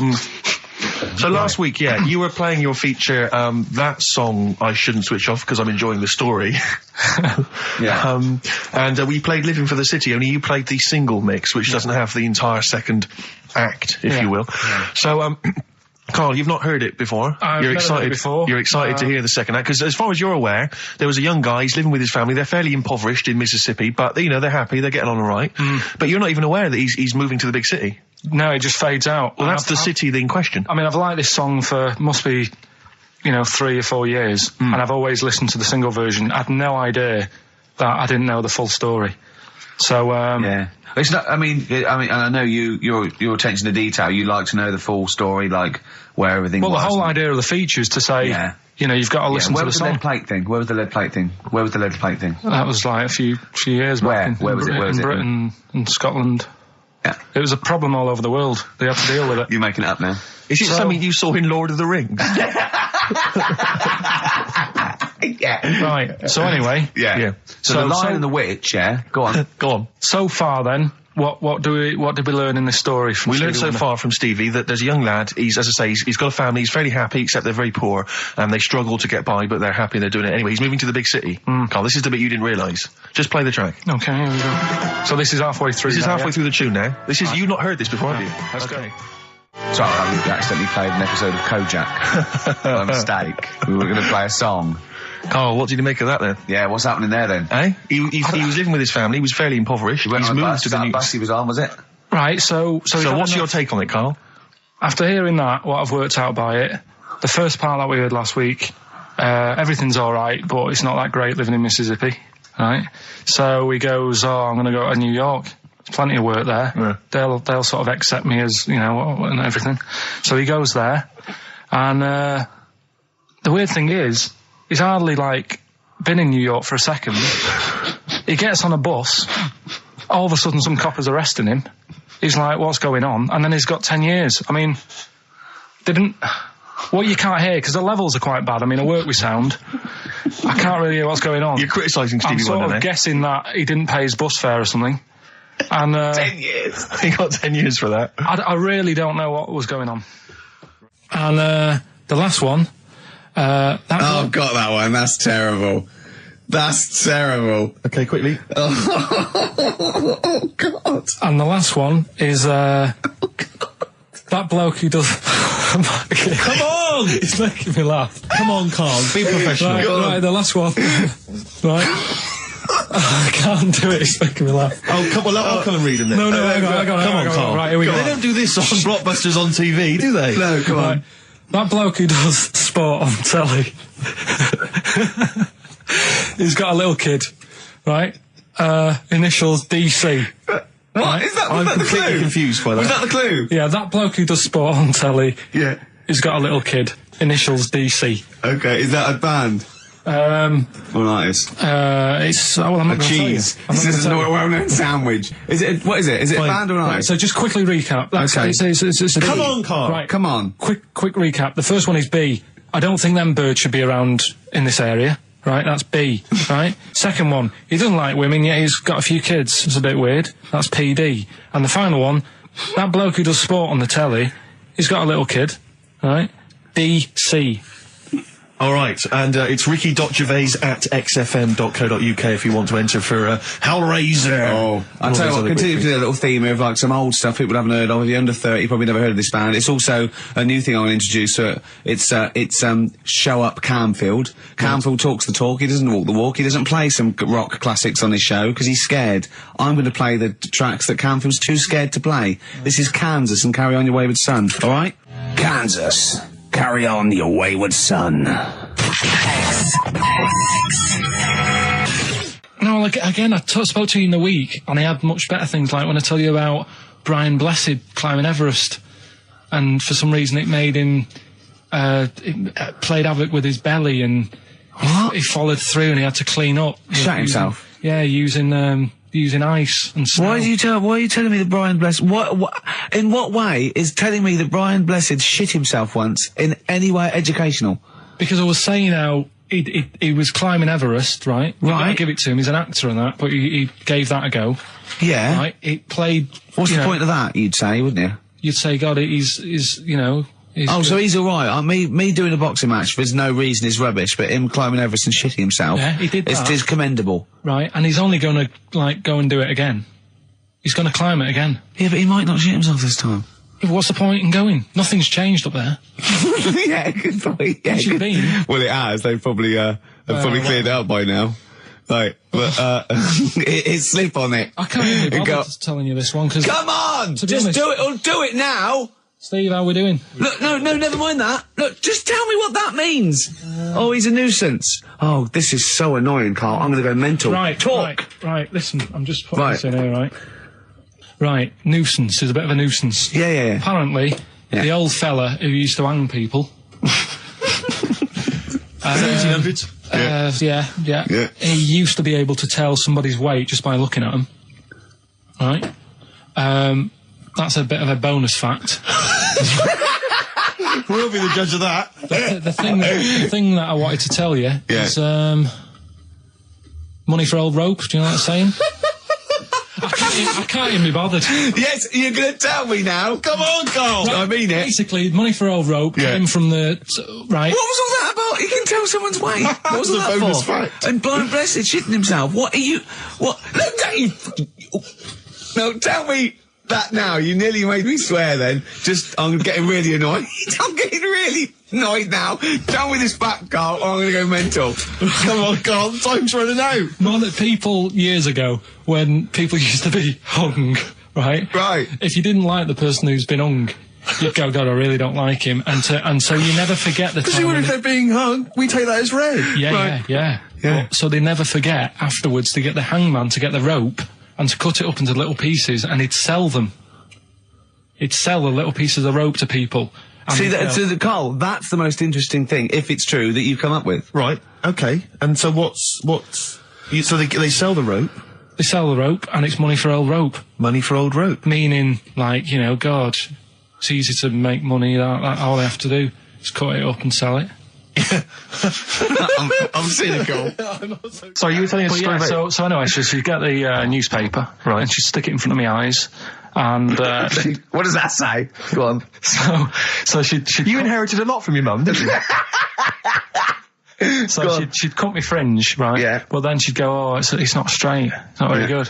So she'd go again, and she'd keep going, and the problem is... that why you're bald now? I was going to say, is this that you have got hair, but she has to get it right. Yeah. It takes her to the back of your neck to get it even. Yeah. She sort of removed the newspaper, and she was like, oh, God. And I said, what? She goes, oh, I'm sorry. And like... What, did this happen every Sunday? No. Can I ask you, Carl, when she was cutting your hair in this picture, do you think she was maybe sidetracked by an interesting article in the paper and really wasn't paying attention to what she was doing? Or did her favourite hymn come on? Yeah, indeed. And she started or Compo was rolling down the hill. In a bar. So I ended up with, like, you know, a fringe sort of on the back of my head, because she just kept going further and further. Right, there's a little midget. Right, there's a circus. I'm loving it already. Circus going on somewhere. I think it was in America. And is that present day or old times? I'm talking like in the last 3 weeks. Okay. Right, little midget. Circus, really packed out show. People are loving it. Right, Steve, you're asked the same question I did. I know. So there's a little midget jumping up and down on a trampoline. What sort of circus is this? Right? I take good money to see it. So everyone's clapping, and he's getting carried away.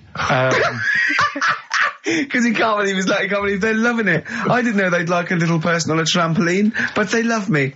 But you know what it's like when, if there's a crowd of people sort of encouraging you to sort of go higher and stuff. Yeah. And I'm sure he knew it was getting out of hand.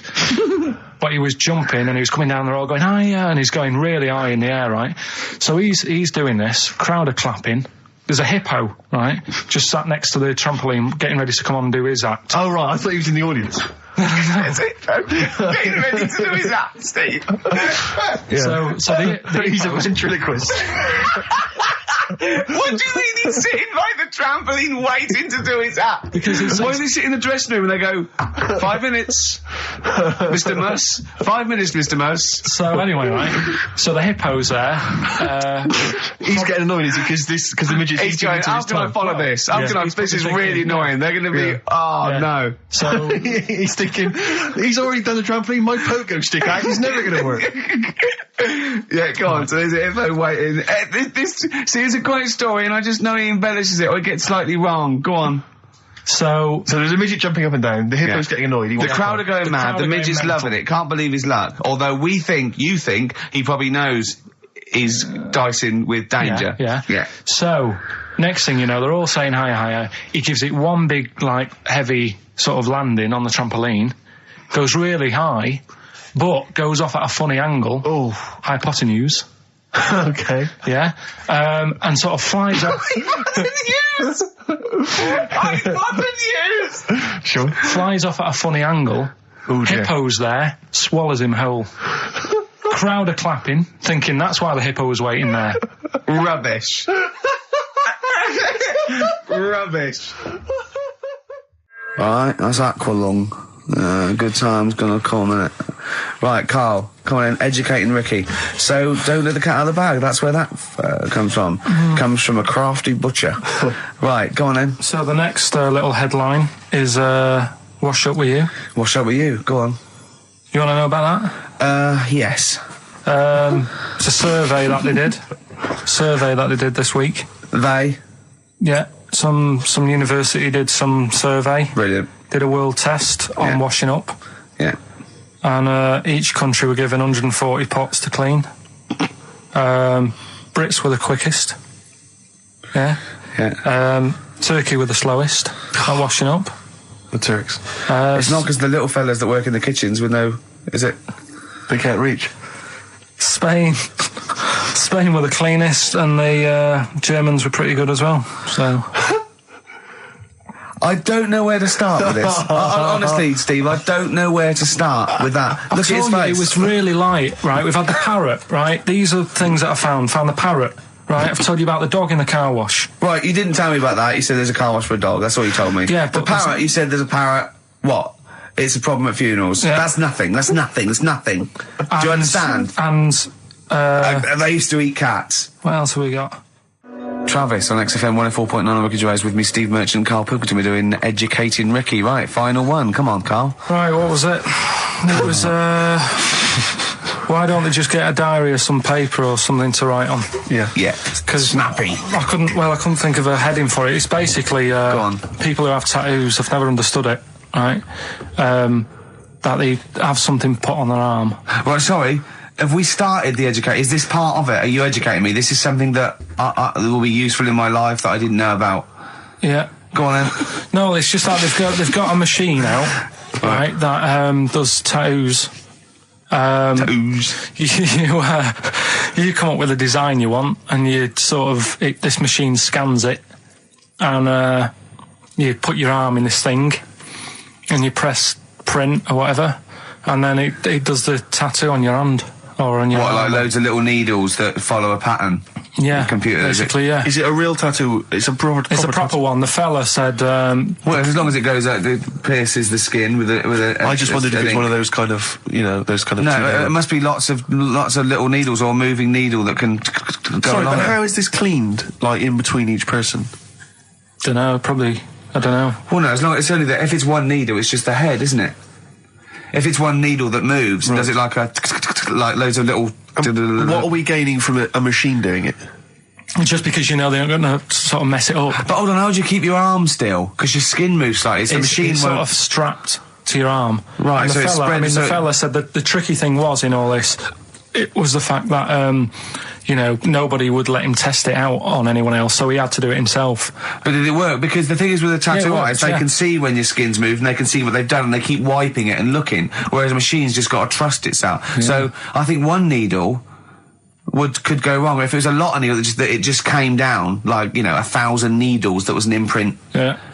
But obviously I'm asking someone who hasn't delved any further than there's a machine that can give you a tattoo. That's all you've got at the moment, isn't it? Well, yeah, basically. That's all you've got? I mean, that's what I've got because I'm not a fan of tattoos. I don't... But where did you read this again? This was... Internet? This was on the internet, yeah, it was, yeah. Okay. And I just don't understand why people do it. That's what got me attention. Because me... Sorry, what have I learned from this? That if you wanted to get one, you know, you can get one done by a machine now. Well, you'd think it'd be Bughead, wouldn't you? What? Well, you'd think it'd be Bughead, wouldn't you? You'd think it beat... No, you'd think it'd be... Yeah. You'd think it'd be Buggered, wouldn't you? Bughead. Bughead. This can't be... If this is anything with a bug living without a head, I'm not interested. Because we've done it. All you've done is fun. Let's just do what a cat. So it is that. Right, do that one first. Which one are we doing? No, do the Bughead one. Right, well, the Bughead one. Well, we've talked a lot about animals and that, haven't we, without heads. Surprisingly, we have. I think a disproportionate amount on it. If you're a new listener and this is the first time you've listened, you'd be surprised. Yeah, we've done all that. We've covered worms. The way if you cut their head off, it grows back. If you don't cut too high above its neck. We've covered the chicken, the fella who blinked. Yeah, I can't go into it again. Right, let's not go into it again. We've had the chicken with no head that lived for 8 months. Yeah. And we've had cockroaches living for a week without an egg. Right, okay. Well, it's a bit more on the cockroach front, really. Right. They've found, right, that if you get a cockroach and you cut its head off, right, and then you find a cockroach that's still got its head, but it hasn't got any legs. Right. Right, it's not over for both of them, right? Because what you can do, you get the one that's got the legs, right, with no head, sort of running around. Get the one with the head, sit it on top of it, right. Get a little tube, okay, so that the fluids. So is this auntie's go out of the room? Finish. This is like Blue Peter. Let him finish. You could get this for Christmas. Right, you get a little tube. You sit that on top, so the bodily fluids are still running between the two. Right. The head of the one on the top will control the feet of the one on the bottom. Okay. What about that? Good. And will it continue to live? Yeah. Okay, you don't know that for sure, do you? That was just a question out of the blue he wasn't expecting. Well, what do you think of that? Good, yeah, it's great. Yeah, just a primitive nervous system that can, yeah. Did you expect us to be more impressed and excited by that? Did you fall off your chair when you read that? Did you literally topple off? Snowbird from Mark Heights are part of his covers album. He's so happy that the XFM listeners understand his stupid clues, and he knows it annoys me. We've got some right answers. We'll be giving out the answers just quickly, just in case someone sort of missed one of them. I'll just quickly do them. Yeah, go on. First one. There's a load of letters. There's a load of letters there asking for advice. Put them on Claire's desk. Oh, a Merry Christmas. Ask your mum if you should. Oh, a Merry Christmas. And a couple of people were arguing in the supermarket. It was Christmas, that's why. Counter, and that's B. Okay, we'll give those answers out shortly. Yeah, right. Here's the last clues of the year. You had, there's a load of letters there asking for advice. Put them on Claire's desk. That was F. That was for foreigner. Foreigner. I don't know what you mean. Claire Rayner, she took advice, she gave people advice, so that's a foreigner. That is shit. Right. I'm sorry, that might be Christmas, that is absolute garbage. A lot of people got the right answer. I know, that annoys me even more. Number 2. The second one, ask your mum. Foreigner. Yeah. Foreigner. Second one, ask your mum if you should. That was S. That was Shalimar. Shalimar. Right? No, bizarrely, what was the clue there? Ask your mum if you should. Now, we got a lot of people saying Smashing Pumpkins as the answer to that. But I don't know who's saying that today, Mum. Smashing Pumpkins. Merry Christmas, Mum. Smashing Thanks very pumpkins. much. Nice bollocks. Oh, that's great. That's great. Right. Smashing pumpkins. Wow, here's a bit of a turn up for the books. Karl Pilkington on the line. Right. Yeah, where you been? I'm off ill, aren't I? Right. Okay, what's the matter with you? Just a bit bunged up and that, and got the shakes, got that sort of, that shaky thing to get. Yeah, that's because you didn't eat last time when Suzanne was at work. Yeah, well, I think that's what brought it on. Plus, she was away in the week and I put some wet jeans on. And I think that's what's caused the problems. Where did you put them? On your head? No, they were just on the Maiden and the legs felt dry, but they Just were on the what? On the what? Have you got the Maiden? What was she doing there? What do you mean? On the Maiden that you put clothes on. What? Your clothes horse? Maiden. Your clothes horse? Well, yeah. Right, okay, so you put wet jeans on, yeah? So that's why I'm ill and that. I'm Right. not having a good time. I've been watching the football. So you're just sitting at home watching telly where you could have been sitting here? Well, I would have been better off there because I've got a chair there. I've got no chair at home at the moment because Why? I sold it last week. Why did you sell a chair? What, you only had I one was chair? telling you. What?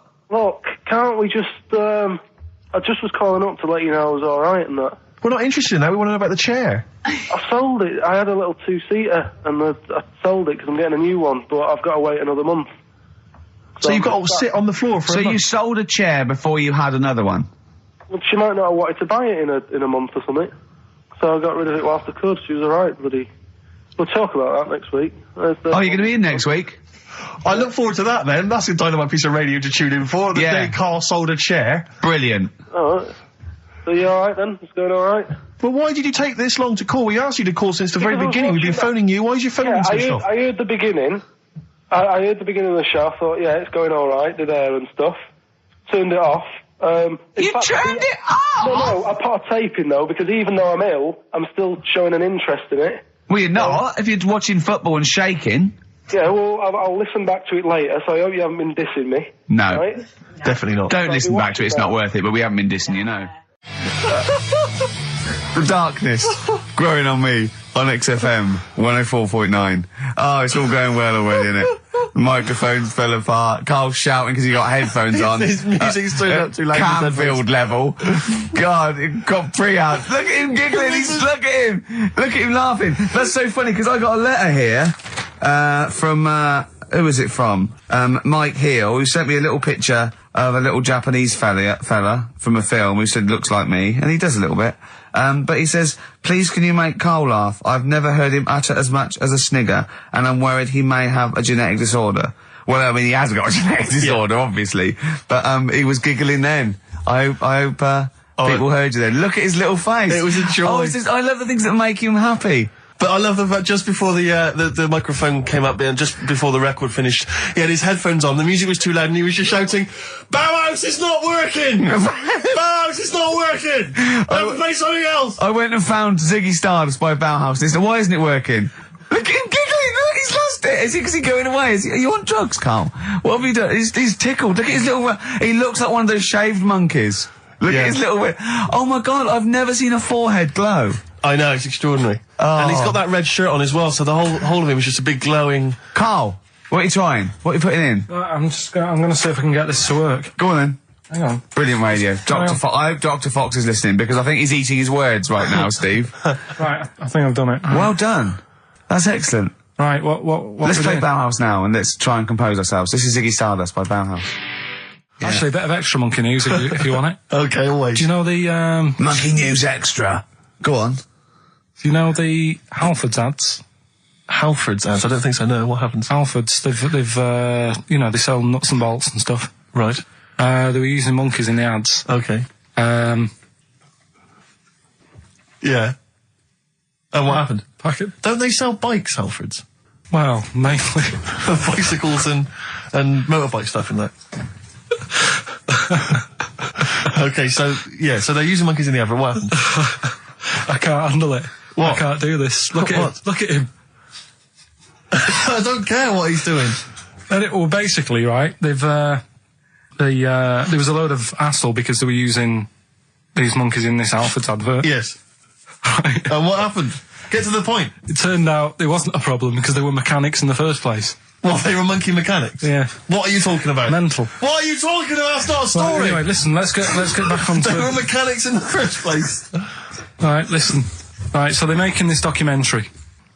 Right? And stumble across a little gang of... Come on!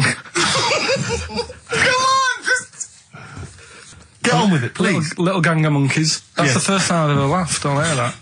I know. Well, brilliant. What do you want, a cake? Come on. Can we play a song? Oh, I don't understand what is wrong with you freak. It's making me laugh. Just tell us the story. All right, then. All right. So anyway, right, so there's this documentary being made. They found a little gang of monkeys. Right, play a song. I don't know what's going on here. I apologise. It's just if you were looking forward to monkey. Got to hide your love away. According to the Beatles on XFM 104.9, I'm Ricky Gervais with me, Steve Merchant. Right, Carl, come on. Monkey news. Everyone's composed. The jingle, please. Oh, chimpanzee that monkey news. Excellent. Okay. Right, where were we? We were just start again. There's some people making a documentary. For what? Okay. Making a documentary in a jungle and that. Right. Stumble across a little gang. Okay, come on. All right. A little gang of monkeys. Yeah. Oh, come on. So the camera crew are there filming it. Yes. Everything's going normal. It's all fine. Nothing odd about it. Okay. They're not running a restaurant. They've not got any barber shops. Nothing. No. Just regular monkeys going about their business. Yeah. So anyway, what normally happens is the monkeys stick with the partner. They already do what? They don't sort of sleep around and that. Once they find the girlfriend or the boyfriend or whatever, yeah, they stick with them, right? Okay. But anyway, they were watching this one, right? And it's going around a bit, sleeping around. Oily. And it was getting fatter. They thought this is a bit odd. Yeah. Right. So followed it round and see it having it away. Turns out, little prostitute.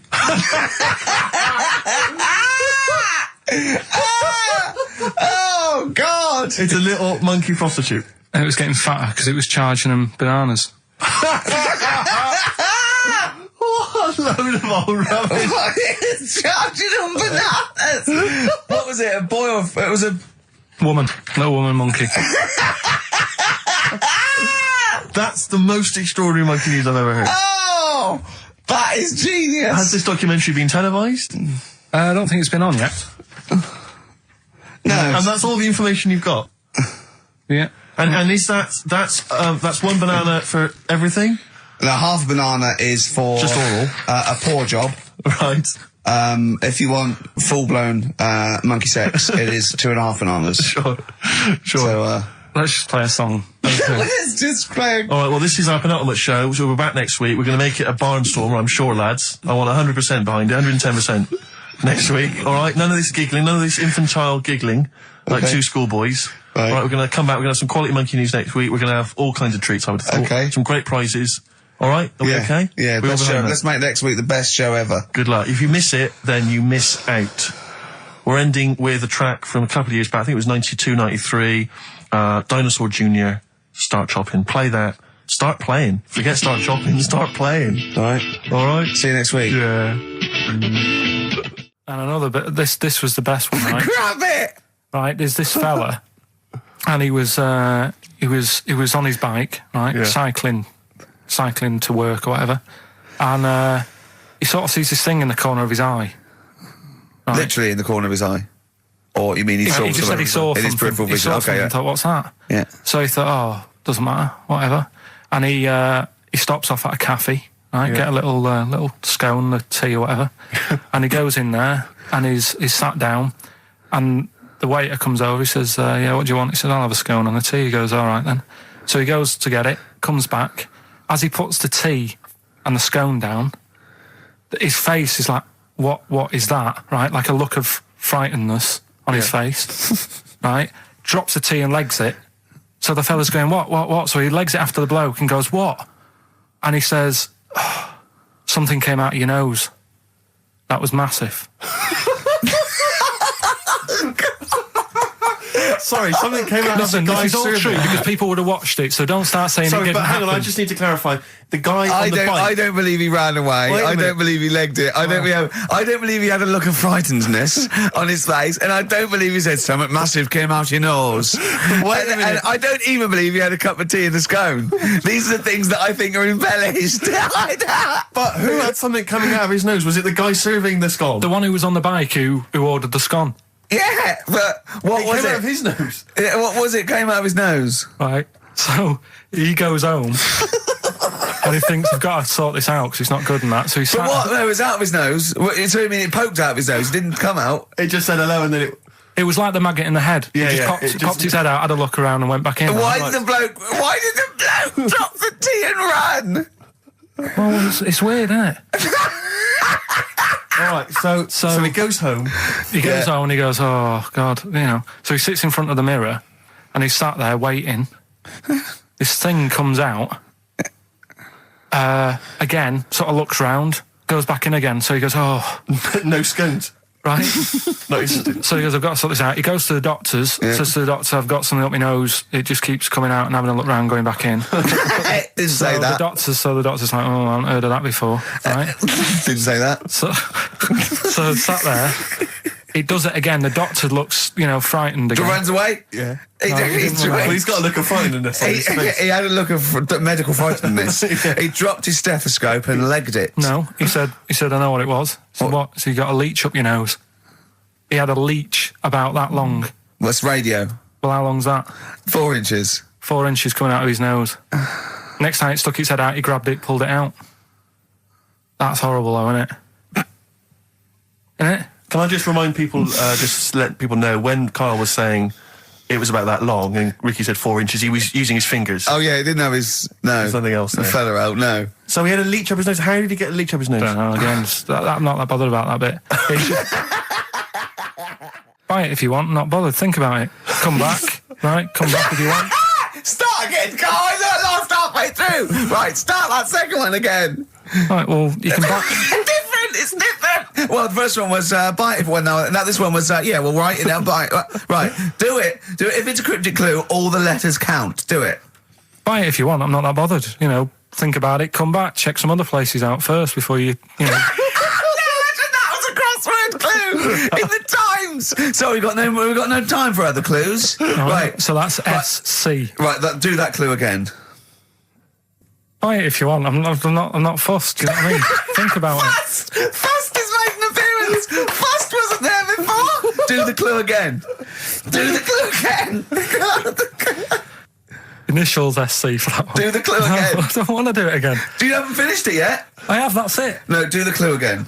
I can't do it again. Do the clue again. Well, buy it if you want. I'm not fussed. Right? Shop around. Come back. It's up to you. I'm not pushing you into anything. It's up to you. Wasn't there? SC for that one, right? And the final one. That's good. I can play 10-pin bowling again. Okay, and what's the clue? That's O for that one. O. All right, so they're the three now I things. assume that I'm not going to bother to look, but I assume there's a jiffy bag of taps which people can win. All right, well, great, good luck. Ricky.gervais@xfm.co.uk is the email Play a address. record. Thorns. No, buy it if you want. I'm not fussing. Come back, have a look around. I'm open Wednesdays, by the way. Shut up, for. See you later. I sort of feel like, one thing we've never done, Rick, is we've never pandered to people, but as it's the last show, we've got to give the audience what they want. Rockbusters? Well, yeah, and I was going to say things they don't want as well. And just basically to keep a smile on Carl's face. Yeah. I say a smile, a sort of not quite a scowl. Yeah, he never really smiles. So, it's just really as a chance for him to have a go. It's like, you indulge an annoying child. The only time Carl laughs is for no apparent reason. Yeah. What do you think, like... What do you mean? Well, sometimes you'll go... and I know you'll be thinking of what a monkey could do. Yeah, it's like people who've had electroshock therapy. Yeah! It's such a tied down biting on something. Yeah. Biting on a big leather pad. If you got like a bulb... Oh, Jesus. I know, you don't think about the cryptic clue is that every syllable counts. He says it different every time he says it. There'll be somewhere different. Look, go on then. Right, so if you get a bulb, right... What? A bulb. A bulb. What's a bulb? What's a bulb? Like a light bulb. A light bulb. Oh, a light bulb. So you get a bulb. You get a bulb. Yeah. Go on. He's gone. Right, go on. So you get a bulb. Right. Oh, yeah, a bulb. Yeah. You got something in your throat. What are you doing? You eating a gobstopper? What are you doing? We'll play a song then. No, come on. Get the clue out, for goodness sake.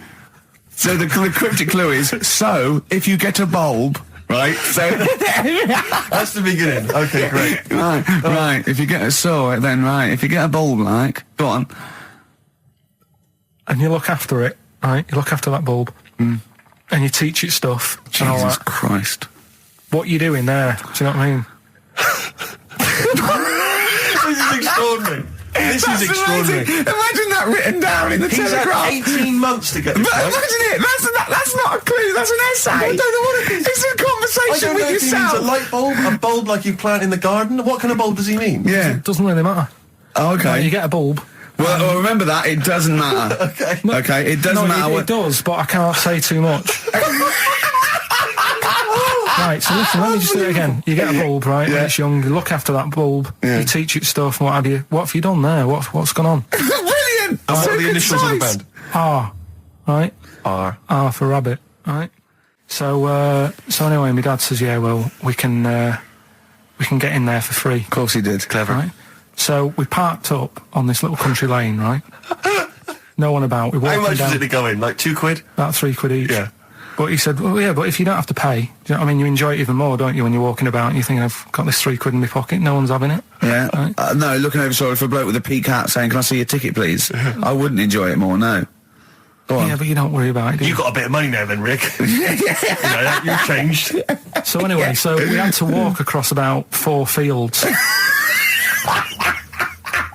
For £3. Right? And what happened was, we're walking through all these fields and what have you, big grass and muddy bits and all that, 'cause it'd been raining, and climbing over fences and stuff.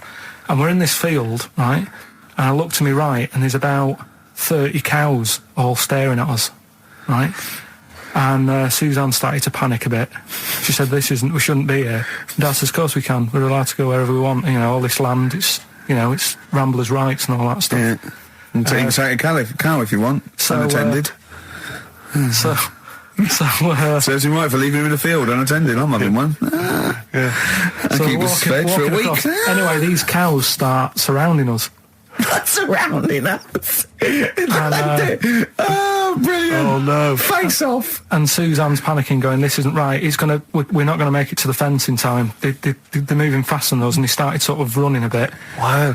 And it's like some kind of bovine West Side Story. Don't a gang of cows coming at you. Don't worry about it and stuff. But my dad had to sort of stand there and like wave a stick at him. Of course. And we got away, but Suzanne was like having a bit of a sweat on. Got away. Saying, we could have got killed. Sure. And my dad saying, no, it never happens. And I just wondered if it does, if there's a risk of... Yeah, it is rare, but there's been a couple of cases of being trampled by cows. They're not aggressive, they sort of run through you. Well, they're aggressive if they've got a calf. They do have kids. What? You had kids with them. Kids, yeah. That's goats you're thinking of. Yeah. Maybe they were trying to sneak into the gnome thing, and they were worried that, like, if too many people did it, they thought some cows, we can just sneak in. Where cows, no one's expecting cows. And the cows were going, walk upright like you're a human. Don't walk upright. They thought you'd blow their cover. Yeah. Yeah, people have been killed by cows before. Yeah, that was like the highlight. And something new we're trying out, because Rockbusters... He's dead, thankfully, yes. Is it's gone for a bit. It's over. Crosswords. Oh, this sounds intriguing. Where'd you get the idea from? What's the basic format of this? Right, what I've done is I've take like a popular saying from the show. A popular what? Popular saying, something that crops up quite a lot in the show. In our show? Yeah. Yeah. First thing that sprang to mind was there's this airy Chinese kid. Oh, okay. Classic. But more commonly, it would be something like, Carl, you're an idiot. Yeah, Carl, you idiot. You're a fool. Carl, you're a fool. Oh, what did you mean? You let us down again. Yeah, Carl, where have you been? Yeah, you've got a headache, have you, Carl? Yeah. You better lie down. Typical phrases like that, yeah, sure. typical phrases like that, yeah. Carl, you're a loser. Yeah. Oh, yeah. Right.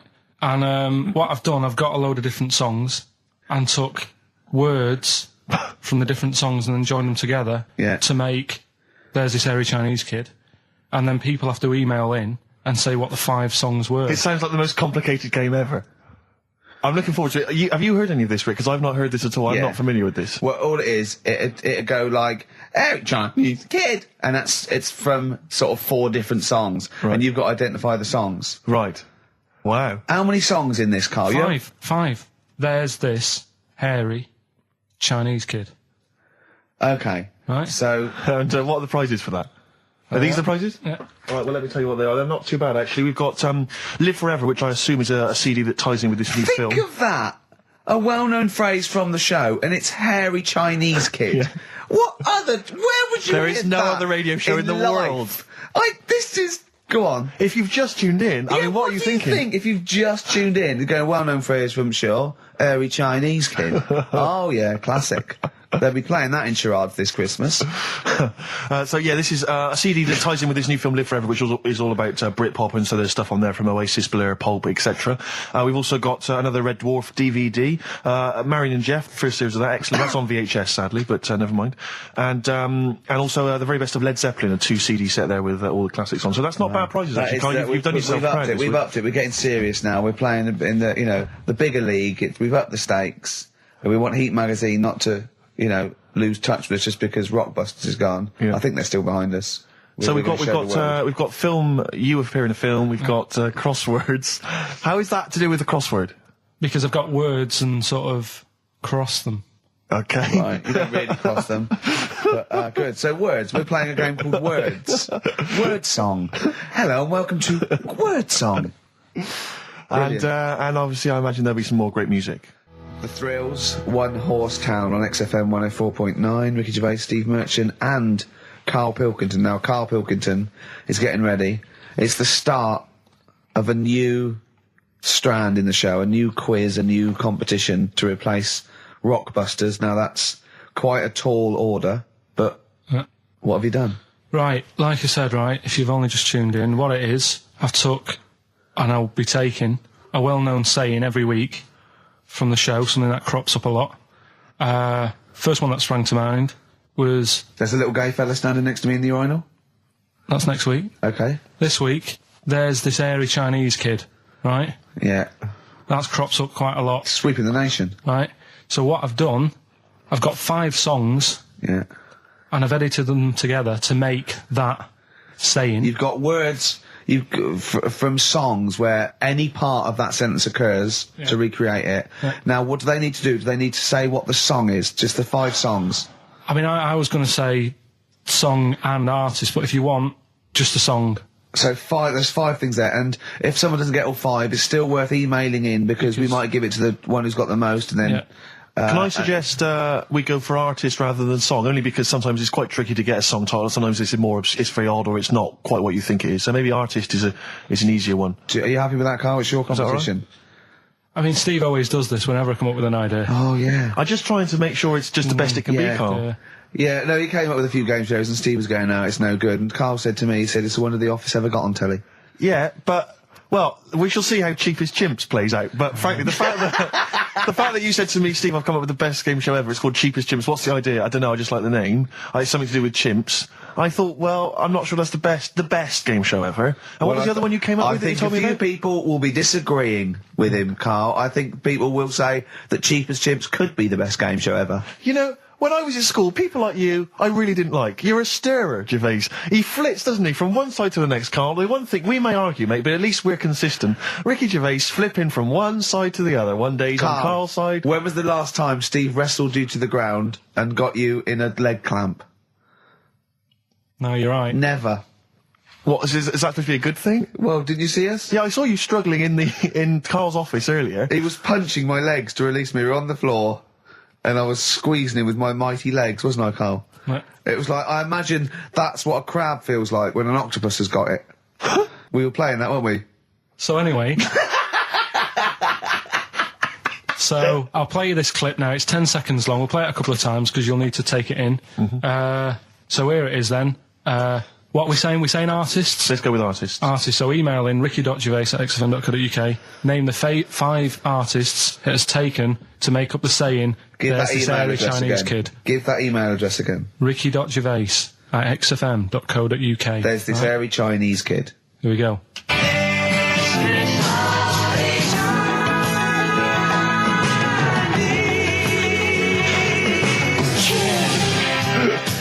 Play it again. Play it again. Here we go.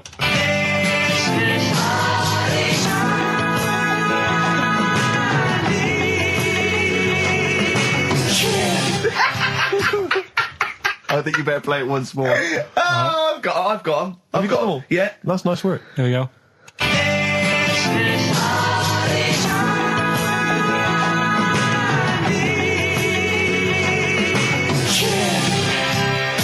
I just remind you now that the prizes include a Red Dwarf DVD, Marion and Jeff, the first series of that on VHS, a Live Forever Britpop CD, and also the very best of Led Zeppelin. Let's play one of those actually while we're here.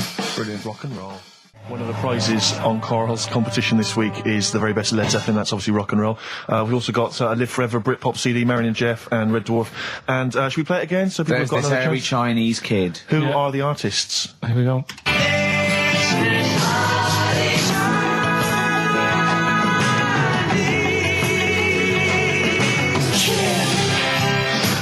It's tricky. It's not very easy. Once more. One more.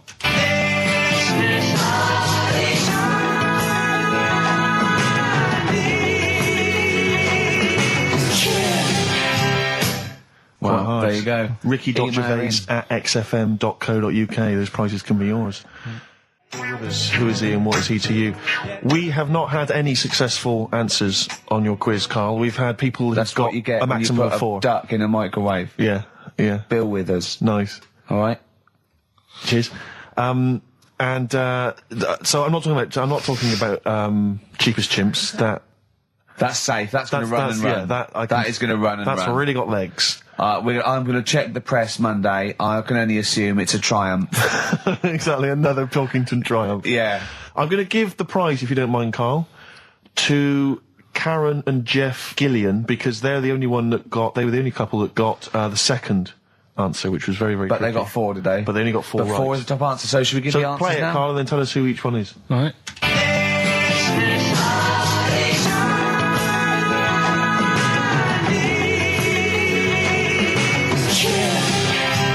So there you go. I didn't know the second one. There's Play this again. hairy Chinese kid.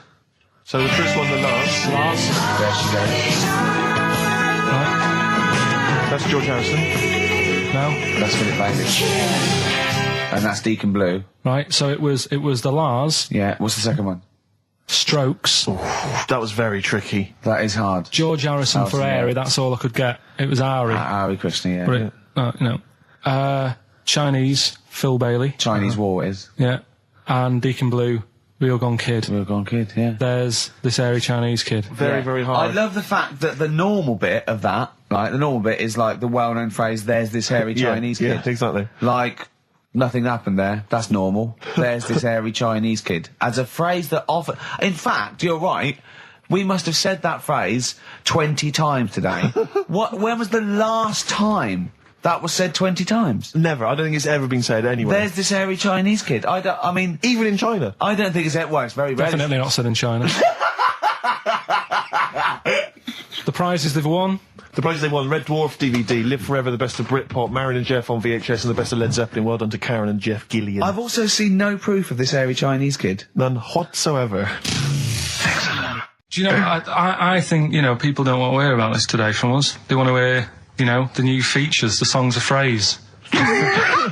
What song's a phrase? It's the feature we started last week, where we take clips of songs, we make up a phrase from the show. I mean, a famous phrase, last week's world famous phrase was, there's this hairy Chinese kid, you'll remember. Yes. Well, it was called Crosswords last week, but Phil emailed in a good suggestion and said call it Songs of Phrase. Brilliant. Songs of Phrase. Songs of Phrase, but perfect. So are we still going with Cheapest Chimps? We're persevering with that, aren't we? Got some Cheapest Chimps lined up. We'll be doing that before 3 o'clock. Yeah. Great. Again, who else can say that? So good. So for the next 2 hours, everyone should just bury their head in the sand, ignore the world's problems, and enjoy features such as Cheap as Chimps and Songs of Phrase. And a bit of Shearing Braves. Oh, class. Trying to stop suddenly in Italy. TB. Turing brakes. It's like a rockbuster, Carl. They were the good old days. I know, yeah. Painkiller on XFM 104.9. But look, Rockbusters is gone. Forget Rockbusters. Long live Songs of Phrase. Over to you, Carl. All right, well... You know Rockbusters was one of the things they were protesting about last time. that was why I just had to listen to them. They just kept stopping me in the street as I was trying to get to the tube. You've got to stop Rockbusters, it's run out of steam, they said, and I'm glad. Yeah. That's why they always do it on a Saturday. Yeah. They make their way to Leicester Square for 3 o'clock. Yeah. Right. Songs of Phrase. What it is... Songs of Phrase. We took a phrase from the show last week. It was, there's this airy Chinese kid, right? Today, we're going back to the good old line of, you never see an old man eating a Twix. Sure. Right? How long is that? No, you'll never see an old man eating a Twix. You'll never see an old man eating a Twix. It's not as many as you think, though. It's not that many. Well, how is it not that many?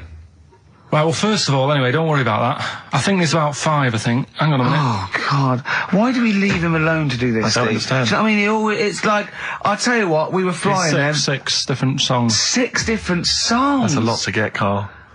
But what happened is, I couldn't find a song with Twix, so we've changed the chocolate. Oh, this is rubbish. We're not doing it. We're not doing it. No, you've got to be punished. We're not doing this. Do it next no, week. you'll like it. No, shut up, Carl. No, no. We're He's not put a doing lot of effort in. So what? You're right. He's got to do it right. He's got to do it right. No. There's too many. We said too many. It's not. It's changed the thing. It's not a one-off phrase. It's ridiculous. No, it's absolutely pointless. Rick, if only his parents had spoken like that to him sometimes in the past, Do you know maybe what I mean? we wouldn't be having this discussion You're not now. doing it. Come on. No. We're not doing it, Steve. What do you think? I'll tell you, we've got the prizes, but I'm not even going to bother giving. I'm not even going to bother. I think we'll just share them out amongst homeless. Absolutely. No. There's troubles in the world, and I'm not going to let you faff around doing nonsense like that. It's ridiculous. Well, let's do it for this week. Let's play a beautiful song. What do you think? I'd love to hear a great song. Yeah, the times they are changing. We've said that. Look at Mother Nature on the run. Look at Mother Nature on the run, Steve. Yeah. Play it. So we're not doing... No. It's your own fault. Now, Carl, the big question, as we know at the moment, is whether we're going to let you do Songs of Phrase or not. Rick, I should tell you now, there has been a flood of... Oh, no, there hasn't. Sorry, I was thinking there'd been a flood of emails, but it was people agreeing with you, Rick. I know Tony Blair has been trying to get through. Yeah, exactly. I'm just checking the emails now. There's absolutely nothing supporting you, Carl. No one gives a side either way about that's not fair. There were a couple of phone calls, weren't there? One was a guy saying you should. I think the other one was you, Carl. Was it phoning from the kitchen? Can we do it? Can we do it? Right. No. If you don't like it, we won't do it next week. But I've made it. I don't know why you did that. We thought of lots of stuff that you could do. You chose one where you have to have 10 words and 6 songs to choose. You haven't got Twix. I don't know what you've substituted Twix for.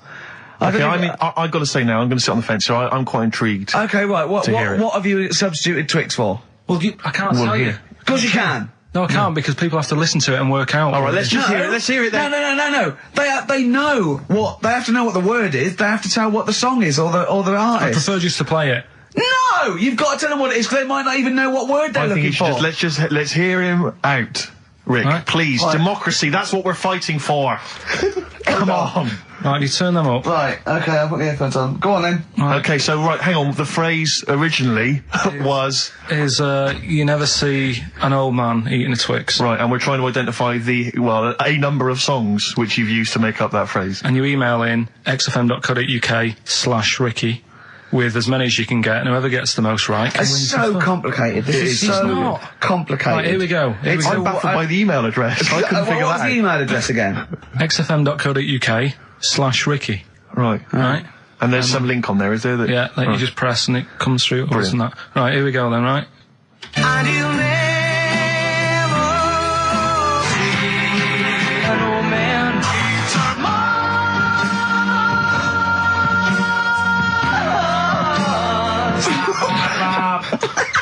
Well, I missed a little bit at the end.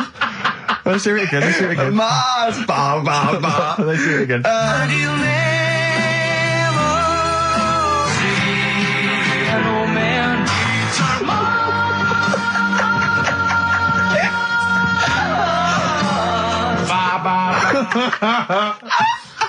Oh, no. Oh, God. Okay. Right, we'd say the prizes, Steve. Right, so how many songs were there? Do we know? I think there was 6. You think there was 6? And you'll never see an old man eat. It might be 5. 5 or 6. Yeah. Anyway, why not email in the answers and how many there were, and you might be in with a chance of winning on DVD the original series of Citizen Smith with Robert Lindsay. That was good. Paul Whitehouse's Happiness, the first series of that, on DVD. We've also got a couple of CDs here. The Best of Britpop, Live Forever, Oasis, Blur, Radiohead, and all the rest of them on there. Right. Supergrass's current album as well. That's all I right. think it's a current album. Yeah, it is. And Okay. less convinced by this one. If I tell you that some of the artists include Delamitri and Deacon Blue, then I know you'll be rushing out later, Rick, to buy this. Scotland Rocks. A compilation of... Is Wet on there? Let's see. What about Biss? What happened to Biss? Let me see. I'm not gonna... I tell you, it doesn't... I mean, we've got Gun on there. Oh, yeah. We've got... baby, lately. Aztec Camera. Yeah. Big Country, obviously. Proclaimer's not on there. Wait a minute, where's Runrig? There they are. There they are. And obviously Rafferty, Baker Street. Do-do-do-do-do-do. Brilliant. So that's definitely worth entering for, surely. So xfm.co.uk/Ricky. Play it one more time. Yeah. Just in, right.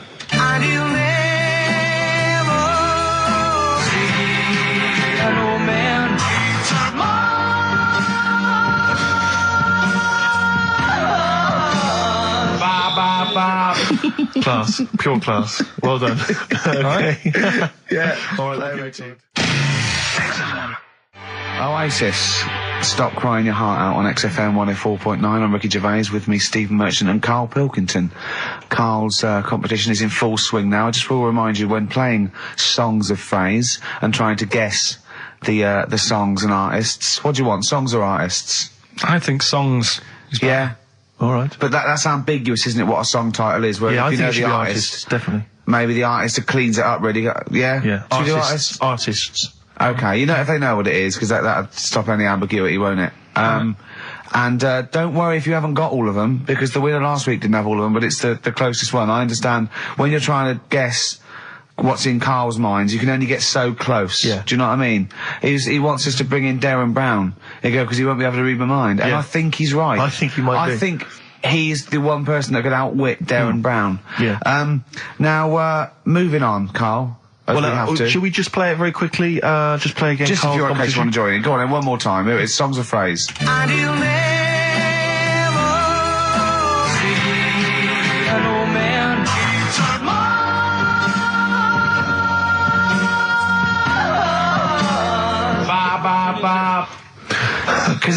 Because you have to get, you know, it is very difficult. So, you know, song or artist, we'd give points if you're close to any of those, and we'll choose a winner. So, you know, do. And what the points mean? Crap prizes. XFM. xfm.co.uk slash Ricky. We're running out of time. We've got like 5 minutes left. Winner for songs of phrase. All right, give us the answers. Right. We did this at the start. We haven't even got time for the film thing today. Oh. But we'll do that next week. Songs of phrase. It was a phrase, you never see an old man eating a Twix. I love the fact that we haven't got time. Like, we've had such important stuff, and it's been so jam-packed and interesting. Not that it's been drivel with gaps we could have filled much better. Yeah. Don't look at it like that, like, What, with his film quiz? Come on. Oh, dear. So, songs of phrase, you never see an old man eating a Twix. We had to change it to Mars Bar. Here's what we had. Jerry and the Pacemakers. Echo and the Bunnymen.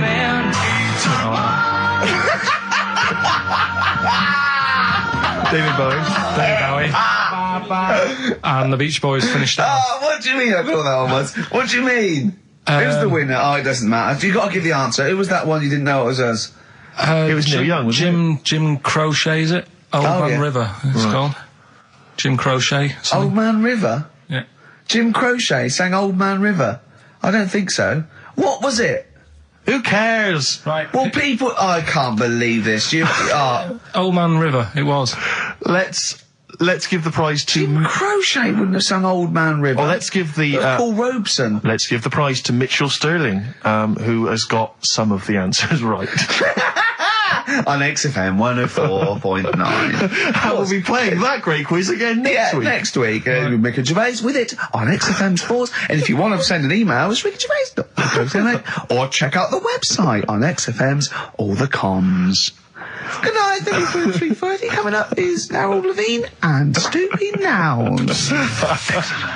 I think I do more than press the buttons. Right, see, this is it, right? Carl has had a little strop on since last night, okay? And He's had a little strop on? Yeah. You said strop on. I just wanted to clarify. And, I don't know why. He says that I'm an annoying person. He says that I wound him up, right? Which I don't know. He says that you're winding up because you're sort of like negative about I'm everything. negative? Yeah. And, but what I think it is because we pointed out that his lateness is unacceptable. Yeah. He said, meet you at 6. He turned up at 20 past. He said, well, someone stopped me in the corridor. I don't care. I've got stuff to do. We had stuff to do. I think we're a bit busier than you, Carl. You've got one job. We've got loads of jobs. I keep telling you that. Yeah. You got one job in a little room, a 9 to 5 there, that you don't even get done in 9 to 5. That's why you're late and mucking around all the time. There's loads of work to do. Yeah, one job. No, it's not. It's one job with a lot of other jobs in it. It's like those little Russian dolls you get. Right? Well, it's so not, don't is have it? a go. Yeah, it is. Yeah. Everyone thinks, oh, he only sits in his studio messing about, making songs a phrase. That's what I do in my free time. Which we've got coming up later. Super slick. Songs a phrase, we're doing that, you can win some stuff. Yeah, we've got the film that we haven't done for the last 2 weeks. The final film, we won't be doing that. Let him down, there's 2 weeks. So you're 2 weeks late on that. Can I just ask, guys, is there going to be some great music? Yeah. Well, what about something from the Only Ones? Yeah, Another Planet. Brilliant. Right. Songs a phrase coming soon. Is it? Yeah. Yeah, what is it this week? What's the phrase? We're, remember the story I told you ages ago about my neighbour having a horse in their house? Oh, yeah. Having a horse. What's happened with that? Lenny Henry doing it as a series? So, and people nicking your ideas left, right and centre? Well, that's the phrase we'll be using anyway. What? My neighbour had a horse in her house. How many words is that? 6. My neighbour had... So, there's no grammar either. My neighbour had horse in the house. My neighbour had horse in house. What is the phrase? My neighbour had a horse in her house. Are there any prepositions? Are there any prepositions in this sentence? Look, don't judge it beforehand. You see, I'm turning over a new leaf. I think this is a great idea. I think Carl's a genius, and I look forward to hearing this enormously. Yeah, okay. And I won't be sick on your leg, or squeeze your head, or make you jump when you're making a cup of tea. Just looking through the Guinness. That's still the funniest thing, isn't it? Squeaking at someone when they got a cup of tea. Right. So a good game. Drink 8 pints. Go on. Songs a phrase. Songs a phrase, nicely done. Right, we'll get this going. How do you feel, Carl? Yeah, Again, all disappointment. Right. Disappointment probably to your family and friends. Well, I don't think they'll be that gutted, to be honest. Right, songs a phrase. Well, Carl, why don't we thank you for coming up with songs a phrase? Because it's a big tease. People love that. Yeah. It's one of the hot new We've got quizzes. one more thing for you to eat. No, I'm not doing any more of that, seriously. Play a song? Right, songs a phrase next, right? That was rubbish, that half hour. Rubbish. That's great. Roots. The Seed, XFM 104.9. I bet that is a record. Eating grapes whilst DJing. Possibly. I'm assuming if there's any listeners out there that have a record-breaking attempt they'd like to see Carl undertake in future weeks, they should email in. I think Jono's got that one. Right, what have we got then? That's that. Right. That's the silliness aside now. Let's get on with the proper show. Right, songs a phrase. Yeah, let's we do that. On to the classy stuff. Yeah. Do you want to do the prizes first? Right, now then, where are they? Here they are. I haven't seen these, but I'm excited as ever. Alright, we have a t-shirt there, arbitrary t-shirt that you have probably stolen off of someone. What does it say? Is it the Red Hot Chili Peppers? So if you found that, that's not too bad. It's a big t-shirt there. On DVD. This, should you be giving this away? This looks like it's the film Don't Say a Word. Yeah. And it's, it doesn't have all the proper packaging. It's literally the disc, the DVD disc, just loose. So enjoy that. The current album from Oasis, Heathen Chemistry, DVD, on DVD, The Life of Mammals, the complete series, the David Attenborough recent DVD, that. Walking with Cavemen, which I think is a DVD, it's currently on TV, isn't it? And, well, there you go. Also the X-List, which is a good new compilation, double CD compilation from XFM with loads of stuff on there, including Nerd, Snoop Doggy Dogg, Athlete, all sorts. Go on then, Carl. So not bad, actually. Nice one. Well done. So, it's a phrase that's been said at some point, or said a lot on the show. We've had, like, Hairy Chinese Kid. We went back to my mum had wind for 5 minutes and that. Today we're looking at my neighbour had a horse in a house, right? Yep. If you remember, we were talking about that probably about a year and a half ago now. Yeah, of course we remember. They've been talking about it ever since, Carl, I imagine. Yeah. Well, it's famous. It's a world famous phrase. My neighbour had a horse in her house. Right. So this is this week's Songs of Phrase, and what I've done is I've got songs with those words in that make up that sentence. Yeah. You get to email in ricky.gervais@xfm.co.uk. There's 6 different songs, right? You email in with what? I don't know, there is 6. Me neighbour had horse in house. Is it really that sentence? My neighbour had a horse in her house. It does work, honestly, it works. Okay. Yeah, okay, don't bother explaining it, just ready? play it. Right, yeah. So here's the, here it is. We're just head horse in a house. Right? What in God's name was that? Yeah, name the 6 songs. Head horse in a house. Huh? Are we naming the artists or the songs? Either. Artists. Anyone who gets anything can get a prize. What's more, Carl? Artists, here we go. Head horse in a house. That's tricky, Carl. That's very hard. Once more. Head horse in a house. Email in ricky.gervais@xfm.co.uk. I'll give it Another letdown. Another letdown. It's brilliant, this. No. How can you just say that after I've just been stuffing grapes in my face and that? Well, you failed. You didn't get one burger in, right? Even when you tried to chop it up, there's 3, right? So that's it. Steve, out of the goodness of his heart, went to McDonald's. Okay, I got some grapes. At 62. That's got nothing to do with this, though. This is my game show here. Bob Holness didn't say, yeah, Blockbusters is good, but I never see him eating grapes. So this is a different thing. Forget that. Right? Here's the clips again. Here's the clips. Head horse in a house.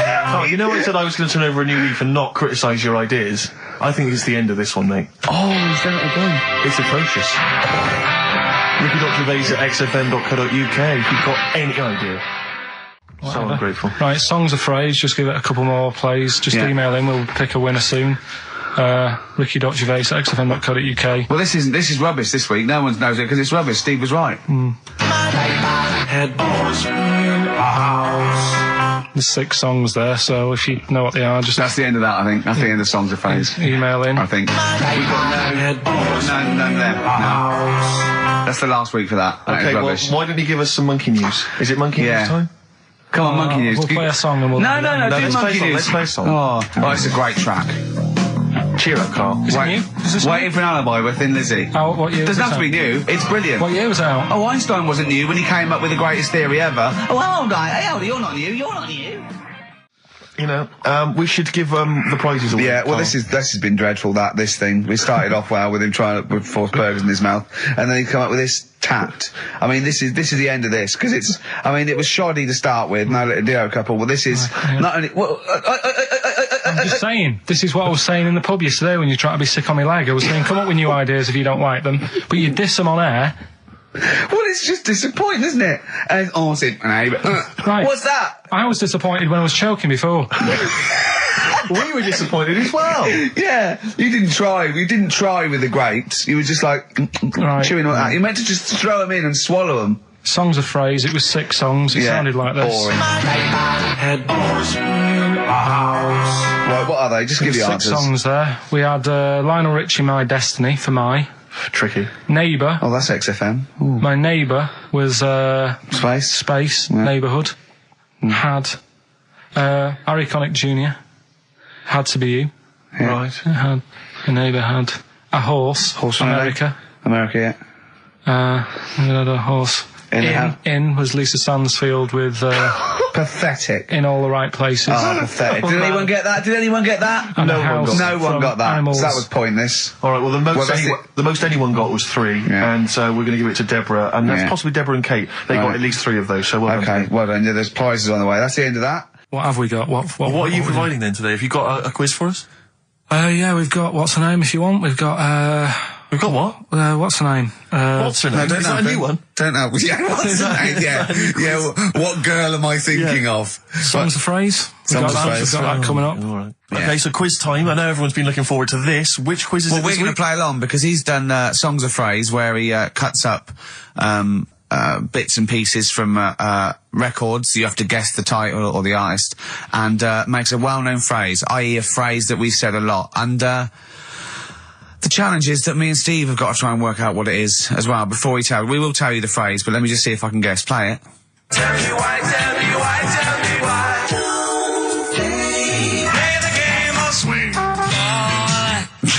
Right, I know what that is. I didn't hear it. Can you play it once more for me? Right. I know what that is. Right, it's why don't they play the game of swing ball? Because that's what he said when he turned on and saw people in wheelchairs playing tennis. And his point was... Tell me why, tell me why, tell me why. Play the game of swing. Oh, dear. That is so naughty. This show's been a bit naughty, I think. I don't know what's happened to us. I think it's like sort of end of term sort of madness, but I think we've got to calm down here. We've been a bit naughty there.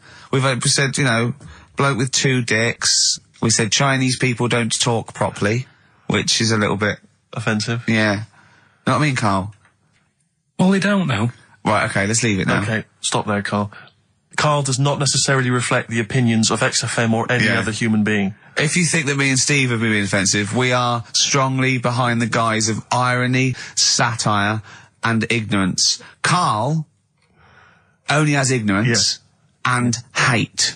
Yes. No, but as long as you say something good about someone, you can also say something bad about them. How does that work? Go on, then, give us an example.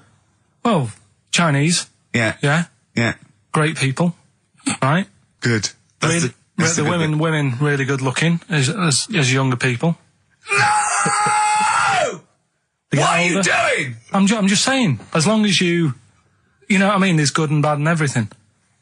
For every Well, what are the positive and old ones negative. like? Yeah, they don't age well. What do you mean? The fella in Karate Kid, the teacher, was only about 36.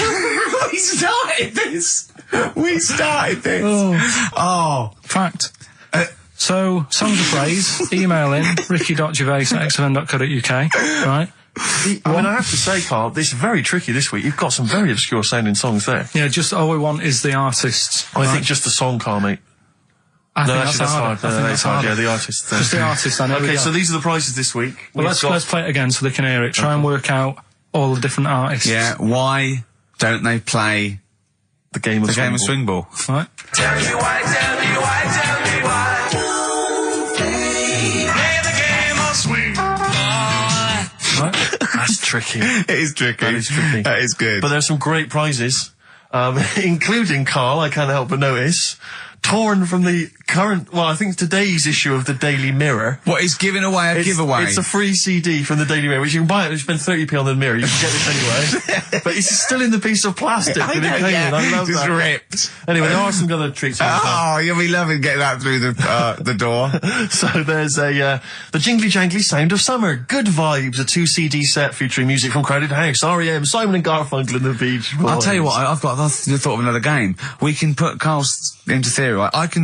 I can tell him a sort of like a person or, a people or a place, right? Or a profession, and he's got to come up with a good and bad. A good and bad thing. It is dicing with death. Yeah. Are we ready to do this? Well, listen, if we're quitting in the next couple of weeks, then who cares? Okay. Good and bad, right? Well, hang on, let me just tell them, we're on the prizes here. All right, okay. So now 55. I know there's a lot of XFM listeners who are going to be looking forward to the likes of S Club 8 and the Fast Food Rockers. They're all on there. I can't wait. What is their second single going to be about? The Smashing Pumpkins. This is quite a good little compilation of sort of B-sides and live performances and stuff like that, which is not bad. The best summer holiday album in the world ever. I think we've given that away in the past. All sorts of stuff on there. Plus the director's cut of True Romance on DVD, the Tarantino scripted. Oh, it's a great film. Tony Scott directed movie. So there's some quite good prizes. Just play it once more. So email in ricky.gervais@xfm.co.uk. Why don't they play the game of swing ball? Just the artist, yeah. That's all we're after. Yeah. Right. Tell me why, tell me why, tell me why. Play the game of swing. Very tricky. Brilliant. Very That is tricky. brilliant. All right. Bung the song on now. What? Let's put a song on. Bit of Pharrell Williams. Yes. Good and bad. Good and bad. Old people. Pharrell Williams featuring Jay-Z, that's the new single, and then Frontin', that's released on the 4th of August. It's made me sort of feel funky, but in a chilled out way. Yeah, that's perfect. Do some adverts though, just that would really help you. Yeah. Darkness. I believe in a thing called love on XFM 104.9.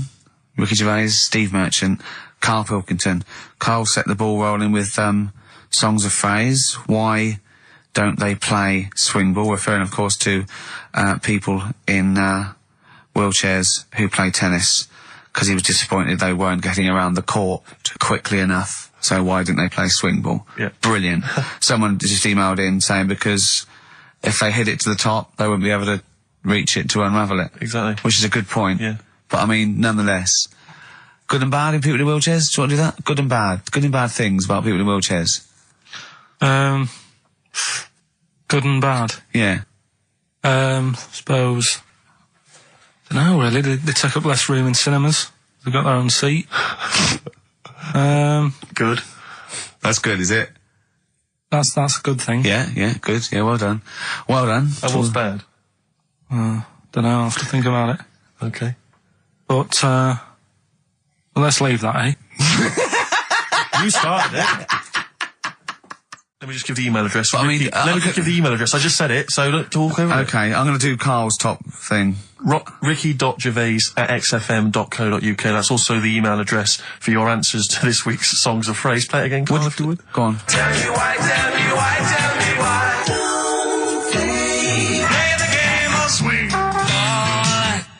We just want the artists, is that right? Yeah, that'll do. I've got two that you don't like. Not that you hate them, but that you sort of like, don't agree with them. Would Liverpudlians be in your list? Probably. What about gay fellas in toilets looking at you? Well, I think they've sorted that out. So.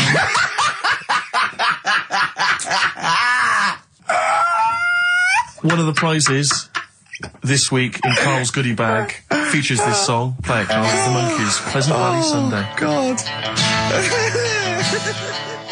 So we giving the answers out for what's the name? Oh, later. Play a tune. I'm bored. Bit of Snoop Dogg. Oh, play Snoop Doggy Dogg from 1993. And What's My Name? Long time ago. It was indeed. 10 years ago. XFM 104.9, Ricky Gervais, Steve Merchant, Karl Pilkington. Songs of Phrase. We've had very, very few entries. I really think people aren't interested. They really have just given up. I mean, seriously, Carl. That's the one thing you contributed to this show, Carl. And it's the weak link, I think. Missing link. In the chain. The missing link. Oh, do you reckon there is one, Carl? Do you reckon they'll ever find the missing link? Wandering around Manchester. Wait a minute, Carl. The stats then. Let's have the answers, if we can. Right, it was specials. Play it once more. All right. Tell me why, tell me why, tell me why. Specials. Yep. Jermaine Jackson. Play the game of swing. Right, it was Play the Game of Love. I think that was Wayne Fontana and the Mindbenders. Right, you think, but you're not sure. Louis Armstrong was the Don't Mean a Thing if it ain't got that swing. Mm-hmm. Yeah. And Queen, Don't Stop Me Now, We're Having a Good Time, and that. We're having a ball. We're having a ball. Yeah. Well, I mean, considering you yourself weren't entirely clear, I think it's only fair to give it to Paul Brown, who got some of the answers right. PB, you are getting those prizes. Well, they are on their way to you now. Their way to you. Silence is easy. Star Sailor on XFM 104.9. Right, it's the quiz of the week. If you want to go out and do some shopping, This is probably a good time. We can come back again for about 15:15. But don't forget, what I will say is, even though these clues, we're going to do songs of phrase, by the way, where Carl picks out a phrase that he might have said once, tries to find words from songs to put it together. You've got to guess as many as you can, song or artist, I can't remember. But even though you might look at it and go, that's mental, I don't know any of them, you might win if you get 2 right. I mean, I think the winner last week got about 3 out of 3 Well, or I have 7. to be honest with you, I mean, last week, Rockbusters, surprisingly, was a very, very popular quiz. Yeah. It just happened to be awful. Yeah. This one is pitiful. I mean, it's truly atrocious. Yeah. And it really doesn't even have a fan base. I mean, there's no one championing this one, Carl. Last week, seriously, mate, I got about Carl's face. 7 or 8 replies. Oh, God, that's terrible. That was like when you told a kid that you couldn't afford a Christmas present this year. Look at his face. Yeah, he is a bit distraught. Carl, I suppose it's like Chris Evans' face when they said they were cancelling Girls and Boys. It's like, look, but I can come up with great TV game shows like that. No, you can't, Chris. Not anymore. Oh, his little glasses slid down his nose. I'm the guy who don't forget your toothbrush. Yeah. All that money you owe me. No, you owe us. Oh, believe it. All right. So, will I just play it to you and whatever, you Carl? try and work out what the phrase is? Sorry, it's a phrase that might have once been uttered on this show. It was said last week. Oh, right. All right, okay, brilliant. All right. Here we go. I know you're just 16, but looking all of 21.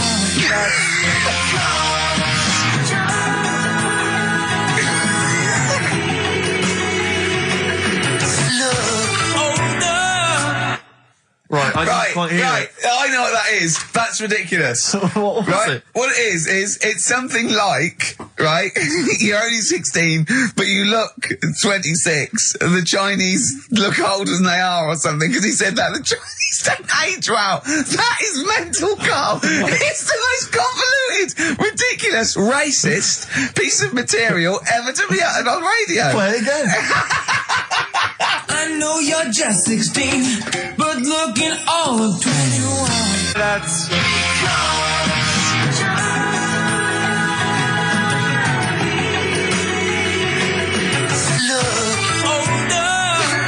Okay, you're just 16 and looking all 21. That's because the Chinese look older.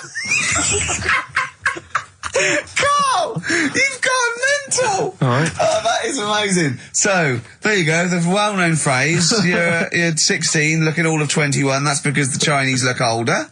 Well-known phrase there, sweeping the nation. That'll be up there with "was up" and "shut that door." If they do a poll, right? Okay, play it once more. We're after the artists. Just the artists. Yeah. I know you're just 16, but looking all of 21. That's...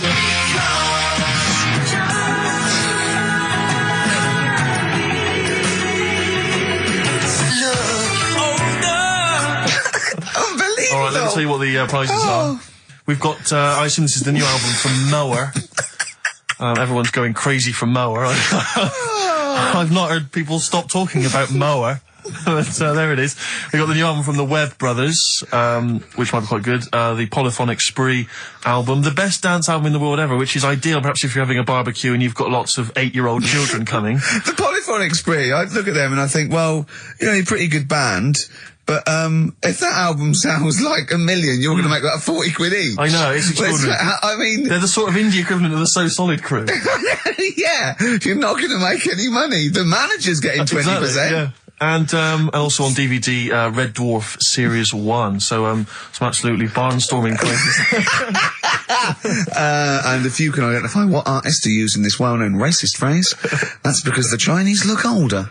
Play it once more, Carl. One more time. I know you're just 16, but looking all of 21. That's...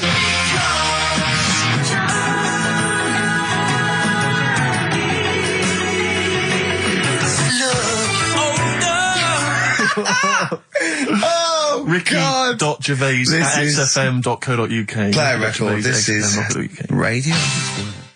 Panic, the Smiths on XFM 104.9. Well, we've done the first half hour, which is mainly genital related. Then we've kicked in with some racism.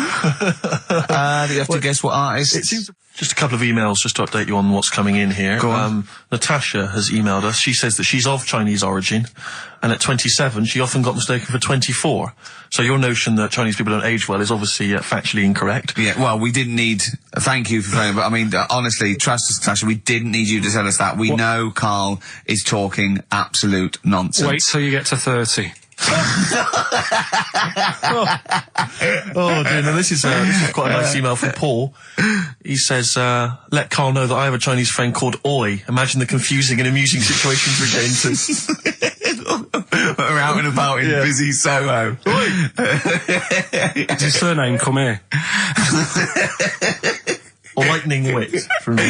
Wait That's nice. till you're 30. Yeah, I know. Brilliant. But no, actually, we've had a surprising response to Songs of Phrase this week, despite the fact everyone has agreed that it's racialist. They've nevertheless had a go. So keep your answers coming in, because we may as well. You're a hit, Karl. You're a hit. What, have we still got monkey news?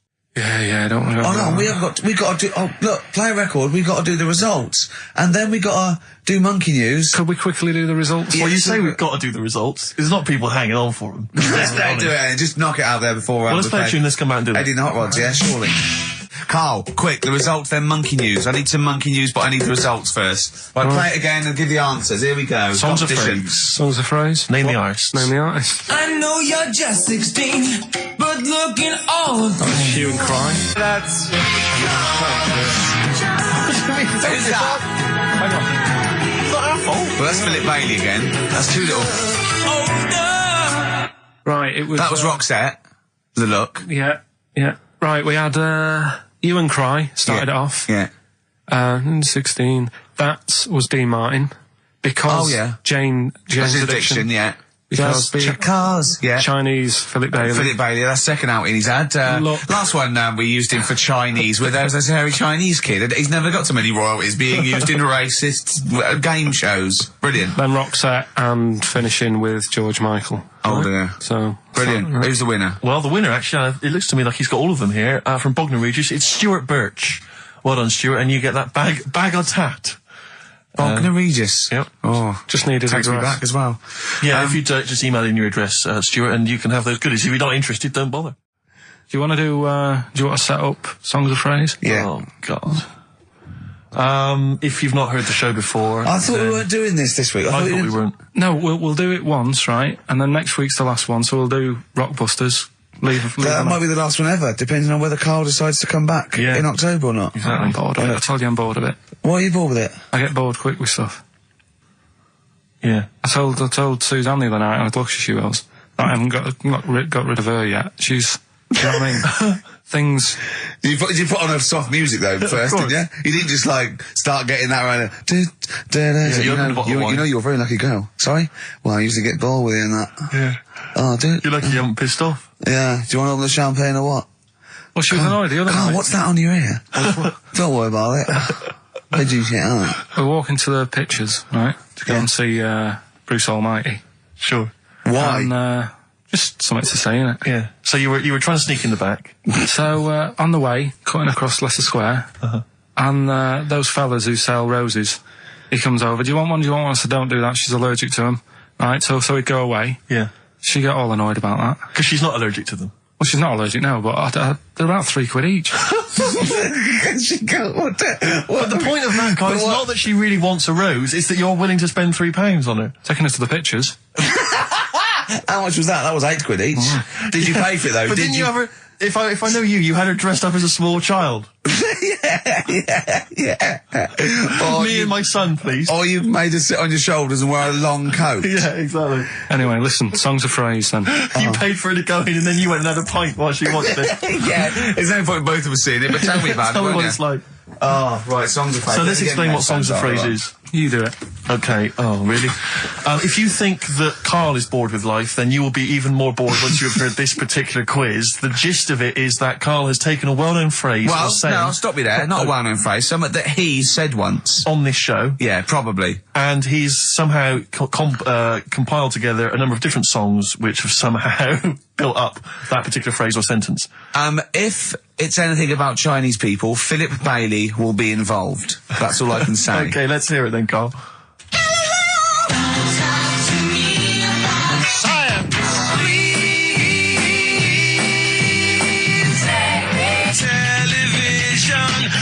right? All right, I don't know what that is. I don't know what that was. This is appalling. I don't know This is what appalling. that is. Carl, I do not know what that is. What is the phrase? I just was saying last week about everyone's raving about Galileo. No, they're not. No, they're not. Raving about Galileo. No, they're not. No, That sounds they're like not. a sort of B-side from the Buggles. Everyone's raving about Beyonce and Robbie Williams. Yeah. They're not. People going, Pop what, idol. What are you into? Galileo's good. Forget it. No! Placebo, song for Carl there. That's Special Needs on XFM 104.9. I'm Ricky Gervais with me, Steve Merchant. Karl Pilkington. We were doing songs of phrase. Oh yeah, I forgot about that. Yeah. Oh god. So what is this phrase? What is the phrase, Carl? Last week we were talking about Galileo. Right.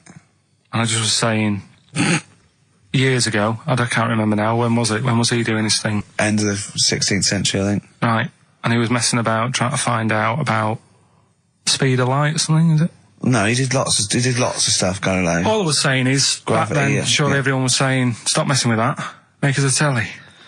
You know what I mean? There was other things that people would have been happier with. Sure. Back then. Like they didn't So have. the phrase exactly is what? The well-known phrase is what? Galileo, it goes like this, doesn't it?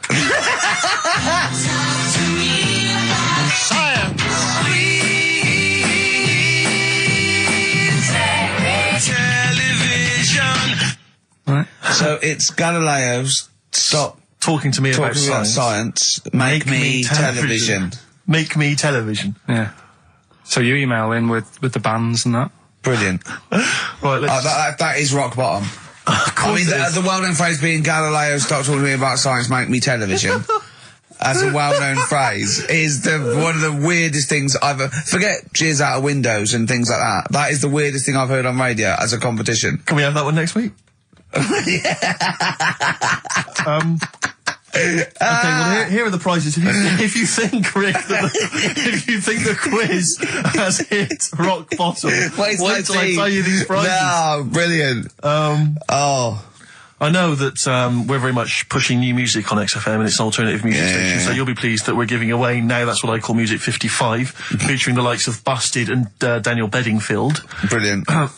You really know how to cater to our audience, don't you? The best dance album in the world, that includes DJ Sammy, Scooter, and Liberty X on there. So look forward to that. Yeah. This is not so bad. Nick Cave and the Bad Seeds, a live DVD of a, a performance, and some, pardon me again, but, anyway.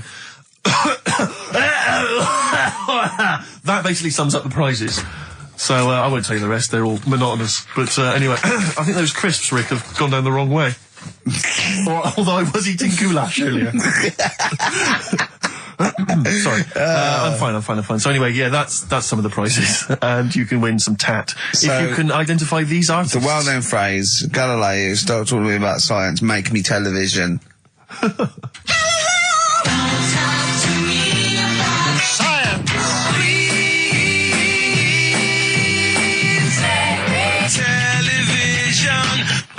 I just email. But easy this week, I think. Play a record, Carl. I mean, it's ridiculous. Ricky.gervais@xfm.co.uk. The Pixies.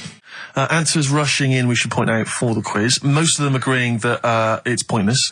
Some people have called it... It's songs of phrase, of course. Some people are referring to it now as songs of arse. Which is more than appropriate. But you'll be pleased to know that it's ending this week. And next week we've got the return of the even more pitiful Rockbusters. For the last one. That's back for the last one. We'd perhaps also need your petitions to Carl. If you want us to stay on the air, then you need to petition Carl, giving good reasons why he should stay, why this show isn't boring, or rather why he shouldn't be bored by it. I mean, you're bound to be bored as listeners, but obviously he's running out of steam now. What are you fed up with? You're just fed up with, in general, are you? I mean, you want your Saturdays back, do you? Just want a bit of a life back, that's all. But you don't do anything with your life when you've got it. Why don't you do this instead of, like, your day job? Can't. It's more important than my day job, innit? That's what earns the company money and that. Know what I mean? Well. So... Why don't you do a regular show then? Sack someone who's, quite frankly, not putting the way. I've done that. I did that years ago. What do you mean? Done it. Told you, I've done a lot of stuff. Boxing. Done. Tick. Dancing, done. No, you turned up, the place was shut. Yeah, but Dancing? When did you do dancing? That's when he went and said, I want to do dancing, and he went along to the place, and it was shut, and that was it. And he said, I didn't do it anymore. That's not doing it, is it? Boxing, he had a fight with one lad, then the lad beat him up, and he didn't go again. Oh dear, it's pathetic. Well, anyway, yeah, so this is basically our penultimate show. Next week's the final, and we're all looking forward to that enormously. Yeah. But that may be it forever then, and this, you know, all for one, one for all for one. The Three Musketeers, gone forever. Yeah. I, for one, will be pleased. Oh, I have to get some of these taped, because I like coming in and sort of, you know. Incidentally, Rick, don't be afraid to nick as many CDs as you see fit on that last show. People have already nicked them. No, I know, but just take whatever you want. That 4 Non-Blondes is still there, isn't it? I think it's still there. Because I don't want that to be nicked. Yeah. And I got a feeling, because I don't think there's any Smiths in the library, but there's quite a lot of Gina G. Really? What? What was that sigh for? Nothing. What? Ooh. Play a record. Monkey News is on the way, plus the results. This isn't radio. You've got to keep talking or playing music. Play some music? Yeah. I was going to say the winner. I don't think anyone cares. Oh, come on. Someone got all of them, didn't they? Well, okay, play it again then. This was Songs of Phrase. You did this. The well-known phrase is Galileo, stop talking about science, make me television.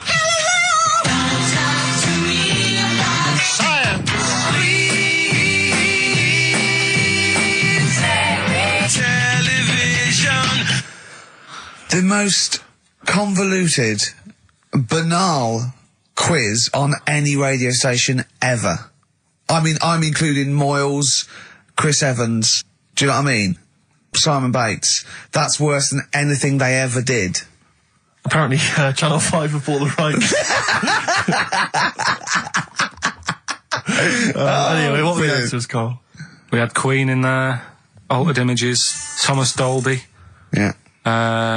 Beatles, Aretha Franklin, and Red Hot Chili Peppers. Well, extraordinarily, Tracy and John Burton from Colchester and Essex got all of those right. Why they would want the prizes, I've no idea, but good luck to them. They can enjoy those at some point.